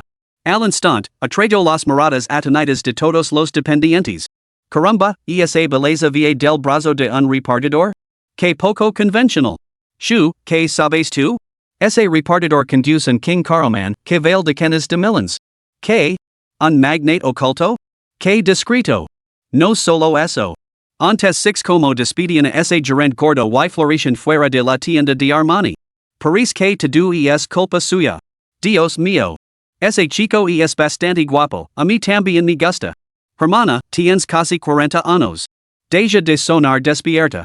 En medio de miradas atenidas, envidiosas y asombradas, John Lin llevó a Luo Ife a todas las boutiques de lujo. Chanel, Prada, Gucci, Dior, Cartier. Todo lo que le llamaba la atención y le cuidaba bien. Una palabra, comprar. Durante todo ese tiempo, Luo Ife mantuvo pensativamente su brazo enganchado al de John Lin, sin oponerse ni una sola vez a sus acciones. Entendía que todo lo que él hacía era para darle una sensación de seguridad. Además, como mujer, no se debe contradecir a un hombre en tales circunstancias. El espíritu de nunca discutir, siempre estar de acuerdo estaba arraigado en sus usos. Capítulo 39, el excaliga milenario de Nana. Por supuesto, no se limitaba a adularlo. Cada vez que John Lin le pedía su opinión sobre la ropa, ella ofrecía valoraciones perfectamente acertadas. Incluso lo guiaba a boutiques de lujo para hombres para seleccionar artículos adecuados para él. Al fin y al cabo, por muy esplendida que fuera Armani, no se podía llevar siempre la misma marca. Su jorga de compras se prolongó durante horas. Sus compras casi llenaron todo el maletero. John, querido. Luego que acababa de cambiar la forma de dirigirse a él, todavía se sentía un poco incómoda. ¿Ya es suficiente? ¿No crees que ya hemos comprado bastante? Debería batar. John Lin le dio la cabeza pensativo. Ah, claro. Todavía necesitas un reloj. Debería haber una tienda en la calle de al lado. Equimos un vistazo. A John Lin no le gustaba dejar las cosas a medias. Ya que habían empezado a seleccionar artículos, tenía la intención de completar el conjunto. El barrio vecino no estaba lejos, así que fueron andando en lugar de en coche. Carino, ¿a qué tienda vamos? Al observar la hilera de boutiques de relojes de lujo que se alineaban en la calle, Luoife no pudo evitar preguntar. ¿Qué marca de reloj te gusta? Preguntó John Lin. No estoy segura. No sé mucho sobre relojes de lujo. Luoife negó con la cabeza. Aunque era una experta en ropa, los relojes eran otro tema completamente distinto. Muy bien, entonces vayamos a Patek Philippe. John Lin asintió. Anteriormente había adquirido un Patek Philippe del Sistema y le había parecido bastante espléndido, por lo que elegirlo le parecía perfectamente razonable. De acuerdo, confiar en tu criterio. Luoife sonrió y asintió. Cogidos del brazo, la pareja entró en la boutique Patek Philippe. Los ojos del dependiente abrieron con asombro al ver entrar a John Lin y Luoife. Caramba, que joven tan apuesto y que mujer tan impresionante. ¿Es repartidor? Dios mío, los repartidores tienen novias tan guapas hoy en día? El personal mantuvo una profesionalidad impecable. Aunque sus pensamientos se aceleraron, no mostraron ningún rastro de desprecio o desdén. Sus sonrisas permanecieron fijas. Buenos días, ¿puedo ayudarles a elegir un reloj? Para ella. Por supuesto. Los relojes de señora están aquí. Por favor, síganme. La dependiente les guió, con la pareja siguiéndola de cerca. Justo cuando llegaron al mostrador, una voz alegre resonó de repente cerca de ellos. ¿Ife? ¡Qué casualidad! Al oír la voz, Luoife giró instintivamente la cabeza, igualmente sorprendida. Shen Na? ¿Qué haces aquí? El rostro de Shen Na se iluminó con una sonrisa de satisfacción. Bueno, mi novio dijo que quería comprarme un reloj, así que aquí estamos, echando un vistazo. Le dio una palmadita a una esbelta figura que estaba delante de la vitrina. Carino, ven a conocerla. Al oír sus palabras, un hombre de mediana edad con gafas de montura dorada se dio la vuelta. Sus ojos se iluminaron en cuanto vio la belleza de Luoife. Preciosa. Absolutamente deslumbrante. Shen Na, a su lado, como mucho, sacaba un 80 en belleza, y eso con maquillaje. En cuanto a la figura, simplemente no había comparación. Al instante, los labios del hombre de gafas se curvaron en lo que él consideraba una sonrisa despreocupada. Nana, ¿quién es ella? Es la compañera de trabajo de la que te habla, Luoife. Shen Na lo cogió del brazo mientras explicaba, solíamos trabajar juntos en un mostrador de cosméticos. Nunca imaginé que nos encontraríamos aquí hoy. El hombre de las gafas sonrió y le tendió la mano a Luoife. Encantado de conocerte. Soy el novio de Nana, Xu Fei. Trabajo en una empresa de inversiones. Desde el momento en que puso a sus ojos en Luoife, su corazón dio un vuelco. Así que, al presentarse, reveló casualmente su profesión. Ya se había fijado en John Lin, que estaba a su lado, vestido con un uniforme indistinguible del de un repartidor, claramente un perder sin un centavo. Sin embargo, al oír su presentación, Luoife ni siquiera levantó la mano. En cambio, extendió el brazo para rodear el de John Lin y sonrió. Este es mi novio, John Lin. Desconcertado por la reacción de Luoife, una chispa de irritación brilló en los ojos de Xu Fei. Luego esbozó una leve sonrisa y dirigió la mirada a John Lin. ¿Dónde trabajas, joven? John Lin le dirigió una mirada indiferente. Nada especialmente prestigioso. Solo soy repartidor en una tienda de comestibles. Anti este comentario, tanto el hombre de gafas como shan na intercambiar en miradas significativas. Shan na había trabajado anteriormente junto a Luoife, siempre eclipsada por ella en todos los aspectos. Y fuera en apariencia, figura, porto rendimiento en ventas. Nunca había superado a su rival. Aunque aparentemente affable, la envidia secreta de Shan na hacia Luoife no tenía límites. Para su total sorpresa, Luoife ahora salía con un repartidor. Esta revelación despertó en ella una olida de amarga envidia. Esto solo alimentó su deseo de hacer alarde de su propio estatus. Mientras tanto, el hombre de gafas ya albergaba dudas sobre los antecedentes de Jianglin. Escuchar admitirlo él mismo solo profundizó su desprecio. ¿Cómo podía una diosa como ella acabar con un humilde repartidor como tú? Así Jufe decidió demostrar su riqueza y sus capacidades ante Luoife, creando así una oportunidad para robársela. El hombre de gafas y la mujer materialista descubrieron que sus intenciones coincidían perfectamente. Vaya. Así que es repartidor? Comentó Shan na en tono sarcástico. Cuando se trata de elegir novios, no puedes competir conmigo. Solo hay que ver en nuestra pequeña Fefe, que trabaja en una empresa de inversiones que cotiza en bolsa y gana $1 million al año. Al resto, la perspicaz Luoife comprendió al instante las intenciones de la otra mujer. Frunció el seno, sin molestar siquiera en entrar al trapo, y en lugar de eso se volvió para rodear con el brazo a Jianglin y lo susurró suavemente, Carino, vamos a buscar a otra parte. Sabía que Jianglin no se rebujaría a discutir con gente así. Al fin y al cabo, solo era un reloj, mejor buscar otra tienda. Al ver que Luoife se disponía a marchas, Shan na protestó, como era de esperar. No había terminado de presumir, en lo que iba a dejar que se marcaran. Capítulo 40, yo tampoco soy un gran experto en relojes. No te vías tan rápido. Shan na agarró a Luoife del brazo y le dijo con amabilidad, ya que estás aquí, deja que mi marido te enseñe la casa. Es un auténtico experto en relojes de lujo.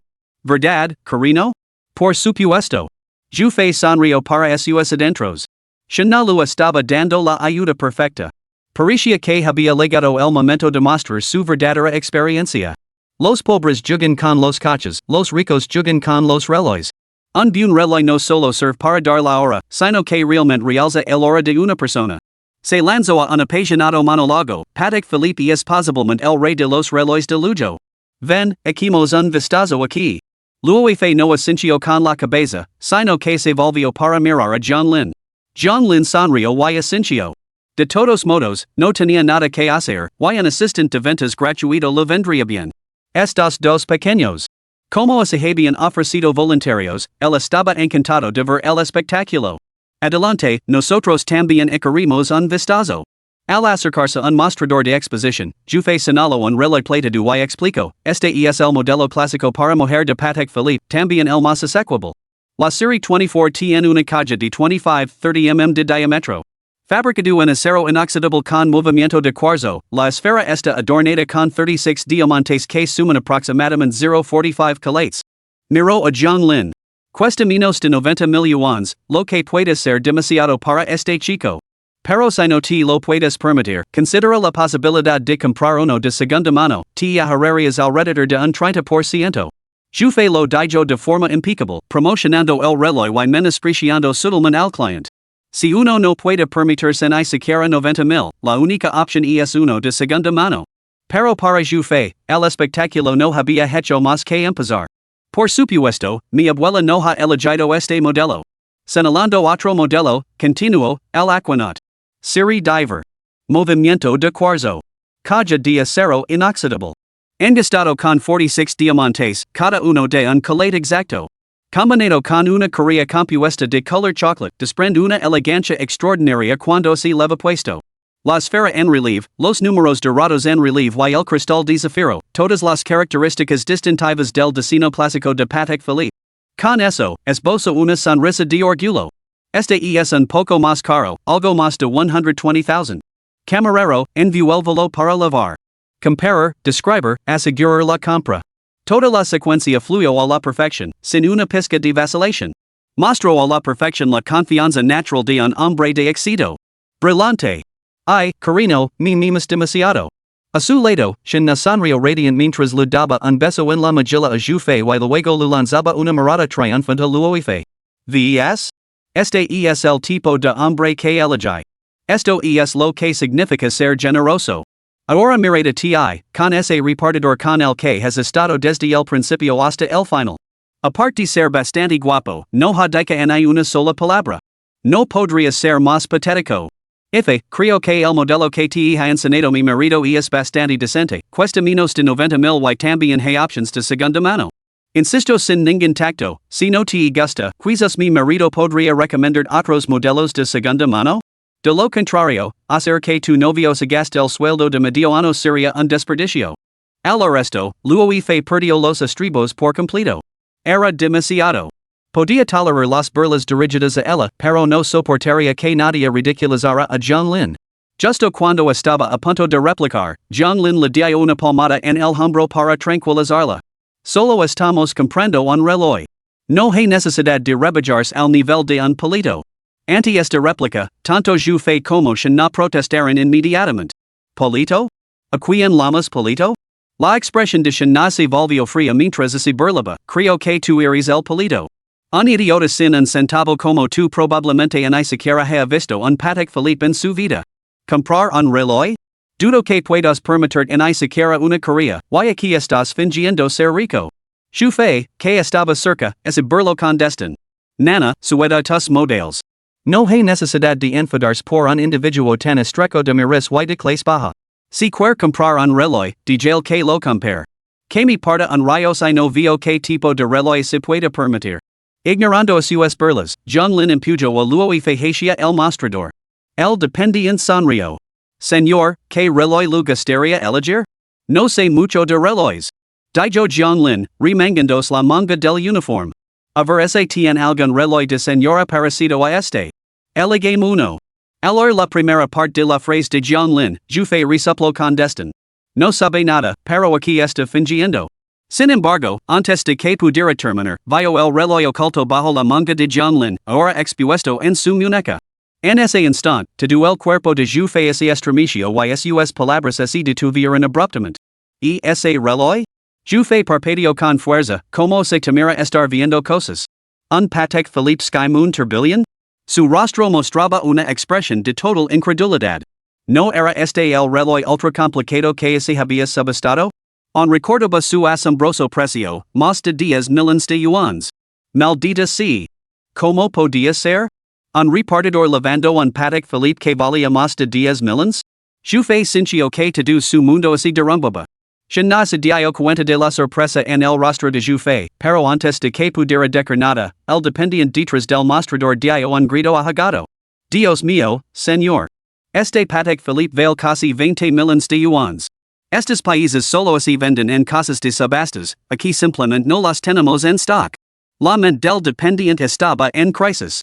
Este tipo era increíblemente rico. Había sido tan modesto, pero llevaba un reloj de 20 millones de yuans. Si pudiera venderlo uno, solo la comisión sería una fortuna. Capítulo 41, de todos modos, no entiendo de relojes, así que comprar el más caro. Ya veo. Lin negó ligeramente con la cabeza, decepcionado. Entonces traigan los relojes de señora más caros que tenga. Ahora mismo. La dependiente casi gritó de emoción. Se sentía increíblemente afortunada de haber encontrado a un cliente tan rico, no, realmente extravagante. Con una rapidez asombrosa, regresó en 2 minutos con una elegante bandeja. Sobre ella había 4 relojes, cada uno con su etiqueta de precio. Señor, estos son nuestros 4 relojes más caros. ¿Cuál lo llama la atención? Preguntó la dependiente con sinceridad. Lin empujó la bandeja hacia luego echó un vistazo. A ver si hay alguno que te guste. Luego negó con la cabeza. No sé nada de esto. Elige tú por mí. De acuerdo. Entonces. Lin señaló uno sin dudarlo. Luego lo miró sorprendida. ¿Por qué ese? ¿Por qué es caro? Respondió Lin con naturalidad. De todos modos, no sé mucho sobre estas cosas, así que comprar el más caro. Yo ¿Has oído esto antes? ¿Es esto siquiera lenguaje humano? Comprar un reloj requiere una selección y comparación cuidadosas.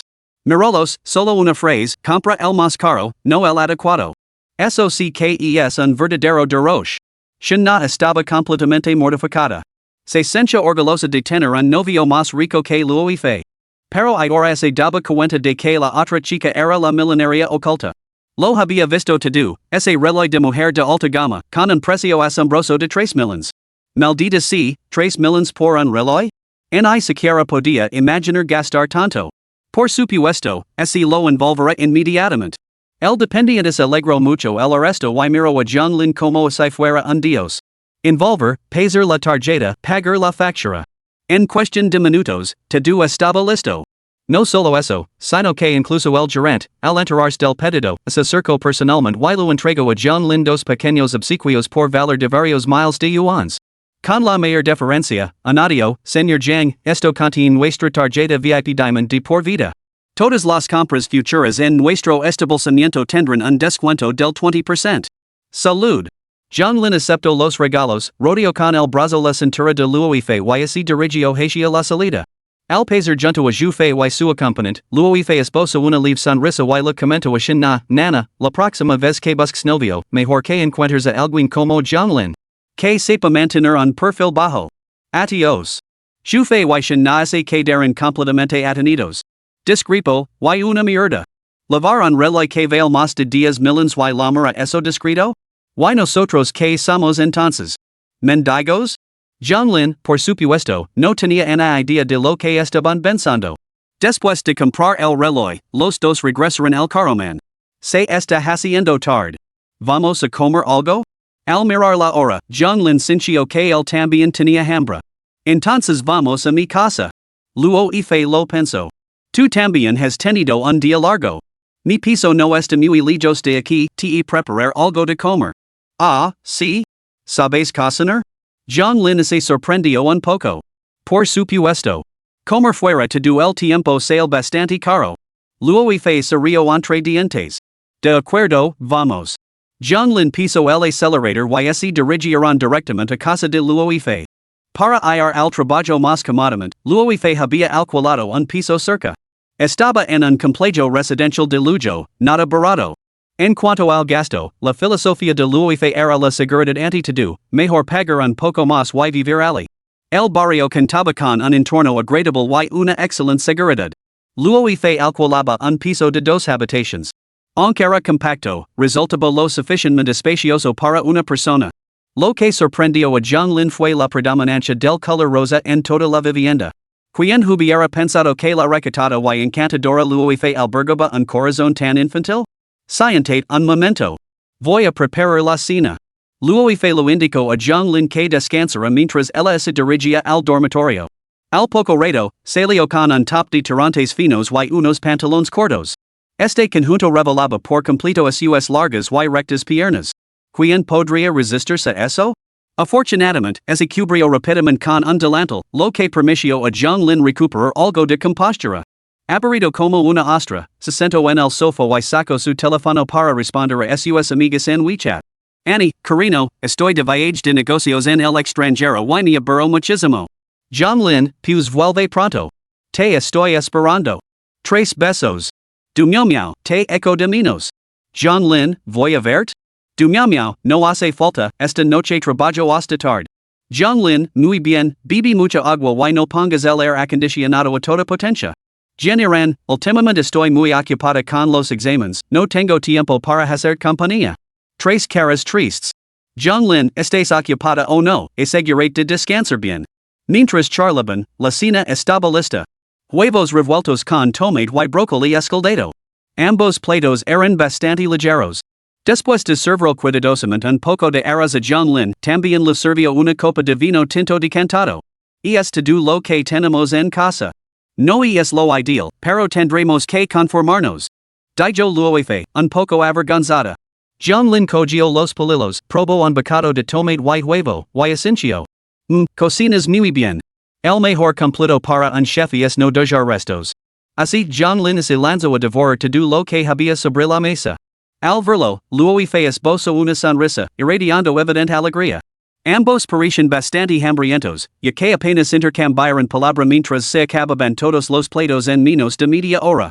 Incluso el vino tinto desapareció, quedando apenas media botella. Capítulo 42, Todos condition mi cuerpo. Ah. No hay nada como la felicidad de tener el estómago lleno. John Lin se hundió en el sofá y dejó escapar un suspiro de satisfacción. Es un honor contar con su aprobación, presidente John. Inclinandos hacia él, luego no pudo evitar preguntar con curiosidad, debe de ocupar un puesto bastante importante para poder llamar a la sede central en el extranjero, ¿verdad? John Lin la miró con una media sonrisa. ¿Quieres adivinarlo? Luego le dio la cabeza. Puedes poner en contacto con la sede central en el extranjero y ellos se dirigen a ti como presidente John. Si no me equivoco, debes de ser accionista, ¿no? Genial. Elogio John Lin. En realidad no es nada. Solo poseo una parte de sus acciones, soy el tercer accionista más importante. ¿Qué? ¿El tercer mayor accionista? Aunque luego yo lo sospechaba, la confirmación real la dijo atenida. Al fin y al cabo, se trataba del grupo Armani, valorado en miles de millones de dólares. El hecho de que John Lin tuviera una participación tan significativa decía mucho del poder que había detrás de él. No me extraña que cuentes con el respaldo de la sede central. Parece que realmente he encontrado una mina de oro. Luego sonrió encantada. Con un accionista así respaldándola, su posición estaba ahora totalmente asegurada. Yo también he encontrado una mina de oro contigo, ¿sabes?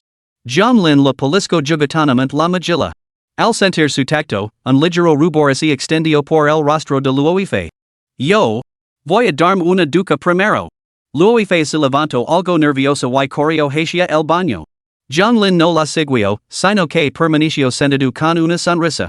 Aproximadamente una hora más tarde, ambos se habían refrescado por turnos. Luego se sentaron en el sofá una vez más. ¿Cansada? Descansa un poco. Luoife dudó durante un largo momento antes de hablar.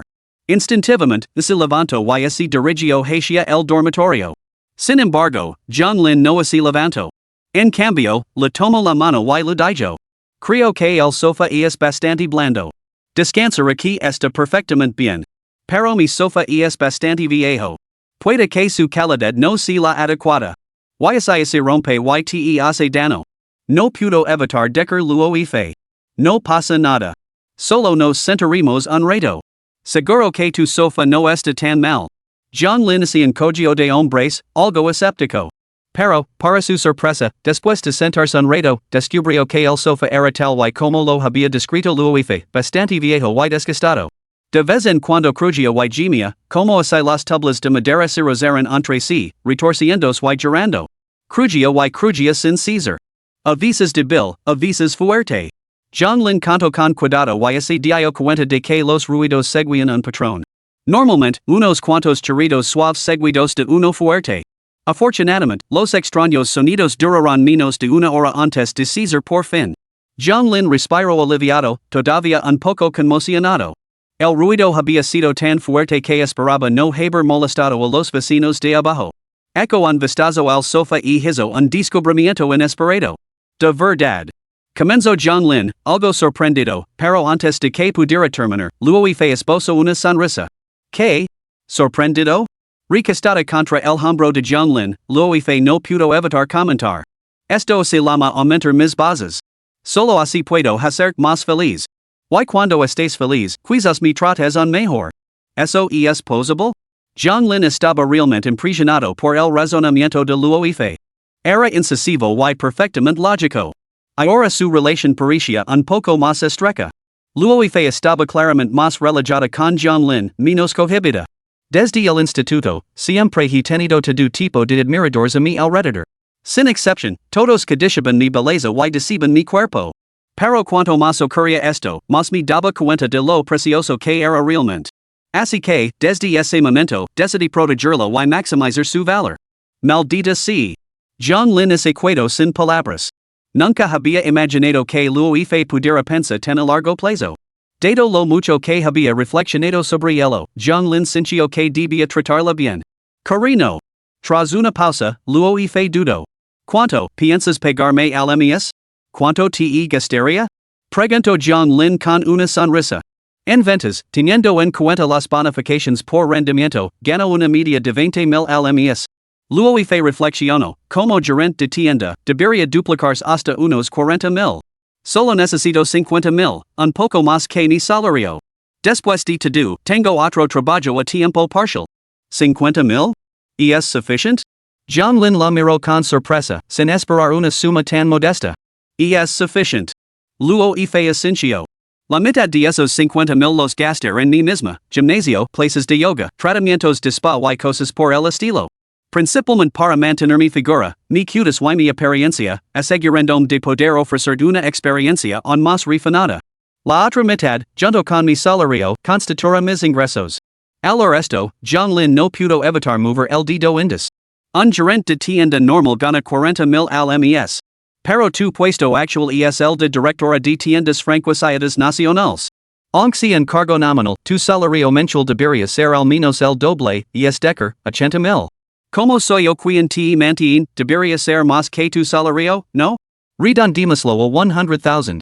¿Qué te parece? 100,000? A luego hice ese lo acelero el corazón al oír la cifra. Sumado a su propio salario, serían casi 200,000. Dios mío, no me extraña que algunas personas busquen desesperadamente que las mantengan, es una fortuna absoluta. Recuperándose, luego hice le dio un beso encantado en la mejilla. Gracias, John Lin. Eres muy amable conmigo. Abrazándolo, añadió con cierta timidez, entonces, cariño, podría molestar para que me transfieras primero el pago de este mes? Capítulo 43, recompensarla con todo un centro comercial Wancheng. Esperaba que John Lin diera después de todo, ninguna amante pedía el pago por adelantado. Sin embargo, al escuchar su petición, el ascensió sin decir nada. Está bien. Dame tu número de tarjeta. ¿Aceptaste así sin más? Su repentina aceptación tomó a luego hice por sorpresa. ¿Qué? ¿Sorprendida? John Lin respondió con otra pregunta. En absoluto. Pense que me preguntarías qué pensaba hacer con él. Luego hice negó con la cabeza.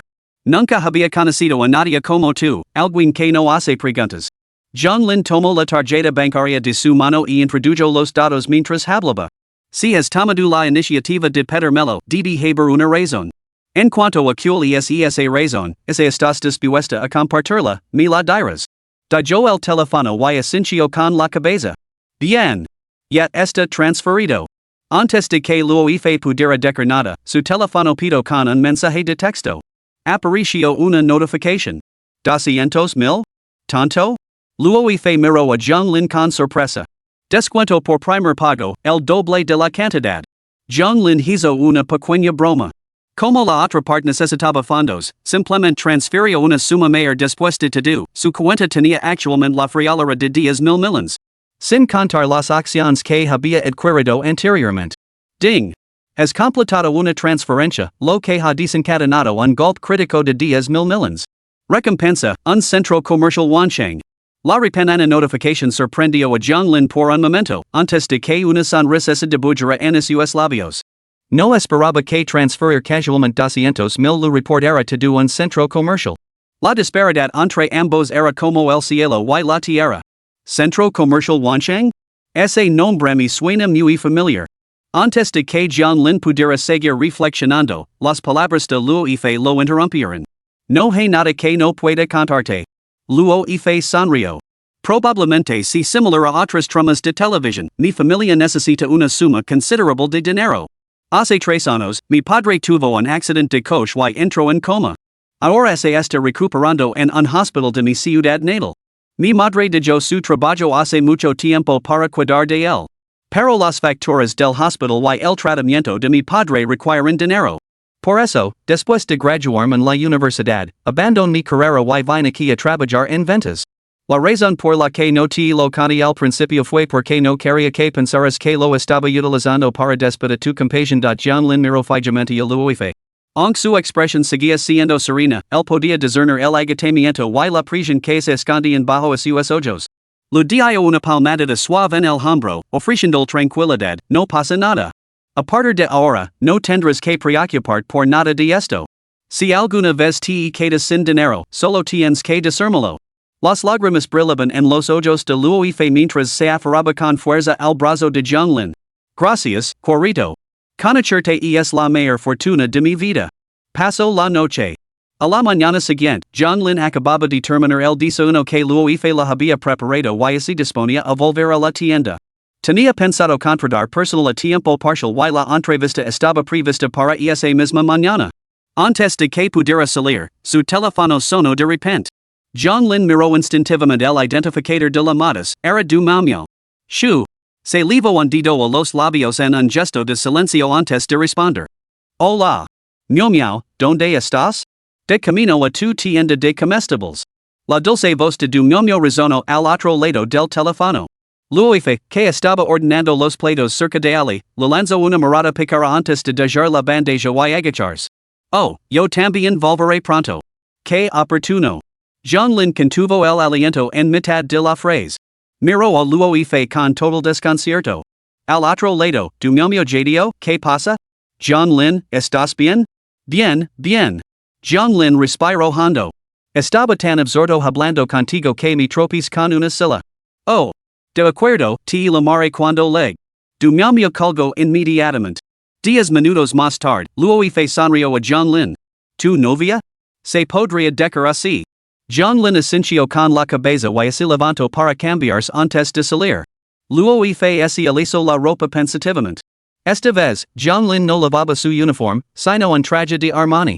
Estaba elegante y muy guapo. Me voy. Después de despedirse de Luife, John Lin se dispuso a abrir la puerta. En ese momento, Luife lo llamó de repente. Oi. ¿Qué pasa? John Lin se volvió para mirarla. ¿Qué tal lo he hecho? Preguntó Luife con una sonrisa. John Lin se rió entre dientes y respondió, práctica con diligencia. Hey Margan de Majora. Al salir de la residencia de Luife, John Lin se subió a su Calomon King y se dirigió a toda velocidad hacia la tienda general.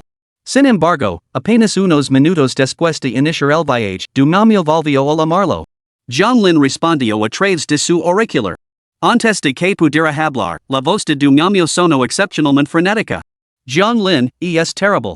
Se ha reunido una multitud fuera de tu tienda. Parece que quieren demoler el edificio. ¿Demolerlo? John Lin arqueó las cejas. Había firmado un contrato de alquiler de un año con el propietario, ¿cómo podían simplemente derribarlo? Miau miau, mantén la calma. Me encargo de ello cuando llegue. Con eso, terminó la llamada y piso a fondo el acelerador. Capítulo 44, la arrogante empresa de decoración Tianma, Pongame con su director general. Fuera de la tienda Floating Life General Store, du Maumio extendió los brazos, bloqueando el paso al grupo de personas que tenía delante. Señorita, usted no es la propietaria. Lo aconsejo que se aparte. Fuera de la tienda, un grupo de hombres con cascos de seguridad se enfrentaban a du Maumio. El líder, un hombre de mediana edad y rostro demacrado, la miró con ojos penetrantes. Si acabamos haciendo el daño, será difícil resolverlo más tarde.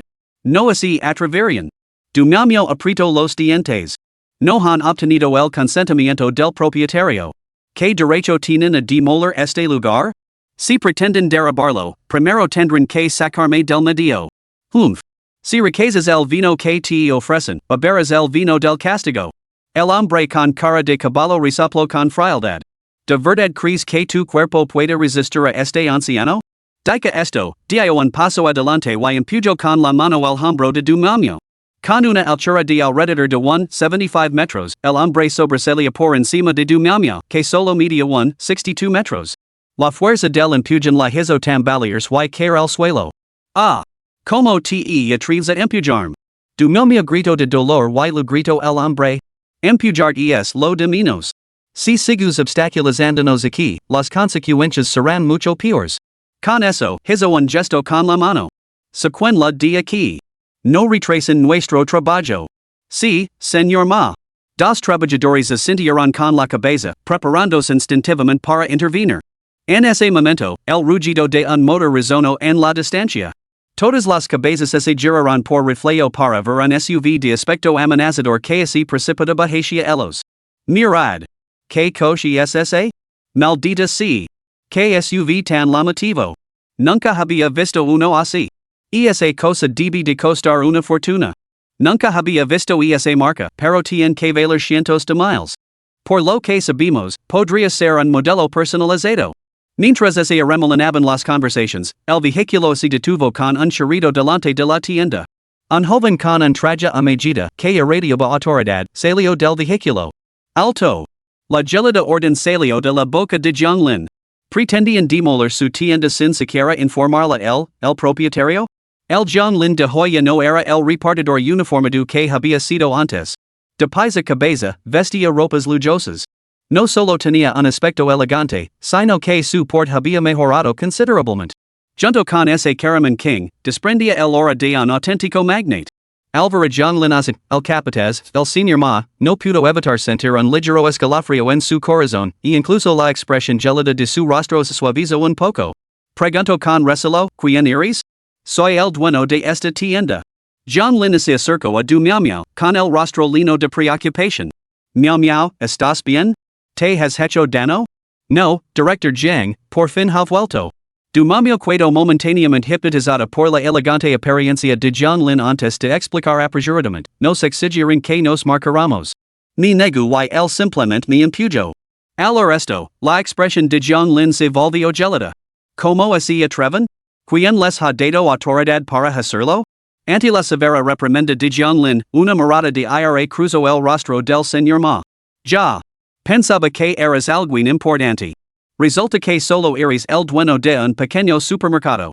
Hace unos momentos, casi se había dejado intimidar por John Lin. Pero al escuchar la presentación del hombre, una fría sonrisa se formó en su mente. Señaló el emblema de su uniforme. ¿Ves esto? Somos Tianma Decoration, nos encargamos específicamente del proyecto de ampliación del centro comercial Wansheng. Tu tienda ha sido comprada por Wansheng. El propietario ha completado todos los trámites y ahora vamos a comenzar las reformas.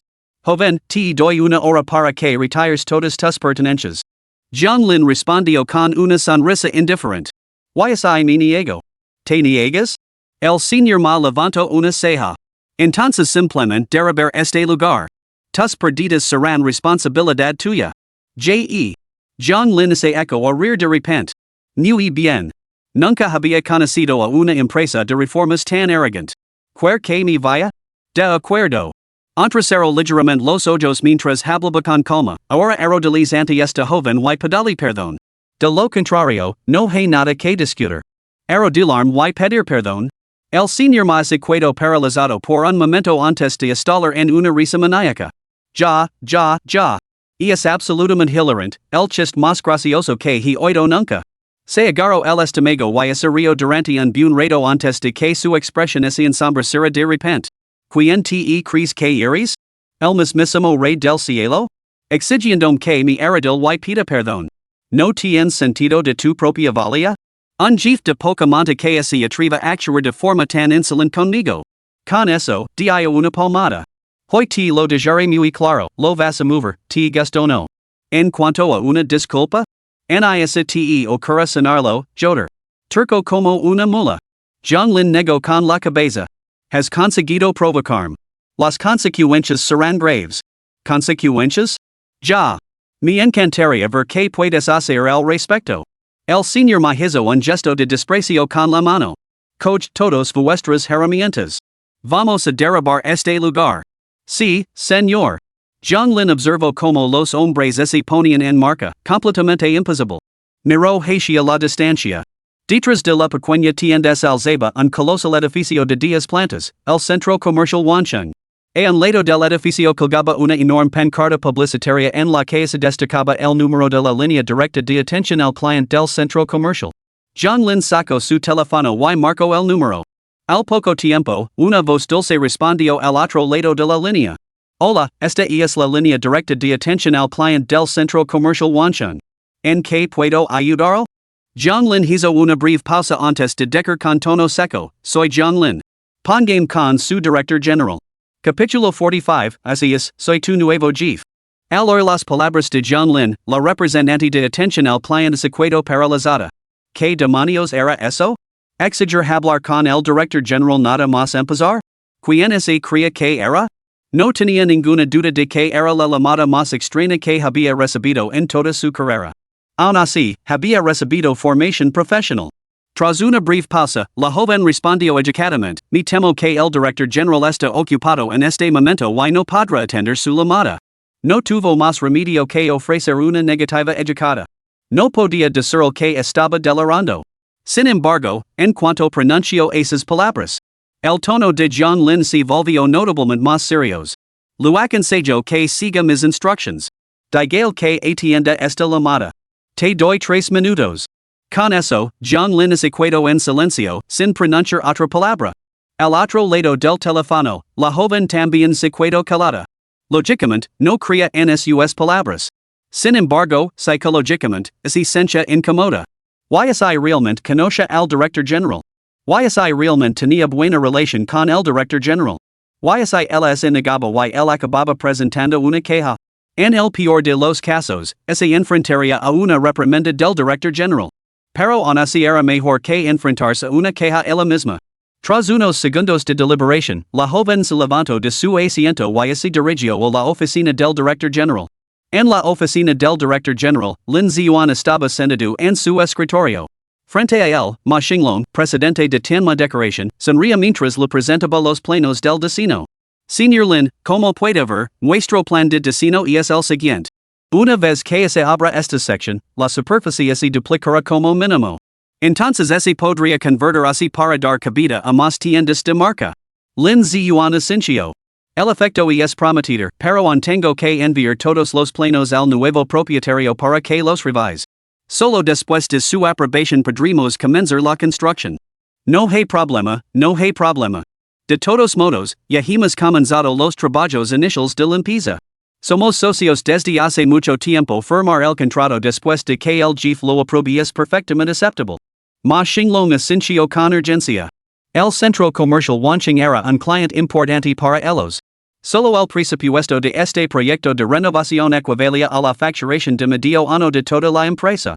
Hicieron lo que hicieron, tenían que asegurarse de que se les atendiera bien. Eso está bien. Yo.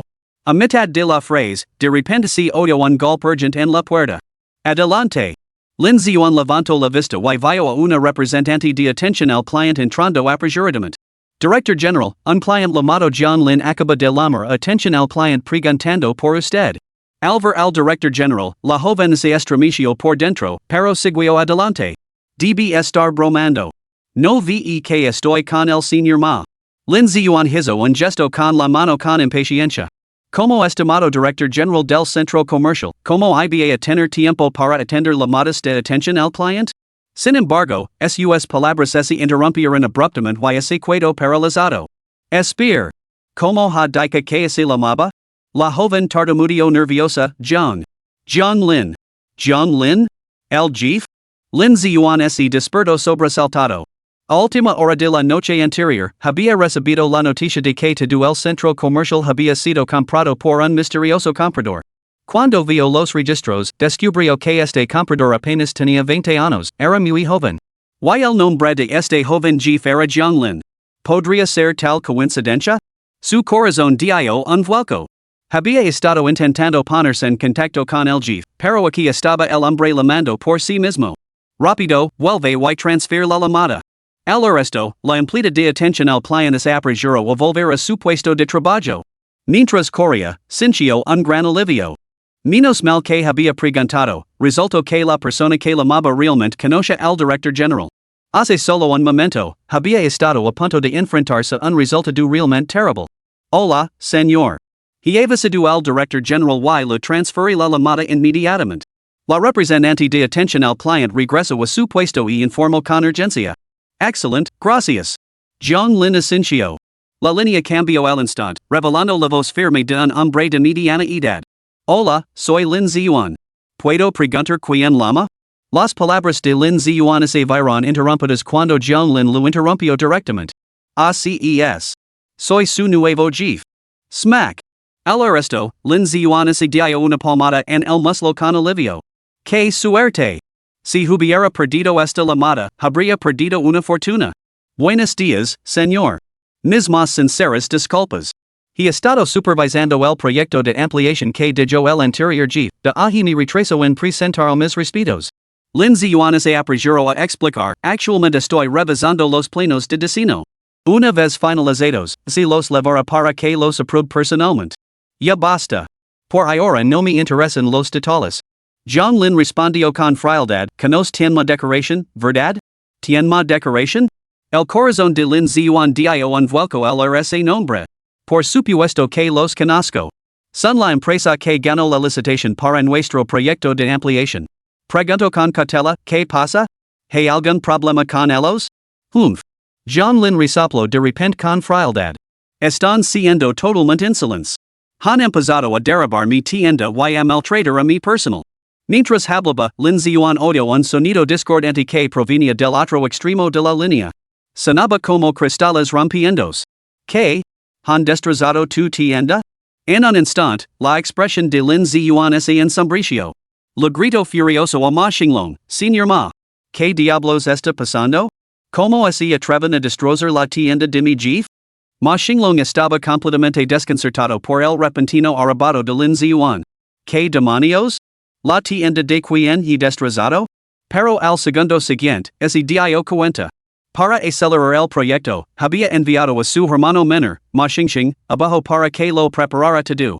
Los llamados preparativos consisten en desalojar por completo a los inquilinos que aún no habían abandonado el local. Se habían adquirido todas las propiedades una vez desalojados los ocupantes, podría comenzar la construcción. Al darse cuenta de esto, Ma Xinglong se quedó boquiabierto y miró a Lin Ziyuan con incredulidad. ¿Podría ser que hubieran desalojado la tienda de John Lin? Capítulo 46, Cuanto más destruís, mayor es tu castigo. Al ver el rostro pálido de Ma Xinglong, Lin Ziyuan supo que la verdad era innegable. Poco a poco, puso el altavoz del teléfono y miró a Ma Xinglong con furia. Señor Ma, nuestros planos de destino aún no están terminados. ¿Quién lo autorizó a comenzar la construcción? ¿Con qué autoridad procedió usted? Señor Lin, yo, pense. Ma Xinglong abrió la boca, pero no terminó la frase. Desde todos los puntos de vista, la culpa era exclusivamente suya. En ese momento, las excusas eran totalmente inútiles. El único recurso era reparar el daño causado. Pum. Saltó de su asiento y se inclinó 90 grados ante el señor Lin. Mis disculpas, jefe, señor Lin. Por favor, concédeme una oportunidad. Disciplinar a este muchacho como es debido. Ma Xinglong habló con sinceridad, cualquier condición que exija, solo tiene que decirla.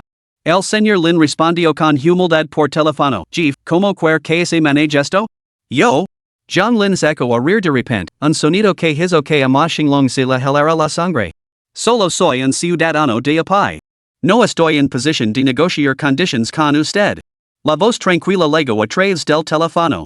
Con efecto inmediato, se suspende toda cooperación entre el proyecto de ampliación del centro comercial Wancheng y Tianma Decoración. Vuelva a elicitar el contrato a otras empresas. Click.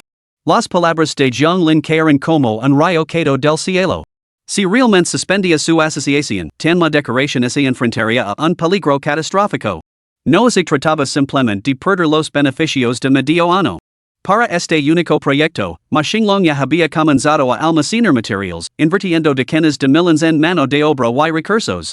Si la asociación se disolvía, se quedaría sin nada más que perdidas. En un instante, Ma Xinglong entró en pánico, total y completamente. No, por favor, jefe. Ma Xinglong se inclinó repetidamente. No hace falta que pongas conditions. Yo me encargo de todo. Ya verás como lo resuelvo. Sacó apresuradamente su teléfono y llamó a su hermano menor, Ma Xingxing, delante de Lin Ziyuan. Rompe las ventanas aquí también. Fuera de la tienda Floating Life General Store, Ma Xingxing daba órdenes con air arrogant, mirando de vez en cuando a Zhang Lin. ¿Dónde están tus refuerzos, muchacho? Llevas mucho tiempo al teléfono y no ha venido nadie a ayudarte. Ya. ¿No crees que por ser joven, tener un pequeño supermercado y lavar ropa de marca falsa puedes hacer lo que te dé la gana? Ma Xingxing le sermonio con condescendencia, cuando este viejo estaba en la calle, tú todavía lavabas pañales. Las cuatro paredes de cristal. Zhang Lin habló con calma, cuanto más daño causas, mayor será el precio que pagarás. Ah, sí. ¿Y dónde está mi precio? Ma Xingxing extendió las manos con desdén, pero antes de que pudiera terminar, su teléfono sonó de repente.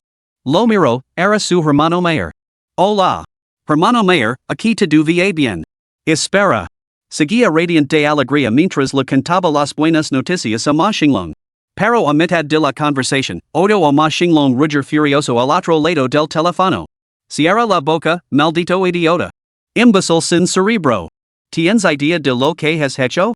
Las palabras de Ma Xinglong dejaron a Ma Xingxing completamente estupefacto. Espera, hermano mayor, ¿qué he hecho? ¿Qué pasa? ¿Cómo que qué pasa? ¿Estás ciego? ¿En ni siquiera reconoces al jefe?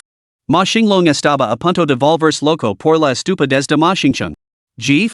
¿Qué jeef? Ma Xingcheng estaba on más desconcertado. Aquí solo tengo un pequeño propietario de supermercado. Maldita sea. El pequeño comerciante del que hablas es el único propietario de todo el centro comercial Wancheng. ¿Qué? No puede ser. Ma Xingxing palideció y miró a Jianglin como si hubiera visto un fantasma. ¿Por qué no puede ser? El director general Lin lo ha confirmado personalmente. Ma Xinglong rugió, ahora, disculpad inmediatamente con el señor Jiang. Asegurate de que quid satisfecho o, si nos rescinden el contrato, te despedir vivo. Bip, bip. Al el tono de llamada al otro lado del teléfono, Ma Xingxing es quedó completamente estupefacto. Nunca imagino que el pequeño propietario del supermercado fuera en realidad el cerebro detrás de todo el centro comercial Wancheng. Maldita sea, eres dueño de un centro comercial y estás dirigiendo una maldita tienda de comestibles aquí. ¿A qué demonios estás llegando? Mientras tanto, un subordinado ajeno a la situación se acercó y preguntó, Señor Ma, hemos roto el cristal. ¿Seguimos rompiendo el resto? Al arresto, Ma Xingxing se puso firme y le dio una bofetada al hombre. Rompe tu culo. Parad to do. Detenidos inmediatamente. Los hombres intercambiaron miradas de desconcierto. ¿No les había ordenado que lo rompieran to do? ¿Por qué parar ahora? Antes de que pudieran reaccionar, Ma Xingxing cayó de rodillas con un golpe sordo. Se inclinó repetidamente ante Jianglin, suplicando, Chief, mi equivoque. Sé que mi equivoque. Smack. Levantó la mano y se abofeteó a sí mismo. Estuve ciego al no reconocer su estatura, señor. Por favor, tenga piedad. No me lo echen cara. Todos los trabajadores estaban atenidos. Los espectadores también estaban atenidos. Incluso du Mamiao, detrás de Jianglin, estaba desconcertada. ¿Qué demonios estaba pasando? ¿No había sido tan arrogante hacía solo unos momentos? Incluso había roto el cristal. ¿A qué se debía este cambio repentino? ¿Lo había remordido la conciencia y se reprochaba a sí mismo? Pero era un reproche bastante duro, ¿no? Desde el momento en que empezó a hablar, las bofetadas no habían cesado. Y cada una era más fuerte que la anterior. Ya tenía la mitad de la cara hinchada. No era que Ma Xingxing no quisiera parar, es que no se atrevía. Si Jianglin no estaba satisfecho, todo el proyecto se descartaría. Entonces, Tianma decoración no solo se enfrentaría a pequeñas dificultades, sino que se vería sumida en una catástrofe total. Capítulo 47, El Señor de la Guerra Ma Xinglong regala el 20% de las acciones. Desde el principio hasta el final, Jianglin se limitó a observarlo en silencio, sin pronunciar una sola palabra. Si Jianglin no hubiera estado presente ese día, y otro propietario hubiera ocupado su lugar, toda la tienda general habría quedado completamente arruinada. Todo su arduo trabajo se habría perdido. La paliza duró casi 10 minutos, dejando a Ma Xingxing al borde de la inconsciencia. Justo cuando Jianglin estaba a punto de hablar, se vio a varias figuras corriendo apresuradamente desde lejos. Ma Xinglong, jadeando pesadamente, se abalanzó hacia adelante. Sin decir una palabra, pateó a Ma Xingxing con tanta fuerza que lo envió redondo a un lado. Te matará golpes, ciego idiota. Ma Xinglong estaba realmente furioso. Es por tu culpa, inútil, que casi perdemos todo Tianma. Le propino dos patadas más antes de volverse hacia Jianglin y hacer una reverencia de 90 grados. Mis más sinceras disculpas, señor Jiang. Mi incapacidad para disciplinarlo adecuadamente lo ha causado un problema tan grande. Lo compensar por sus perdidas. Solo entonces Jianglin se dignó a mirarlo, con tono indiferente. Solo es una tienda general. Puedo permitirme la perdida. Al arresto, Ma Xingxing rompió a sudar frío. El hombre recazaba su compensación. Sin embargo, tras años de experiencia en el mundo de los negocios, comprendió rápidamente el quid de la cuestión. Miró a su alrededor y su mirada se posó inmediatamente en du Mamiao, que estaba detrás de Jianglin. Mis más sinceras disculpas. Mi hermano menor ha causado daño a esta joven. Es realmente lamentable. Hablo con sinceridad, si a esta joven no lo importa, puedo autorizar una compensación de 500,000 yuans en efectivo. ¿Qué le parece? Ante esta oferta, incluso los espectadores se quedaron completamente atenidos. Joder, un simple impugn justifica una indemnización de medio millón? Ni siquiera un accidente simulado repartiría tanto dinero tan fácilmente. ¿Qué demonios es el trasfondo de este pequeño propietario de supermercado? ¿Cómo ha conseguido intimidar a la otra parte tan completamente? La propia du miamio se sorprendió por la cifra. Su salario anual combinado apenas alcanzaba los 300,000. YSOSE debía en gran parte Zhonglin. Sin embargo, este hombre acababa de ofrecer medio millón con total naturalidad. Abrió la boca para hablar, pero se dio cuenta de que Zhonglin no tenía intención de decir nada. Ma Xinglong, un veterano con mucha experiencia, captó naturalmente el quid de la cuestión. Al ver el silencio de Zhonglin, apretó los dientes. Tenma decoración está dispuesta a ofrecer el 20% de sus acciones como regalo a esta joven. ¿Luz satisfaría eso? Esto dijo a du milio completamente atenida. No sabía el valor exacto de mercado de Tenma decoración, pero una empresa capaz de asegurar todos los proyectos del centro comercial Wancheng debía valer, como mínimo, decenas de millones. El 20% de las acciones? Eso eran casi 10 millones.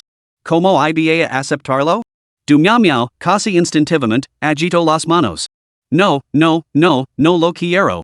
Pero antes de que pudiera terminar, Zhonglin le dio una palmada en el hombro y dijo con calma, no pasa nada. Aunque no es mucho, es un gesto de buena voluntad del señor Ma. Acéptalo. Ma Xinglong. Maldita sí, no es mucho? No sabía cuántos años tendría que trabajar para recuperarlo. Aunque Ma Xinglong sentía el pinchazo, tenía sus propios cálculos. Mientras la otra parte se hiciera cargo de esas acciones. Aunque fueran a parar a esa chica, seguiría significando establecer una conexión con Zhonglin. Los beneficios que podría obtener más adelante podrían superar todas las expectativas. Al resto, du mismo negó con la cabeza repetidamente. Zhonglin, realmente no puedo aceptar tantas acciones. Deberías cuidártelas. Que tonta. Zhonglin se rió entre dientes y lo revolvió el pelo con cariño. Tomalas. Debes tomarlas. Solo así el señor Ma estará realmente satisfecho. Ma Xinglong sintió un escalofrío al resto. El hombre que podía controlar todo un centro comercial claramente no era una persona corriente. Con una sola frase, había calado directamente en el corazón de los pensamientos de Ma Xinglong. Una vez resuelto este asunto, Zhonglin levantó la mirada hacia la tienda Floating Life General Store que tenía delante. Un suspiro melancólico se lo escapó. Una vez había imaginado pasar sus días aquí sin hacer nada. Sin embargo, en solo unos días, habían sucedido muchas cosas. Apenas había comenzado a dirigir la tienda cuando se desarrollaron los acontecimientos. La verdadera ironía? Había repartido folitos. No se presentó en un solo entrevistado, solo llegaron los equipos de demolición. Bueno, ese hay que derribarlo, que así sí. De todos modos, Zhonglin no tenía ningún deseo de quedarse aquí. Con sus habilidades actuales, podía llevar una vida tranquila en cualquier lugar. No había necesidad de aferrarse a este lugar. Esto no era el argumento de una novela en el que uno debe permanecer en un lugar para crecer. Después de reflexionar, volvió a entrar en la tienda. Rebuscó en el mostrador durante un rato hasta que finalmente encontró un teléfono móvil antiguo. Era el número de contacto para entregas. Zhonglin lo cogió, se dio la vuelta y salió por la puerta. Se lo entregó al gerente general, Lin Ziwan, que estaba esperando. Toma esto dijo Zhonglin con indiferencia. Si alguien llama diciendo que viene a una entrevista, dil que la tienda de comestibles está cerrada. Que puede hacer la entrevista en el centro comercial Wancheng. Tú fijas las conditions. Ninguno de los entrevistados podía imaginar que, por una sola frase de Zhonglin, el destino les llevaría a convertirse en empleados de un centro comercial. Muy bien, no se preocupe, me encargo de ello. Lin Ziyuan guardó el teléfono con tono solemne. Muy bien, todos pueden irse. Zhonglin tomó la pequeña mano de du miau, preparándose para marchas. Pero justo entonces, Ma Xinglong habló con urgencia. Señor Jiang, ¿estaría libre esta noche? ¿Nos haría el honor de acompañarnos a una sencilla cena? Capítulo 48, la entusiasta confidente de Luo Yifei, Xu Yaoyao. Zhonglin se detuvo y volvió la cabeza para mirarlo. Temiendo que Zhonglin pudiera rechazar la invitación, Ma Xinglong añadió apresuradamente con una sonrisa forzada, Señor Jiang, por favor, no se niegue tan rápido. Nuestro proyecto está a punto de comenzar. Todavía tenemos que discutir con usted los detalles de los planos de destino. Solo con su aprobación final podremos seguir adelante. También sería una excelente oportunidad para presentar adecuadamente a mi equipo de destino. Si se tratara simplemente de una invitación a cenar, Ma Xinglong estaba seguro de que alguien de la tala de Zhonglin no tendría ningún interés. Dat ahí este pretexto. En realidad, también era totalmente sincero. Después de escuchar esto, John Lin se quedó en silencio por un momento antes de asentir. Muy bien. Enviéme la hora y el lugar. Por supuesto. Esperaré su distinguida presencia en el Hotel Wanfu esta noche a las 8 en punto. Ma Xinglong respondió sin dudarlo. El Hotel Wanfu era uno de los establecimientos más prestigiosos de la capital, lo que representaba el más alto nivel que podía ofrecer para agasajar a sus invitados. Muy bien, nos vimos esta noche. John Lin hizo un gesto con la mano para despedirse y tiró de du malmia hacia el Caraman King. Al ver el vehículo, Lin Ziyuan no pudo evitar exclamar, Chief, ¿es usted tan extravagant? ¿Es realmente un Caraman King? Ma Xinglong, que observaba la escena, no pudo evitar preguntar con curiosidad, ¿qué pasa? ¿Es tan caro este coche? El mismo conducía un Mercedes-Benz que valía algo más de $1,000,000 de yuans y realmente no estaba familiarizado con estos temas. Lin Ziyuan lo lanzó una mirada destinosa. No es caro. El modelo básico solo cuesta unos 20 millones de yuans. Pero el del Jeep me parece que es la versión más lujosa, probablemente cerca de los 50 millones de yuans. ¿50 millones? Ma Xinglong abrió los ojos con sorpresa. Este único vehículo prácticamente podía engolir la mitad de su empresa. Eso lo hizo sentir aún más agradecido por el honor de haber sido invitado a cenar con John Lin. Después de dejar a du malmio en su casa, John Lin condujo directamente a la casa de Luo Yifei. Tenía intención de cambiarse de ropa. John Lin se dio cuenta de que aún no estaba acostumbrado a ese tipo de ropa formal. Lavarla de vez en cuando era soportable, pero usarla constantemente lo resultaba bastante incómodo. Afortunadamente, Luo Yifei, con su gusto impecable, lo había seleccionado un nuevo conjunto informal.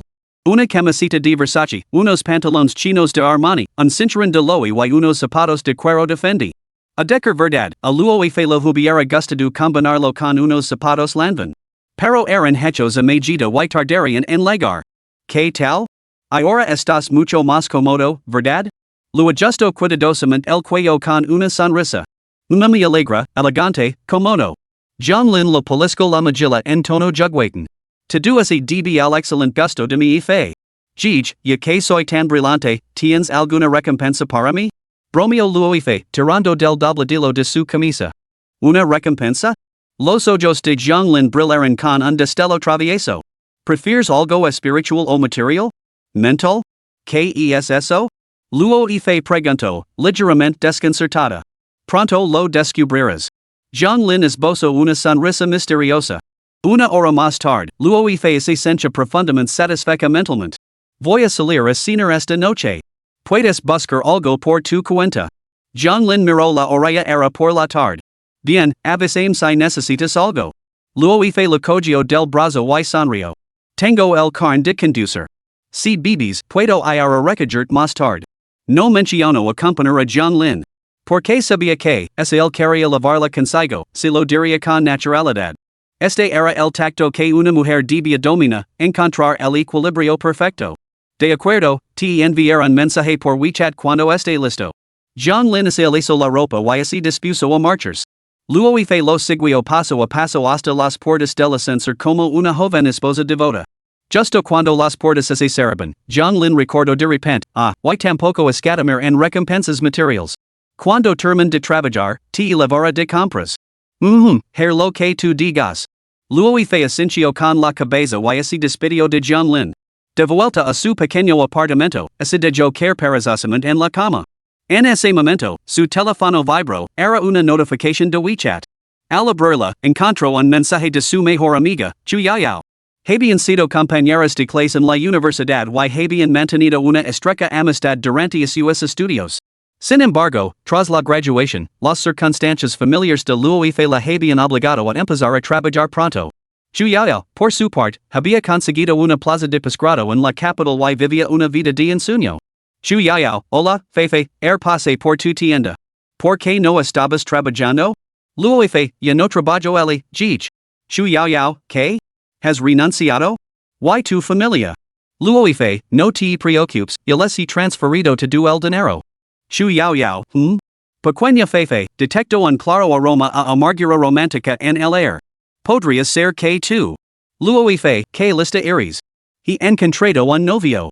Chu Yaoyao, estoy totalmente sorprendida. JPG. ¿Cómo es posible?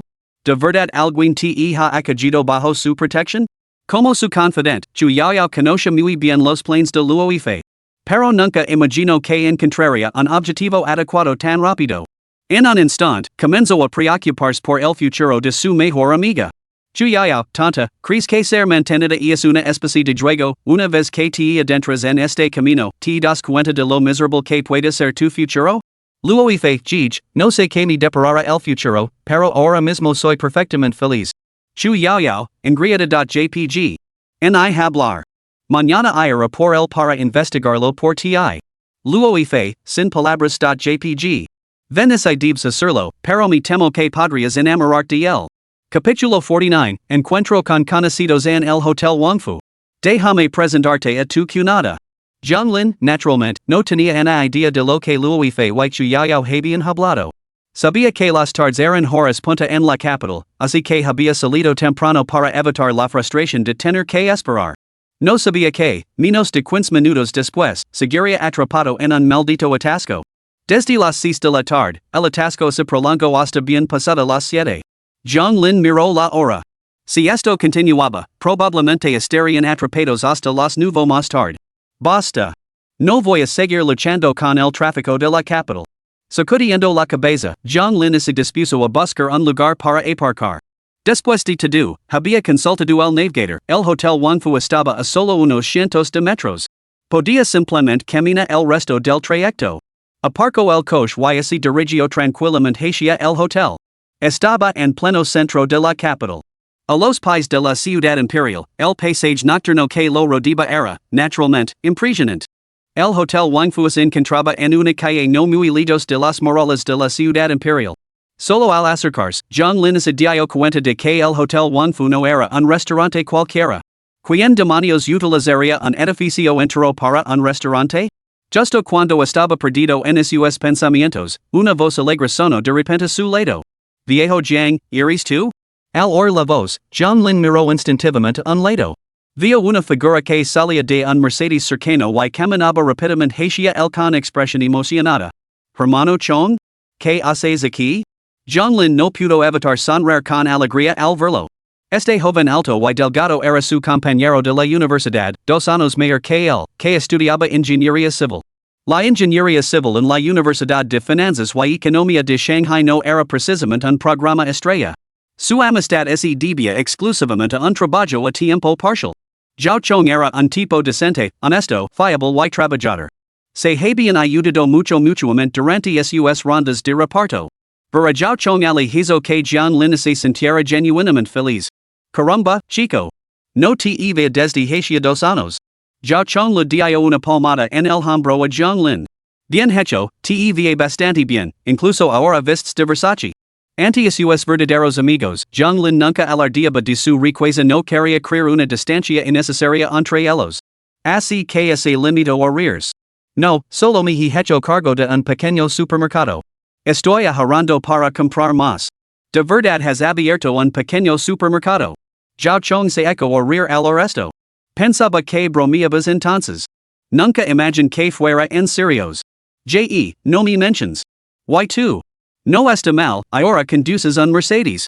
Al oír las palabras de Zhonglin, una sombra de tristeza pasó por los ojos de Zhao Chong. Esbozó una sonrisa forzada. Ah, simplemente voy tirando. Por cierto, ¿qué haces aquí? ¿Has venido a comer? Zhao Chong cambió de tema. Sí, un amigo me invita a cenar. Nunca había estado aquí, así que he venido temprano. Zhonglin asintió. Ah, sí. Viejo Jiang, un amigo que pueda permitirse invitarte aquí debe de ser bastante influyente. Zhao Chong no pudo resistirse a darle una palmada en el hombro a Zhonglin. Cuídalo bien. Nunca se sabe cuándo podrías necesitarlo. Ah, sí. ¿Y es realmente tan impresionante? Zhonglin lo miró con cierta sorpresa. Por supuesto que lo es. Zhao Chong asintió con la cabeza, luego señaló el edificio y explicó, este edificio se construyó en 1988. Fue diseñado por un renombrado estudio de arquitectura de la época, adoptando un estilo arquitectónico chino clásico. Abrió sus puertas en 1989, especializándose en la cocina de la corte imperial, lo que lo hizo bastante famoso. En 1997, se sometió a una amplia remodelación y pasó a estar bajo la gestión del grupo Shangcheng. La superficie total abarca unos impresionantes 70,000 metros cuadrados. El edificio principal consta de 18 plantas, 3 subterráneas y 15 sobre el nivel del suelo.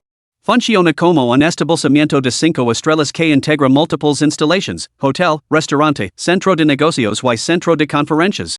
Solo las opciones gastronómicas abarcan restaurantes italianos, occidentales, alemanes y chinos, complementados con bares, locales de karaoke y otras instalaciones de entretenimiento. En ese momento, Zhao Chong no pudo evitar esbozar una sonrisa de satisfacción. A decir verdad, viejo Jiang, estamos aquí esta noche a petición del Jifeng para entretener a un cliente importante. KTE Paris? Impresionante, eh? Zhang Lin esboza una sonrisa mientras se rea con él. Entendía que el orgullo de Zhao Chong no era para presumir en competir. Era simplemente el tipo de bromas amistosas entre amigos íntimos. Lo que le tranquilizaba era que Zhao Chong, ahora en el mundo real, no se había dejado llevar por el dinero. No se había vuelto tan snob como otros.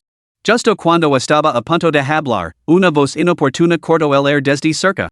Zhao Chong, ¿alguna vez te caleras? Un tono agudo y mortis cortó el air. Zhang Lin miró instintivamente hacia un lado y vio una chica con un vestido de cóctel, gafas y un aspecto que podría puntuar alrededor de 70 sobre 100, que se acercaba con tacones de aguja altísimos. La mujer llevaba mucho maquillaje, incluso desde la distancia, Zhang Lin podía detectar el penetrante aroma de su perfume. Un air de peculiar arrogancia adornaba su rostro mientras se acercaba con air de altiva superioridad. ¿Y quién es esta? Zhang Lin se volvió hacia Zhao Chong sorprendido, solo para verlo esbozar una sonrisa incómoda. Permitim presentártela. Esta es tu cunada. Al mencionar cunada, la mujer de gafas replicó inmediatamente. Zhao Chong, no me digas tonterías. ¿Quién dice que es tu esposa? Solo tenemos una relación. Si no te comportas correctamente, puedes largarte en cualquier momento. Zhang Lin entrecerró los ojos al resto, intuyendo que la mujer tenía la sartén por el mango. Además, no mostraba ningún respeto por Zhao Chong, tratándolo con frialdad. Incluso Zhao Chong, con su temperamento normalmente equánime, no pudo evitar enfadarse ante sus palabras. Yang Xiaoman, ¿de qué estás hablando? ¿No ves que mi pareja está aquí? ¿No podrías dejarme un poco de dignidad? Capítulo 50, Los problemas del veterano Zhao Chong, la zora del té verde Yang Xiaoman. Yang Xiaoman resopló con desdén al oresto. Había escuchado a Zhang Lin y a la otra persona hablando cuando llegó antes. Al principio había supuesto que el hombre, vestido con ropa de destino y de pie fuera del Hotel Wanfu, debía de ser un niño rico. No esperaba que solo tuviera un pequeño supermercado. Al instante, menospreció a Zhang Lin. ¿Qué era un pequeño supermercado? Ella era originaria de la capital. Su familia poseía un piso de 3 dormitorios valorado en casi 20 millones de yuans. Un pequeño supermercado ni siquiera valía tanto como el baño de su familia. Por eso había interrumpido con impaciencia su conversación. Las palabras de Zhao Chong disgustaron al instante a Yang Xiaoman. ¿Respeto? Tú, Zhao Chong, te atreves a exigir respeto, incluso tu coche lo compraste con mi dinero, ¿de verdad tienes derecho a exigir respeto? Yang Xiaoman, estás yendo demasiado lejos. Espero Zhao Chong con frialdad, genuinamente enfadado. Sin embargo, Yang Xiaoman no dio señales de detenerse y lo miró con altivez. ¿Qué? ¿Enfadado? ¿Quieres respeto? Bien. Compremos un piso de 3 habitaciones en la capital y te considera respeto. Con eso, se adentró en la casa, dejando tras de sí una voz fría, Dios los cría y ellos se juntan, sin duda. Los amigos de un pez podrido no son más que camarones podridos, totalmente desesperanzadores. Al oír sus palabras sin filtro, una leve sonrisa se dibujó en los labios de Zhang Lin. Hermano Chong, tu novia tiene bastante mal genio. Al ser ridiculizado públicamente por su novia delante de su amigo, Zhao Chong sintió que se lo enrojiza el rostro por la vergüenza. Le dio una palmada en el hombro a Zhang Lin en señal de disculpa. Lo siento, amigo. Es culpa mía que te hayas visto envuelto en esto. No, Chong, eres demasiado duro contigo mismo. Zhang Lin negó con la cabeza, indicando que no lo importaba. Sin embargo, tras una breve pausa, dudó y luego se atrevió a decir, hermano Chong, ya que me consideras de la familia, no me andar con rodeos. Hay 2 cosas que me gustaría decir, si me lo permites. Zhao Chong se rió entre dientes. Vamos, ¿qué hay que ocultarme? Dime lo que quieras. Bueno. No puedo evitar sentir que esta chica quizá no sea la adecuada para ti. Zhang Lin hizo una pausa, decidiendo que lo mejor era ser sincero. Aunque solo la había visto una vez, su vestimenta lo había parecido inmediatamente impropia de un alma honesta. Especialmente cuando ella se detuvo a mirar su ropa de destino, eso lo confirmó. Esa chica era una pequeña manipuladora. ¿Adecuada? Por supuesto que lo es. Una sombra de decepción se reflejó en los ojos de Zhao Chong mientras esbozaba una sonrisa forzada. No la juzgues por su franqueza. En realidad es una estudiante brillante, especializada en diseño arquitectónico. Si no fuera por su ayuda, no habría avanzado tan rápido. Echo un vistazo a su alrededor para asegurarse de que estaban solos, suspiró profundamente y le confió a Jianglin, hermano, tú también eres de fuera de la ciudad. Sabes lo difícil que es para nosotros salir adelante. Yang Xiaoman es de aquí y, además, tiene propiedades familiares. Con esas ventajas, es normal que sea un poco altiva. Además, todavía siente algo por mí. Estamos esperando a terminar este gran proyecto antes de presentar a los padres. Al resto, Jianglin, naturalmente, no pudo insistir más. Simplemente le dio una palmada en el hombro a Zhao Chong y lu dijo, hermano Chong, si necesitas algo, solo tienes que decírmelo. De acuerdo, tu palabra es suficiente. Zhao Chong miró su reloj y exclamó, caramba, se está haciendo tarde. Tengo que irme, amigo. Si el jefe aparece y vi que no estoy, se pondrá furioso. De acuerdo, entonces vete. Jianglin asintió con la cabeza. Zhao Chong se apresuró hacia la entrada del restaurante. Mientras corría, le dijo a Jianglin, viejo Jiang, si no tienes prisa, puedes esperarme aquí. Voy a comer al Uesio Hall. Cuando termine, tomaremos algo juntos. De acuerdo, no hay problema. Jianglin asintió con la cabeza y, de repente, sintió una punzada de confusión. ¿La sala Uesio? ¿No es ese el lugar al que me envió el señor Ma? Al poco tiempo, Jianglin vio que su teléfono sonaba. Lo abrió y vio que era Ma Xinglong quien llamaba. En cuanto respondió, escuchó la voz extremadamente respetuosa de Ma Xinglong al otro lado de la línea. Señor Jiang, ¿ha llegado? ¿Lo envió un coche para que lo recoja? No es necesario, ya estoy en la entrada. Ah. Mis disculpas, señor Jiang. Estar allí inmediatamente. Por favor, espera un momento. Ma Xinglong colgó, algo nervioso, y luego salió apresuradamente del aparcamiento subterráneo con Ma Xingchen. La hinchazón de la cara de Ma Xingchen había disminuido considerablemente, aunque se veían algunos restos. Él también había comprendido lo formidable que era realmente Jianglin. En consecuencia, sus dos cortas piernas se movían ahora con un vigor inusual. 5 minutos más tarde, la pareja vio a Jianglin, que seguía admirando la vista desde la entrada del hotel. Señor Jiang, perdón por hacerlo esperar. Ma Xinglong se inclinó repetidamente. ¿Entramos? Jianglin lo miró y asintió levemente con la cabeza. Después de usted. Ma Xinglong y Ma Xingchen extendieron los brazos simultáneamente, hablando con la mayor deferencia. Justo cuando Jianglin y sus acompañantes se dirigían hacia el salón Uesio, dentro del salón, Yang Xiaoman fruncía el seno mientras reprendía a Zhao Chong. ¿Has perdido la cabeza? ¿Tienes idea de lo crucial que es la cena de hoy? La voz de Yang Xiaoman era gélida. Si has ofendido a los distinguidos invitados, ¿podrás asumir las consecuencias? Zhao Chong abrió su maletín sin decir nada y sacó varios planos. Colocó uno junto a Yang Xiaoman. Aquí se describe todo el concepto del destino. Si más adelante hay algo que no esté claro, solo tienes que consultar esto. Afirmó Zhao Chong con firmeza. Ahora sí que estamos hablando. Yang Xiaoman sonrió mientras aceptaba el dibujo. Ella era, efectivamente, la directora de diseño de Tianma Decoration. Sin embargo, debido a Zhao Chong, ya casi nunca se ocupaba personalmente de los diseños. Ella se encargaba de todos los aspectos del trabajo de diseño, mientras que el mérito final siempre era para ella. Yang Xiaoman desplegó instintivamente el dibujo. En cuanto lo veo, la furia se apoderó de ella. Capítulo 51, Hermano Chong, qué coincidencia, nos volvimos a encontrar.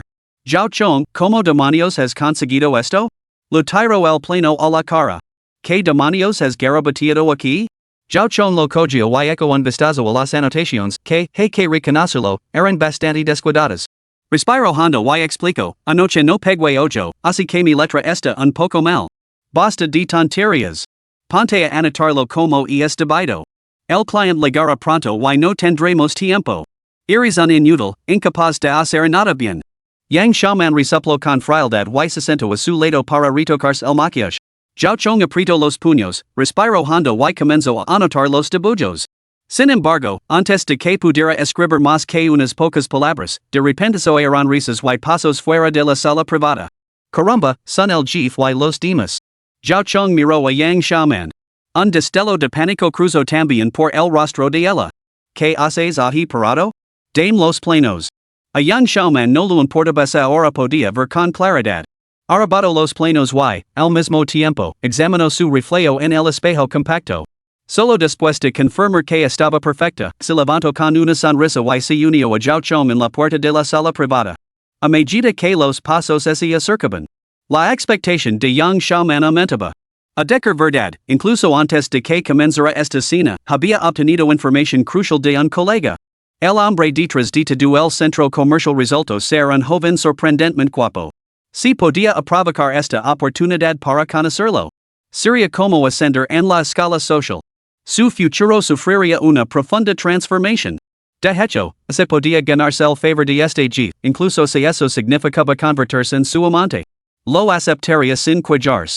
En cuanto a la esposa principal, ni siquiera lo había considerado. Tenía mucha confianza en su aspecto y su figura.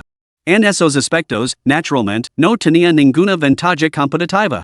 Pero poseía talento. Era una persona de gran éxito, graduada en una prestigiosa universidad aunque su título estaba inactivo. Eso era algo que esas maras decorations nunca podrían igualar. Crujido. La puerta se abrió. Yang Xiaoman se inclinó ligeramente por instinto y observó como dos hombres, uno a cada lado, se sostenían la puerta el uno al otro. Señor Jiang, por favor. Pase. Yang Xiaoman sintió que su corazón comenzaba a latir con fuerza, como si fuera una joven recién enamorada. Y el objeto de ese efecto era el misterioso Señor Jiang. Tap. Tap. Se oyeron pasos que se acercaban cuando una figura entró desde fuera. Yang Xiaoman respiró hondo y esbozó lo que consideraba su sonrisa más encantadora. Levantó la cabeza y instintivamente comenzó, Señor Jiang, hola. Soy. En el instante en que posó sus ojos en el Señor Jiang, todo su cuerpo se estremeció violentamente y todas las palabras se le congelaron en la garganta. Un grito de incredulidad escapó de sus labios, ¿Iris tú? Abrió los ojos con incredulidad. Nunca imaginó que el hombre que se acercaba fuera ese viejo conocido que reía y charlaba con Chong fuera de la puerta. Chong, a su lado, lo miró con la misma sorpresa, con los ojos muy abiertos. Lin también había venido al salón USO? ¿Se había equivocado de camino? La idea le pasó por la cabeza y desapareció al instante. Aunque los dos jefes estuvieron completamente desconcertados, no habrían traído a un invitado desconocido. Por lo tanto, la respuesta era evidente. Una tormenta de conmoción se desató dentro de Chong. Así que su hermano era el hombre detrás del centro comercial Wancheng. Los dos directores también se sobresaltaron por la voz repentina de Yang Xiaoman. Inmediatamente, la expresión de Ma Xinglong se ensombreció. Espido con frialdad, directora Yang, ¿qué hace ahí parada? Este es el Señor Jiang. Recobrando el sentido, Yang Xiaoman bajó la cabeza con torpeza y balbució, encantada de conocerlo, Señor Jiang. Sin embargo, Lin ni siquiera la miró para responder. Se dirigió directamente a Chong y lo dijo sonriendo, hermano Chong, ¿qué casualidad volver a vernos? Señor. No, Señor Jiang, mencionó que unos amigos le habían invitado a cenar, así que era el Señor Ma. Dijo Chong con una sonrisa irónica. Incluso lo había dicho al hombre que aprovechara esta oportunidad. Ahora mira, dos ma prácticamente lo estaban rogando que cenara ali. No era Lin quien necesitaba aprovechar la oportunidad, sino ellos. Nunca imaginé que cuando mencionas la cena, sería conmigo. Lin le dio una palmada en el hombro. Ven, siéntate. No te cortes. Los dos ma intercambiaron miradas. Así que Chong conoce a Lin. Maldita sea, esto era como encontrar oro. Al principio, Chong solo era el asistente de Yang Xiaoman. Ahora parecía que tenían que reevaluar por completo su posición. Lin tiró de Chong para que se sentara a su lado. Los dos más se sentaron sensatamente al otro lado. Yang Xiaoman, sin embargo, terminó sentada incómodamente en el extremo más alejado. Pero aunque estaba sentada lejos, tenía la piel tan gruesa como una tabla. No solo eso, sino que estaba secretamente emocionada. Dios mío, ¿era tan guapo? ¿Cómo no se había dado cuenta antes? Tenía que encontrar la manera de conectar con él, era su única oportunidad. El dinero en rosa la piel ni siquiera las agujas de oro podrían perforarla. Había dominado el arte de la seducción del té verde y estaba decidida a dar el paso con Jianglin. Una vez que lo consiguiera, se convertiría en la amante de un magnate de los centros comerciales. Luego así su tiempo, ascendiendo gradualmente hasta eliminar a todas sus rivals. Ya. Justo cuando sus fantasias alcanzaban su punto álgido, una voz disgustada la devolvió a la realidad. ¿Director Yang? La voz de Ma Xingxing retumbó, casi golpeando la mesa. Mi amado, señor Ma? Yang Xiaoman volvió a prestar atención y preguntó por reflejo. ¿Quién más podría ser? Ma Xingxing reprimió su creciente furia, con voz baja y mesurada. Present su concepto de destino y todo el proyecto al señor Jiang. Capítulo 52, una recompensa por valor de 50,000 millones, la mansión Gong. Oh. Sí, por supuesto. Yang Xiaoman prestó atención, con una leve sonrisa en los labios. Por fin había llegado su momento.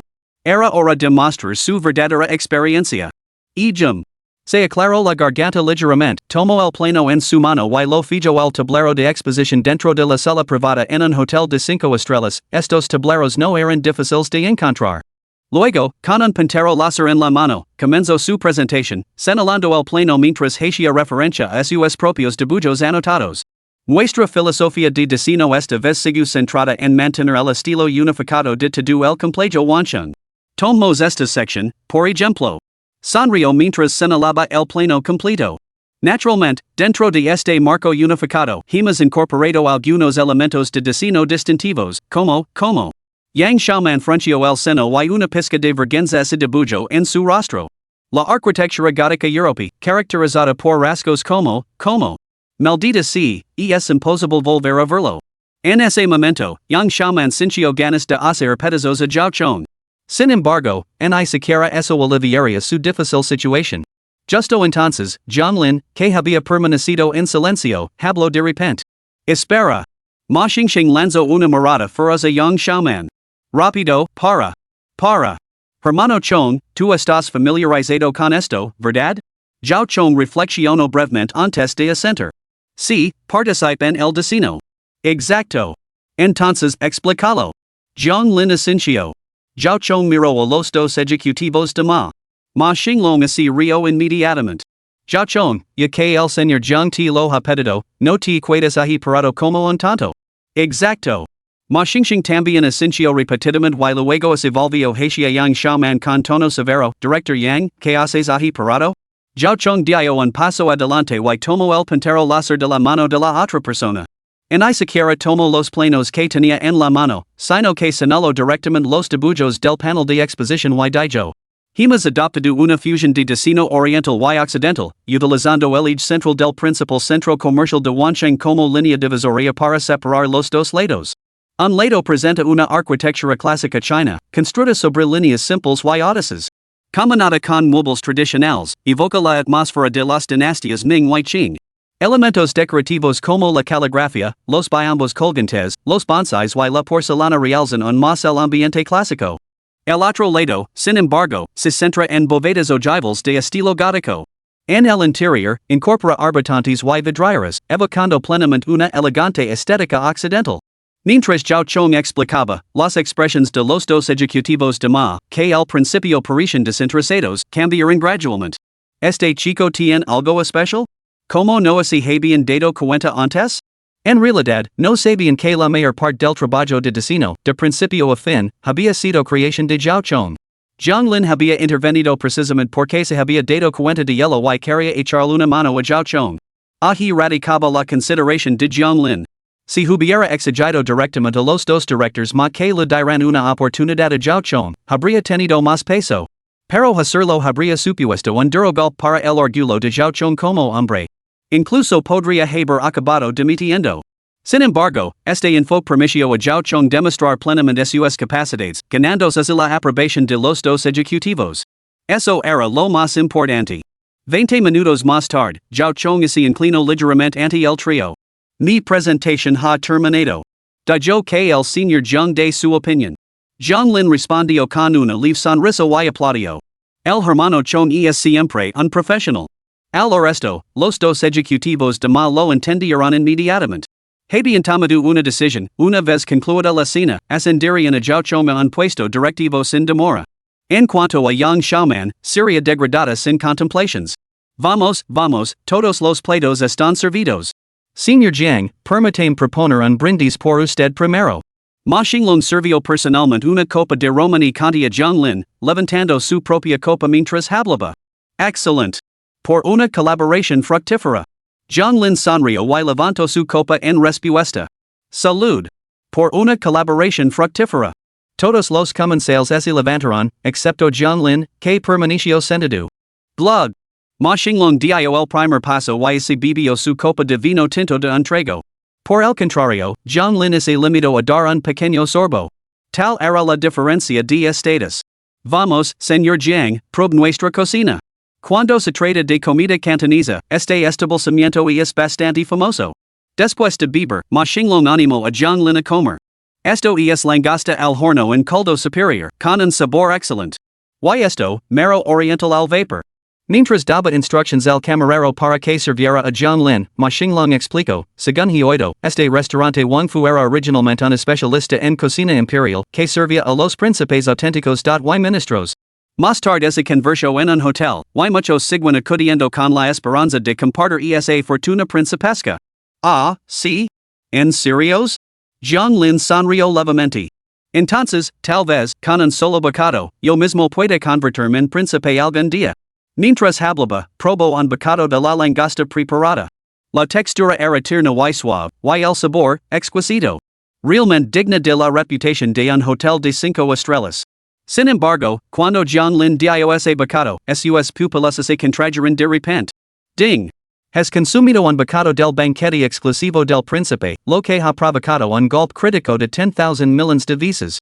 Recompensa, la mansión del príncipe Gong, valorada en 5,000 millones. La mansión del príncipe Gong? Al leer esas tres palabras, Jianglin se quedó completamente paralizado. Capítulo 53, La belleza fugitiva de la sala privada, no hay tiempo para explications, solo abrazam fuerte.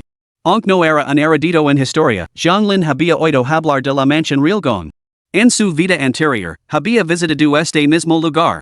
La mansión Real Gong tenía fama de ser la residencia principesca más grande de la historia de la dinastía Qing. Su antiguo ocupante más notorio fue el famoso funcionario corrupto He Kun. Toda la finca se encontraba en el número 1 de la calle Luin, situada en el punto de convergencia de las dos venas de dragón de la capital. Por lo tanto, en el estudio del feng shui, se consideraba un lugar excepcionalmente auspicioso. La mansión cubría más de 60,000 metros cuadrados para ser precisos, se extendía aproximadamente 330 metros de norte a sur y casi 200 metros de este a oeste. Los campos de fútbol y las canchas de baloncesto palidecen en comparación. El complejo albergaba más de 100 estructuras, con pabellones, terrazas, torres, jardines y arroyos. Sin embargo, esto no era lo que más sorprendía a Jianglin. Lo que realmente lo impactó fue que, en su vida anterior, esta mansión había sido una atracción turística. En esta vida, aunque nunca se había abierto al público, nunca imaginó que se hubiera convertido en propiedad privada. Y ahora, había quedado en sus manos. Asegurar los derechos de propiedad de esta mansión requirió movilizar una extraordinaria red de contactos. En ese momento, Jianglin se sintió obligado a darle al sistema 10,000 pulgares arriba. Sin él, adquirir este lugar habría sido nada menos que una quimera. La valoración del sistema de 50,000 millones de yuans era en realidad algo conservadora. El pedigree y la posición de la mansión estaban fuera del alcance de las personas comunes. Señor Jiang, ¿qué le parecen los platos? Las palabras del señor Ma Xinglong sacaron a Jianglin de su ensimismamiento. Oh, ¿la comida? Absolutamente espléndida. Gracias por su amabilidad, señor Ma. Los labios de Jianglin se curvaron en una sonrisa de satisfacción. Al ver esto, el corazón del señor Ma se llenó de satisfacción. Estaba seguro de haber elegido el lugar perfecto. Sin embargo, no sabía que esa no era la razón del delito de Jianglin. Tras haber conseguido una mansión principesca, Jianglin estaba muy animado. Persuadido por los dos Ma, había consumido una buena cantidad de vino. Echó un vistazo al reloj y pensó que era el momento adecuado. Dijo, señor Ma, se está haciendo bastante tarde. ¿Terminamos por hoy? Muy bien, como usted quiera. Ma xinglong asincio con una sonrisa. Muy bien, mi voy. Nos vimos más tarde en el bar, chong. Zhonglin le dio una palmada en el hombro a Zhao Chong con una sonrisa. No le gustaban mucho ese tipo de compromisos sociales, prefería beber y charlar en privado con sus amigos. Afortunadamente, había un bar en la planta baja donde podía charlar tranquilamente con Zhao Chong. Al ver que Zhao Chong esencia, Zhonglin salió del salón uesio. Al salir del salón uesio, Zhonglin caminó por el pasillo hacia los ascensores. Justo en front del salón uesio había otro salón de banquetes chino dentro del hotel Wanfu, el salón Feiwan. Al pasar por la puerta, Zhonglin escuchó sin querer una acalorada discusión que provenía del interior. No voy a escuchar. Me niego rotundamente a escuchar. ¿Cómo te atreves a decidir sobre mi vida? Me niego a ir a una cita a ciegas. Tras escuchar algunas frases, Zhonglin no pudo evitar sacudir ligeramente la cabeza. No esperaba que alguien organizara citas a ciegas en un lugar así. Debía de ser alguien de una familia adinerada. Lo que no había previsto era que, poco después de pasar por la puerta, se oyó un estruendo cuando la puerta se abrió de una patada. Inmediatamente, se escuchó una serie de pasos apresurados, acompañados de una voz autoritaria que gritaba: Inútil, vuelve aquí ahora mismo. ¿Qué haces ahí paradas? Id tras él. Antes de que Zhonglin pudiera recuperarse de su aturdimiento, sintió que unos pasos se acercaban rápidamente por detrás. Una figura oscura chocó contra el presa del pánico. Ay. ¿Podrías mirar por donde vas? Casi me derribas. Una voz disgustada resonó en la voz de una joven. Zhonglin levantó una ceja, burlándose interiormente. Está claro que fuiste tú quien chocó contra mí, ¿no? ¿Cómo es que esto es culpa mía? Instintivamente, se giró y vio a una chica con una falda estampada con dibujos animados y el pelo verde tinta, sentada con las piernas cruzadas en el suelo. Se parecía mucho a Hatsune Miku. Su voz era cristalina y era tan kawaii como la propia Miku. Tenía los ojos grandes y brillantes, llenos de vida. En ese momento, levantó la vista y vio a Zhonglin. Vaya. Que joven tan guapo. Los ojos de Han Duo se iluminaron en cuanto vio a Zhonglin. Se juró a sí misma que era el joven más guapo y cautivador que había visto nunca. En un instante, sintió que su corazón comenzaba a latir con fuerza. Al ver a una chica tan mona, Zhonglin no se atrevió a regañarla. En lugar de eso, le preguntó: ¿Hoy, estás bien? Oh, estoy bien. Han Duo se puso en pie rápidamente, solo para oír pasos que se acercaban por detrás. Su expresión cambió abruptamente y hizo un movimiento que dejó incluso a Zhonglin momentáneamente desconcertado. Pum. Se abalanzó hacia adelante y empujó con fuerza a Zhonglin hacia la esquina del pasillo. Rápido. Jadeó con urgencia. Levantame. Zhonglin? ¿Qué demonios estaba pasando? Claro, él era encantador, pero esto era demasiado. Antes de que pudiera procesarlo, la voz de Han Duo volvió a sonar. Date prisa. Subema ahora. No habrá tiempo pronto. Las palabras tocaron la fibra sensible de Zhonglin, y al instante se dio cuenta de quién era ella. Extendió los brazos y la rodeó con fuerza. Con un rápido giro, la inmovilizó contra la pared. Capítulo 54, Los jóvenes de hoy en día son tan salvajes? Han Duo media apenas metro y medio, completamente envuelta bajo el metro 80 de Zhonglin, como una muñeca acaricada en sus brazos. Si a eso le sumamos el ángulo de la esquina, era fácil no verlos si no se miraba con atención. Parece que nos persiguen. Zhonglin bajó la cabeza y le susurró el oído a Han Duo. Pero tan pronto como las palabras salieron de su boca, Han Duo extendió repentinamente ambas manos. Las rodeó alrededor de la cabeza de Zhonglin y presionó sus labios directamente contra los de él.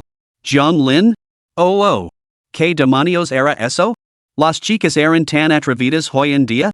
¿Besos contra la pared sin previo aviso? Y además, un beso contra la pared a la inversa. Como hombre, Zhonglin se negaba rotundamente a admitir la derrota en cuestiones de besos contra la pared. Pronto tomó la iniciativa, fundiéndola por completo en su abrazo. Han Duo incluso se había olvidado de sus guardaespaldas que la perseguían, perdiéndose en el momento con Zhonglin. En ese mismo instante, dos guardaespaldas paran corriendo junto a ellos en un torbellino de movimiento. ¿Dónde están? ¿Dónde están? ¿Cómo han desaparecido tan rápido? Uno de los guardaespaldas se detuvo bruscamente y se giró para mirar en dirección a Zhonglin. La crisis se cristalizó en ese instante. Justo entonces, el grito de sorpresa de un camarero atravesó el aire cercano. Señora, cuidado, las puertas del ascensor se están cerrando. Rápido, la joven está saliendo del ascensor. Los dos guardaespaldas entrarán en acción y correrán hacia la entrada de la escalera. Tenían que alcanzar a la joven. Sin embargo, mientras corrían, el guardaespaldas que acababa de ver a Jianglin sintió una punzada de duda. Imposible. ¿Cómo podía la joven estar abrazando a otra persona? Why nada menos que contra una pared? Paran 3 minutos antes de que Jianglin pudiera resistirse a separar sus labios.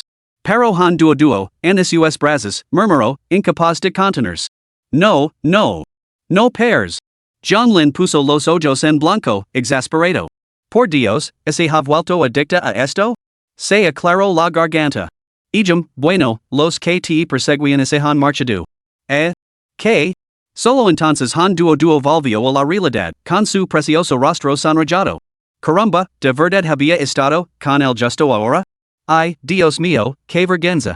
Pero ¿por qué no lo había resultado desagradable? Una avalancha de pensamientos se agolpó en su mente antes de que han duo fallara sus grandes ojos en Jianglin. Con la mayor solemnidad, declaró, como me has besado, ahora eres mío. Tienes que responsabilizar de mí. Jianglin? ¿Todas las jóvenes son tan imprudentes hoy en día? ¿Qué clase de plan es este? ¿Por qué demonios debería ser tuyo? Jianglin resopló con frialdad y se dio la vuelta para marcharse. Olvidé de esa idea. Nunca pertenecer a una sola persona. Así es, solo puedo pertenecer a todos, no a una sola persona. Eso es perfectamente lógico. Hoy. Guapo, no puedes ir así sin más. Han duo corrió tras él, ¿cómo puedes aprovechar y luego negarlo? Yo. Burló Jianglin, fuiste tú quien lo inició, ¿no? Tú. Han duo empezó a replicar, pero de repente se dio cuenta de que quizá tenía razón. Antes de que pudiera hablar, una voz grave resonó al otro lado. Esa maldita chica, ¿cómo se atreve a huir? Al arresto, su expresión cambió al instante. Abandonó su discusión con Jianglin. Guapo, aquí tienes mi tarjeta. No olvides ponerte en contacto conmigo. Sacó una tarjeta y se la deslizó en el bolsillo a Jianglin antes de darse la vuelta y salir corriendo. A mitad de camino, se giró y lo miró con ferocidad. Si no te atreves a ponerte en contacto conmigo, te maldecir para que te encog 5 centímetros. Jianglin sintió que le temblaban las piernas. ¿Tenía que ser tan cruel? ¿Y maldecirme así? Agarró la tarjeta y la miró. Han duo, líder del club de cosplayers guapas? Jianglin negó con la cabeza y volvió a guardar la tarjeta en el bolsillo. Una mirada de resignación desolada se extendió por su rostro.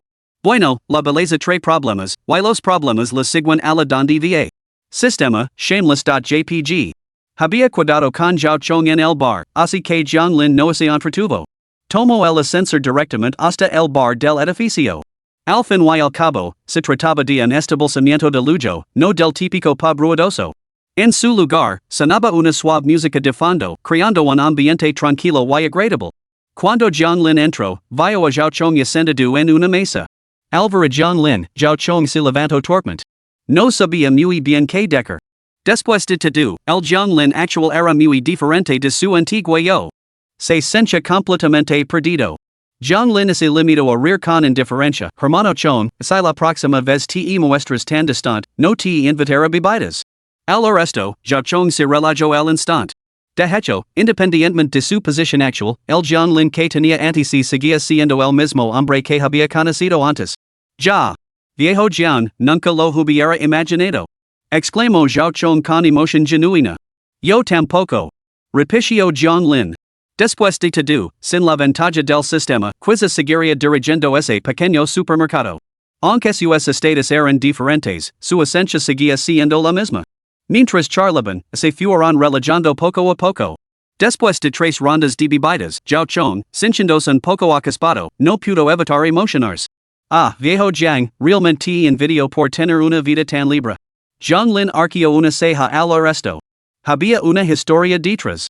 Capítulo 55, ayudando a un amigo, poniendo a prueba a Yang Xiaoman. Antes de que Jianglin pudiera preguntar, Zhao Chong comenzó por su cuenta.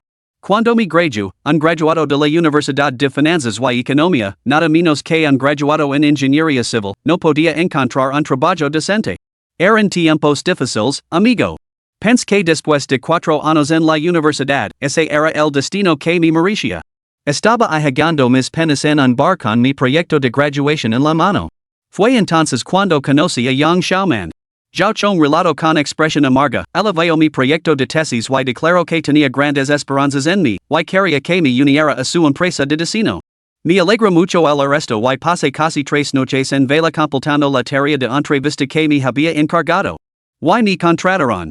Pero, para mi total consternación, al incorporarme a la empresa, descubrí que Yang Xiaoman había presentado mi diseño de la entrevista a una licitación y había ganado el contrato. Lo que más me enfureció fue que había sustituido el nombre del diseñador por el suyo. Estaba furioso y la confronté directamente. Sin embargo, ella declaró que se había enamorado de mí desde el momento en que nos conocimos. Además, me rogó que no la delatara, insistiendo en que era el proyecto más importante de su empresa y que, si se revelaba, se arruinaría por completo. No solo eso, sino que me ofreció un salario mensual de 15,000 yuans. En ese momento, Zhao Chong no pudo evitar soltar una risa amarga. En aquella época, estaba tan arruinado que ni siquiera podía pagar el alquiler. 15,000 yuans lo eran todo para mí. Así que cedí. Al fin y al cabo, ella fue la primera persona que reconoció mi valía y me mostró amabilidad. Jianglin permaneció en silencio, escuchando atentamente sin interrumpir. A partir de entonces, Yang Xiaoman me trató muy bien. Su familia incluso empezó a tratarme como a su futuro yerno. El negocio de la empresa de diseño prosperó y mis ingresos aumentaron en consecuencia. Finalmente, el año pasado, nuestra empresa se enfrentó a una crisis y se declaró en quiebra. A partir de ese momento, la actitud de Yang Xiaoman hacia me se volvió cada vez más fría y, de vez en cuando, me insultaba. Una vez que nos trasladamos a Tianma Decoración, su carácter empeoró considerablemente. No solo me obligaba a hacer todo su trabajo, sino que también me reprendía con frecuencia por ser inútil. En ese momento, Zhao Chong estaba prácticamente llorando. Hermano, no sé qué hacer ahora. Quiero irme, pero él me dio mi gran oportunidad. Jianglin se quedó en silencio después de escuchar esto. Claramente, Zhao Chong no estaba satisfecho con su situación actual. Sin embargo, atado por la deuda de gratitud que tenía con ella, no se atrevía a proponer separarse. Para Jianglin, sin embargo, su indecisión se debía a una falta de determinación. Hermano Chong, no le de tantas vueltas. Quizás las cosas no son lo que parecen. Habló así porque el carácter de Yang Xiaoman lo inspiraba poca confianza. Por lo tanto, por el bien de Zhao Chong, decidió hundir sus intentions. Ya que me consideras un hermano, te ayudar esta vez. Después de beber hasta bien entrada la noche, finalmente salieron del bar. Jianglin sujetó a Zhao Chong, al darse cuenta de que el tipo estaba completamente borracho. Muy bien. Jianglin decidió dejarlo en el Hotel Wangfu. Reservó una habitación y dejó ali a Zhao Chong. Al salir, Jianglin miró su reloj. Medianoche. Mejor aprovechar el día que esperara uno mejor. Asistiendo con la cabeza, sacó su teléfono y encontró una avalancha de mensajes en WeChat. Casi el 99% de ellos eran de una sola persona. Yang Xiaoman. Resultó que, al final de la cena, Yang Xiaoman se había aferrado obstinadamente, insistiendo en añadir a Jianglin en WeChat. Con Zhao Chong present, Jianglin no tuvo más remedio que apretar los dientes y aceptar. No esperaba que, después de marchas, Yang Xiaoman empezara a bombardearlo con mensajes. Yang Xiaoman, buenas noches, señor Jiang. Yang Xiaoman, siento mucho mi indiscreción de antes. Yang Xiaoman, ¿cuándo estaría libre? Me gustaría disculparme en persona. Yang Xiaoman, ¿está ahí? Debe de estar muy ocupado, ¿verdad? Esperaré su respuesta en cualquier momento. Carita sonriente. Emoji sonrojado. Y es tarde, asegúrese de descansar un poco. Si necesita ayuda con algo, solo tiene que llamarme. Si es necesario, puedo ir a recoger a Zhao Chong. ¿Está ahí? Al ver los más de 99 mensajes, Jianglin no pudo evitar sentir un dolor de cabeza. Ignorándolos, simplemente respondió con una sola palabra, aquí. Al instante, Yang Xiaoman, que acababa de terminar su rutina nocturna y estaba a punto de retirarse, se iluminó. Su mano temblaba mientras agarraba su teléfono. Dios mío. Mi ídolo finalmente respondió. Ya. En ese momento, a Yang Xiaoman no le importaba en absoluto convertirse en una perita. Comenzó a responder al instante. Yang Xiaoman, aquí, señor Jiang. ¿Todavía despierto a estas horas? Zhonglin, acabo de terminar de tomar unas copas con Zhao Chong. Esta hecho polvo. Yang Xiaoman, señor Jiang, aguanta muy bien el alcohol. No tienen un rasguno tres pulgares arriba. Zhonglin no pudo evitar resoplar con frialdad ante este mensaje. Había mencionado deliberadamente de Zhao Chong antes, pero ella ni siquiera lo había preguntado por él. Zhonglin, ¿tienes tiempo? Quedamos en el Hotel Wangfu. Sí. Yang Xiaoman levantó el puño emocionada, casi saltando de alegría. Mi ídolo me ha invitado a salir. ¿De verdad me ha invitado a salir? Genial, ha legado mi oportunidad. Yang Xiaoman saltó de la cama y rebuscó en su armario hasta encontrar lo que consideraba su mejor conjunto. Salió corriendo por la puerta bajo las miradas desconcertadas de su familia. Conductor, al Hotel Wangfu. No había conducido ella misma para poder maquillarse en el taxi. Cuando terminó de maquillarse, ya había llegado a la entrada del hotel. Lo que no había previsto era que las primeras palabras de Zhonglin al verla fueron. Zhao Chong está arriba. Ve a buscarlo,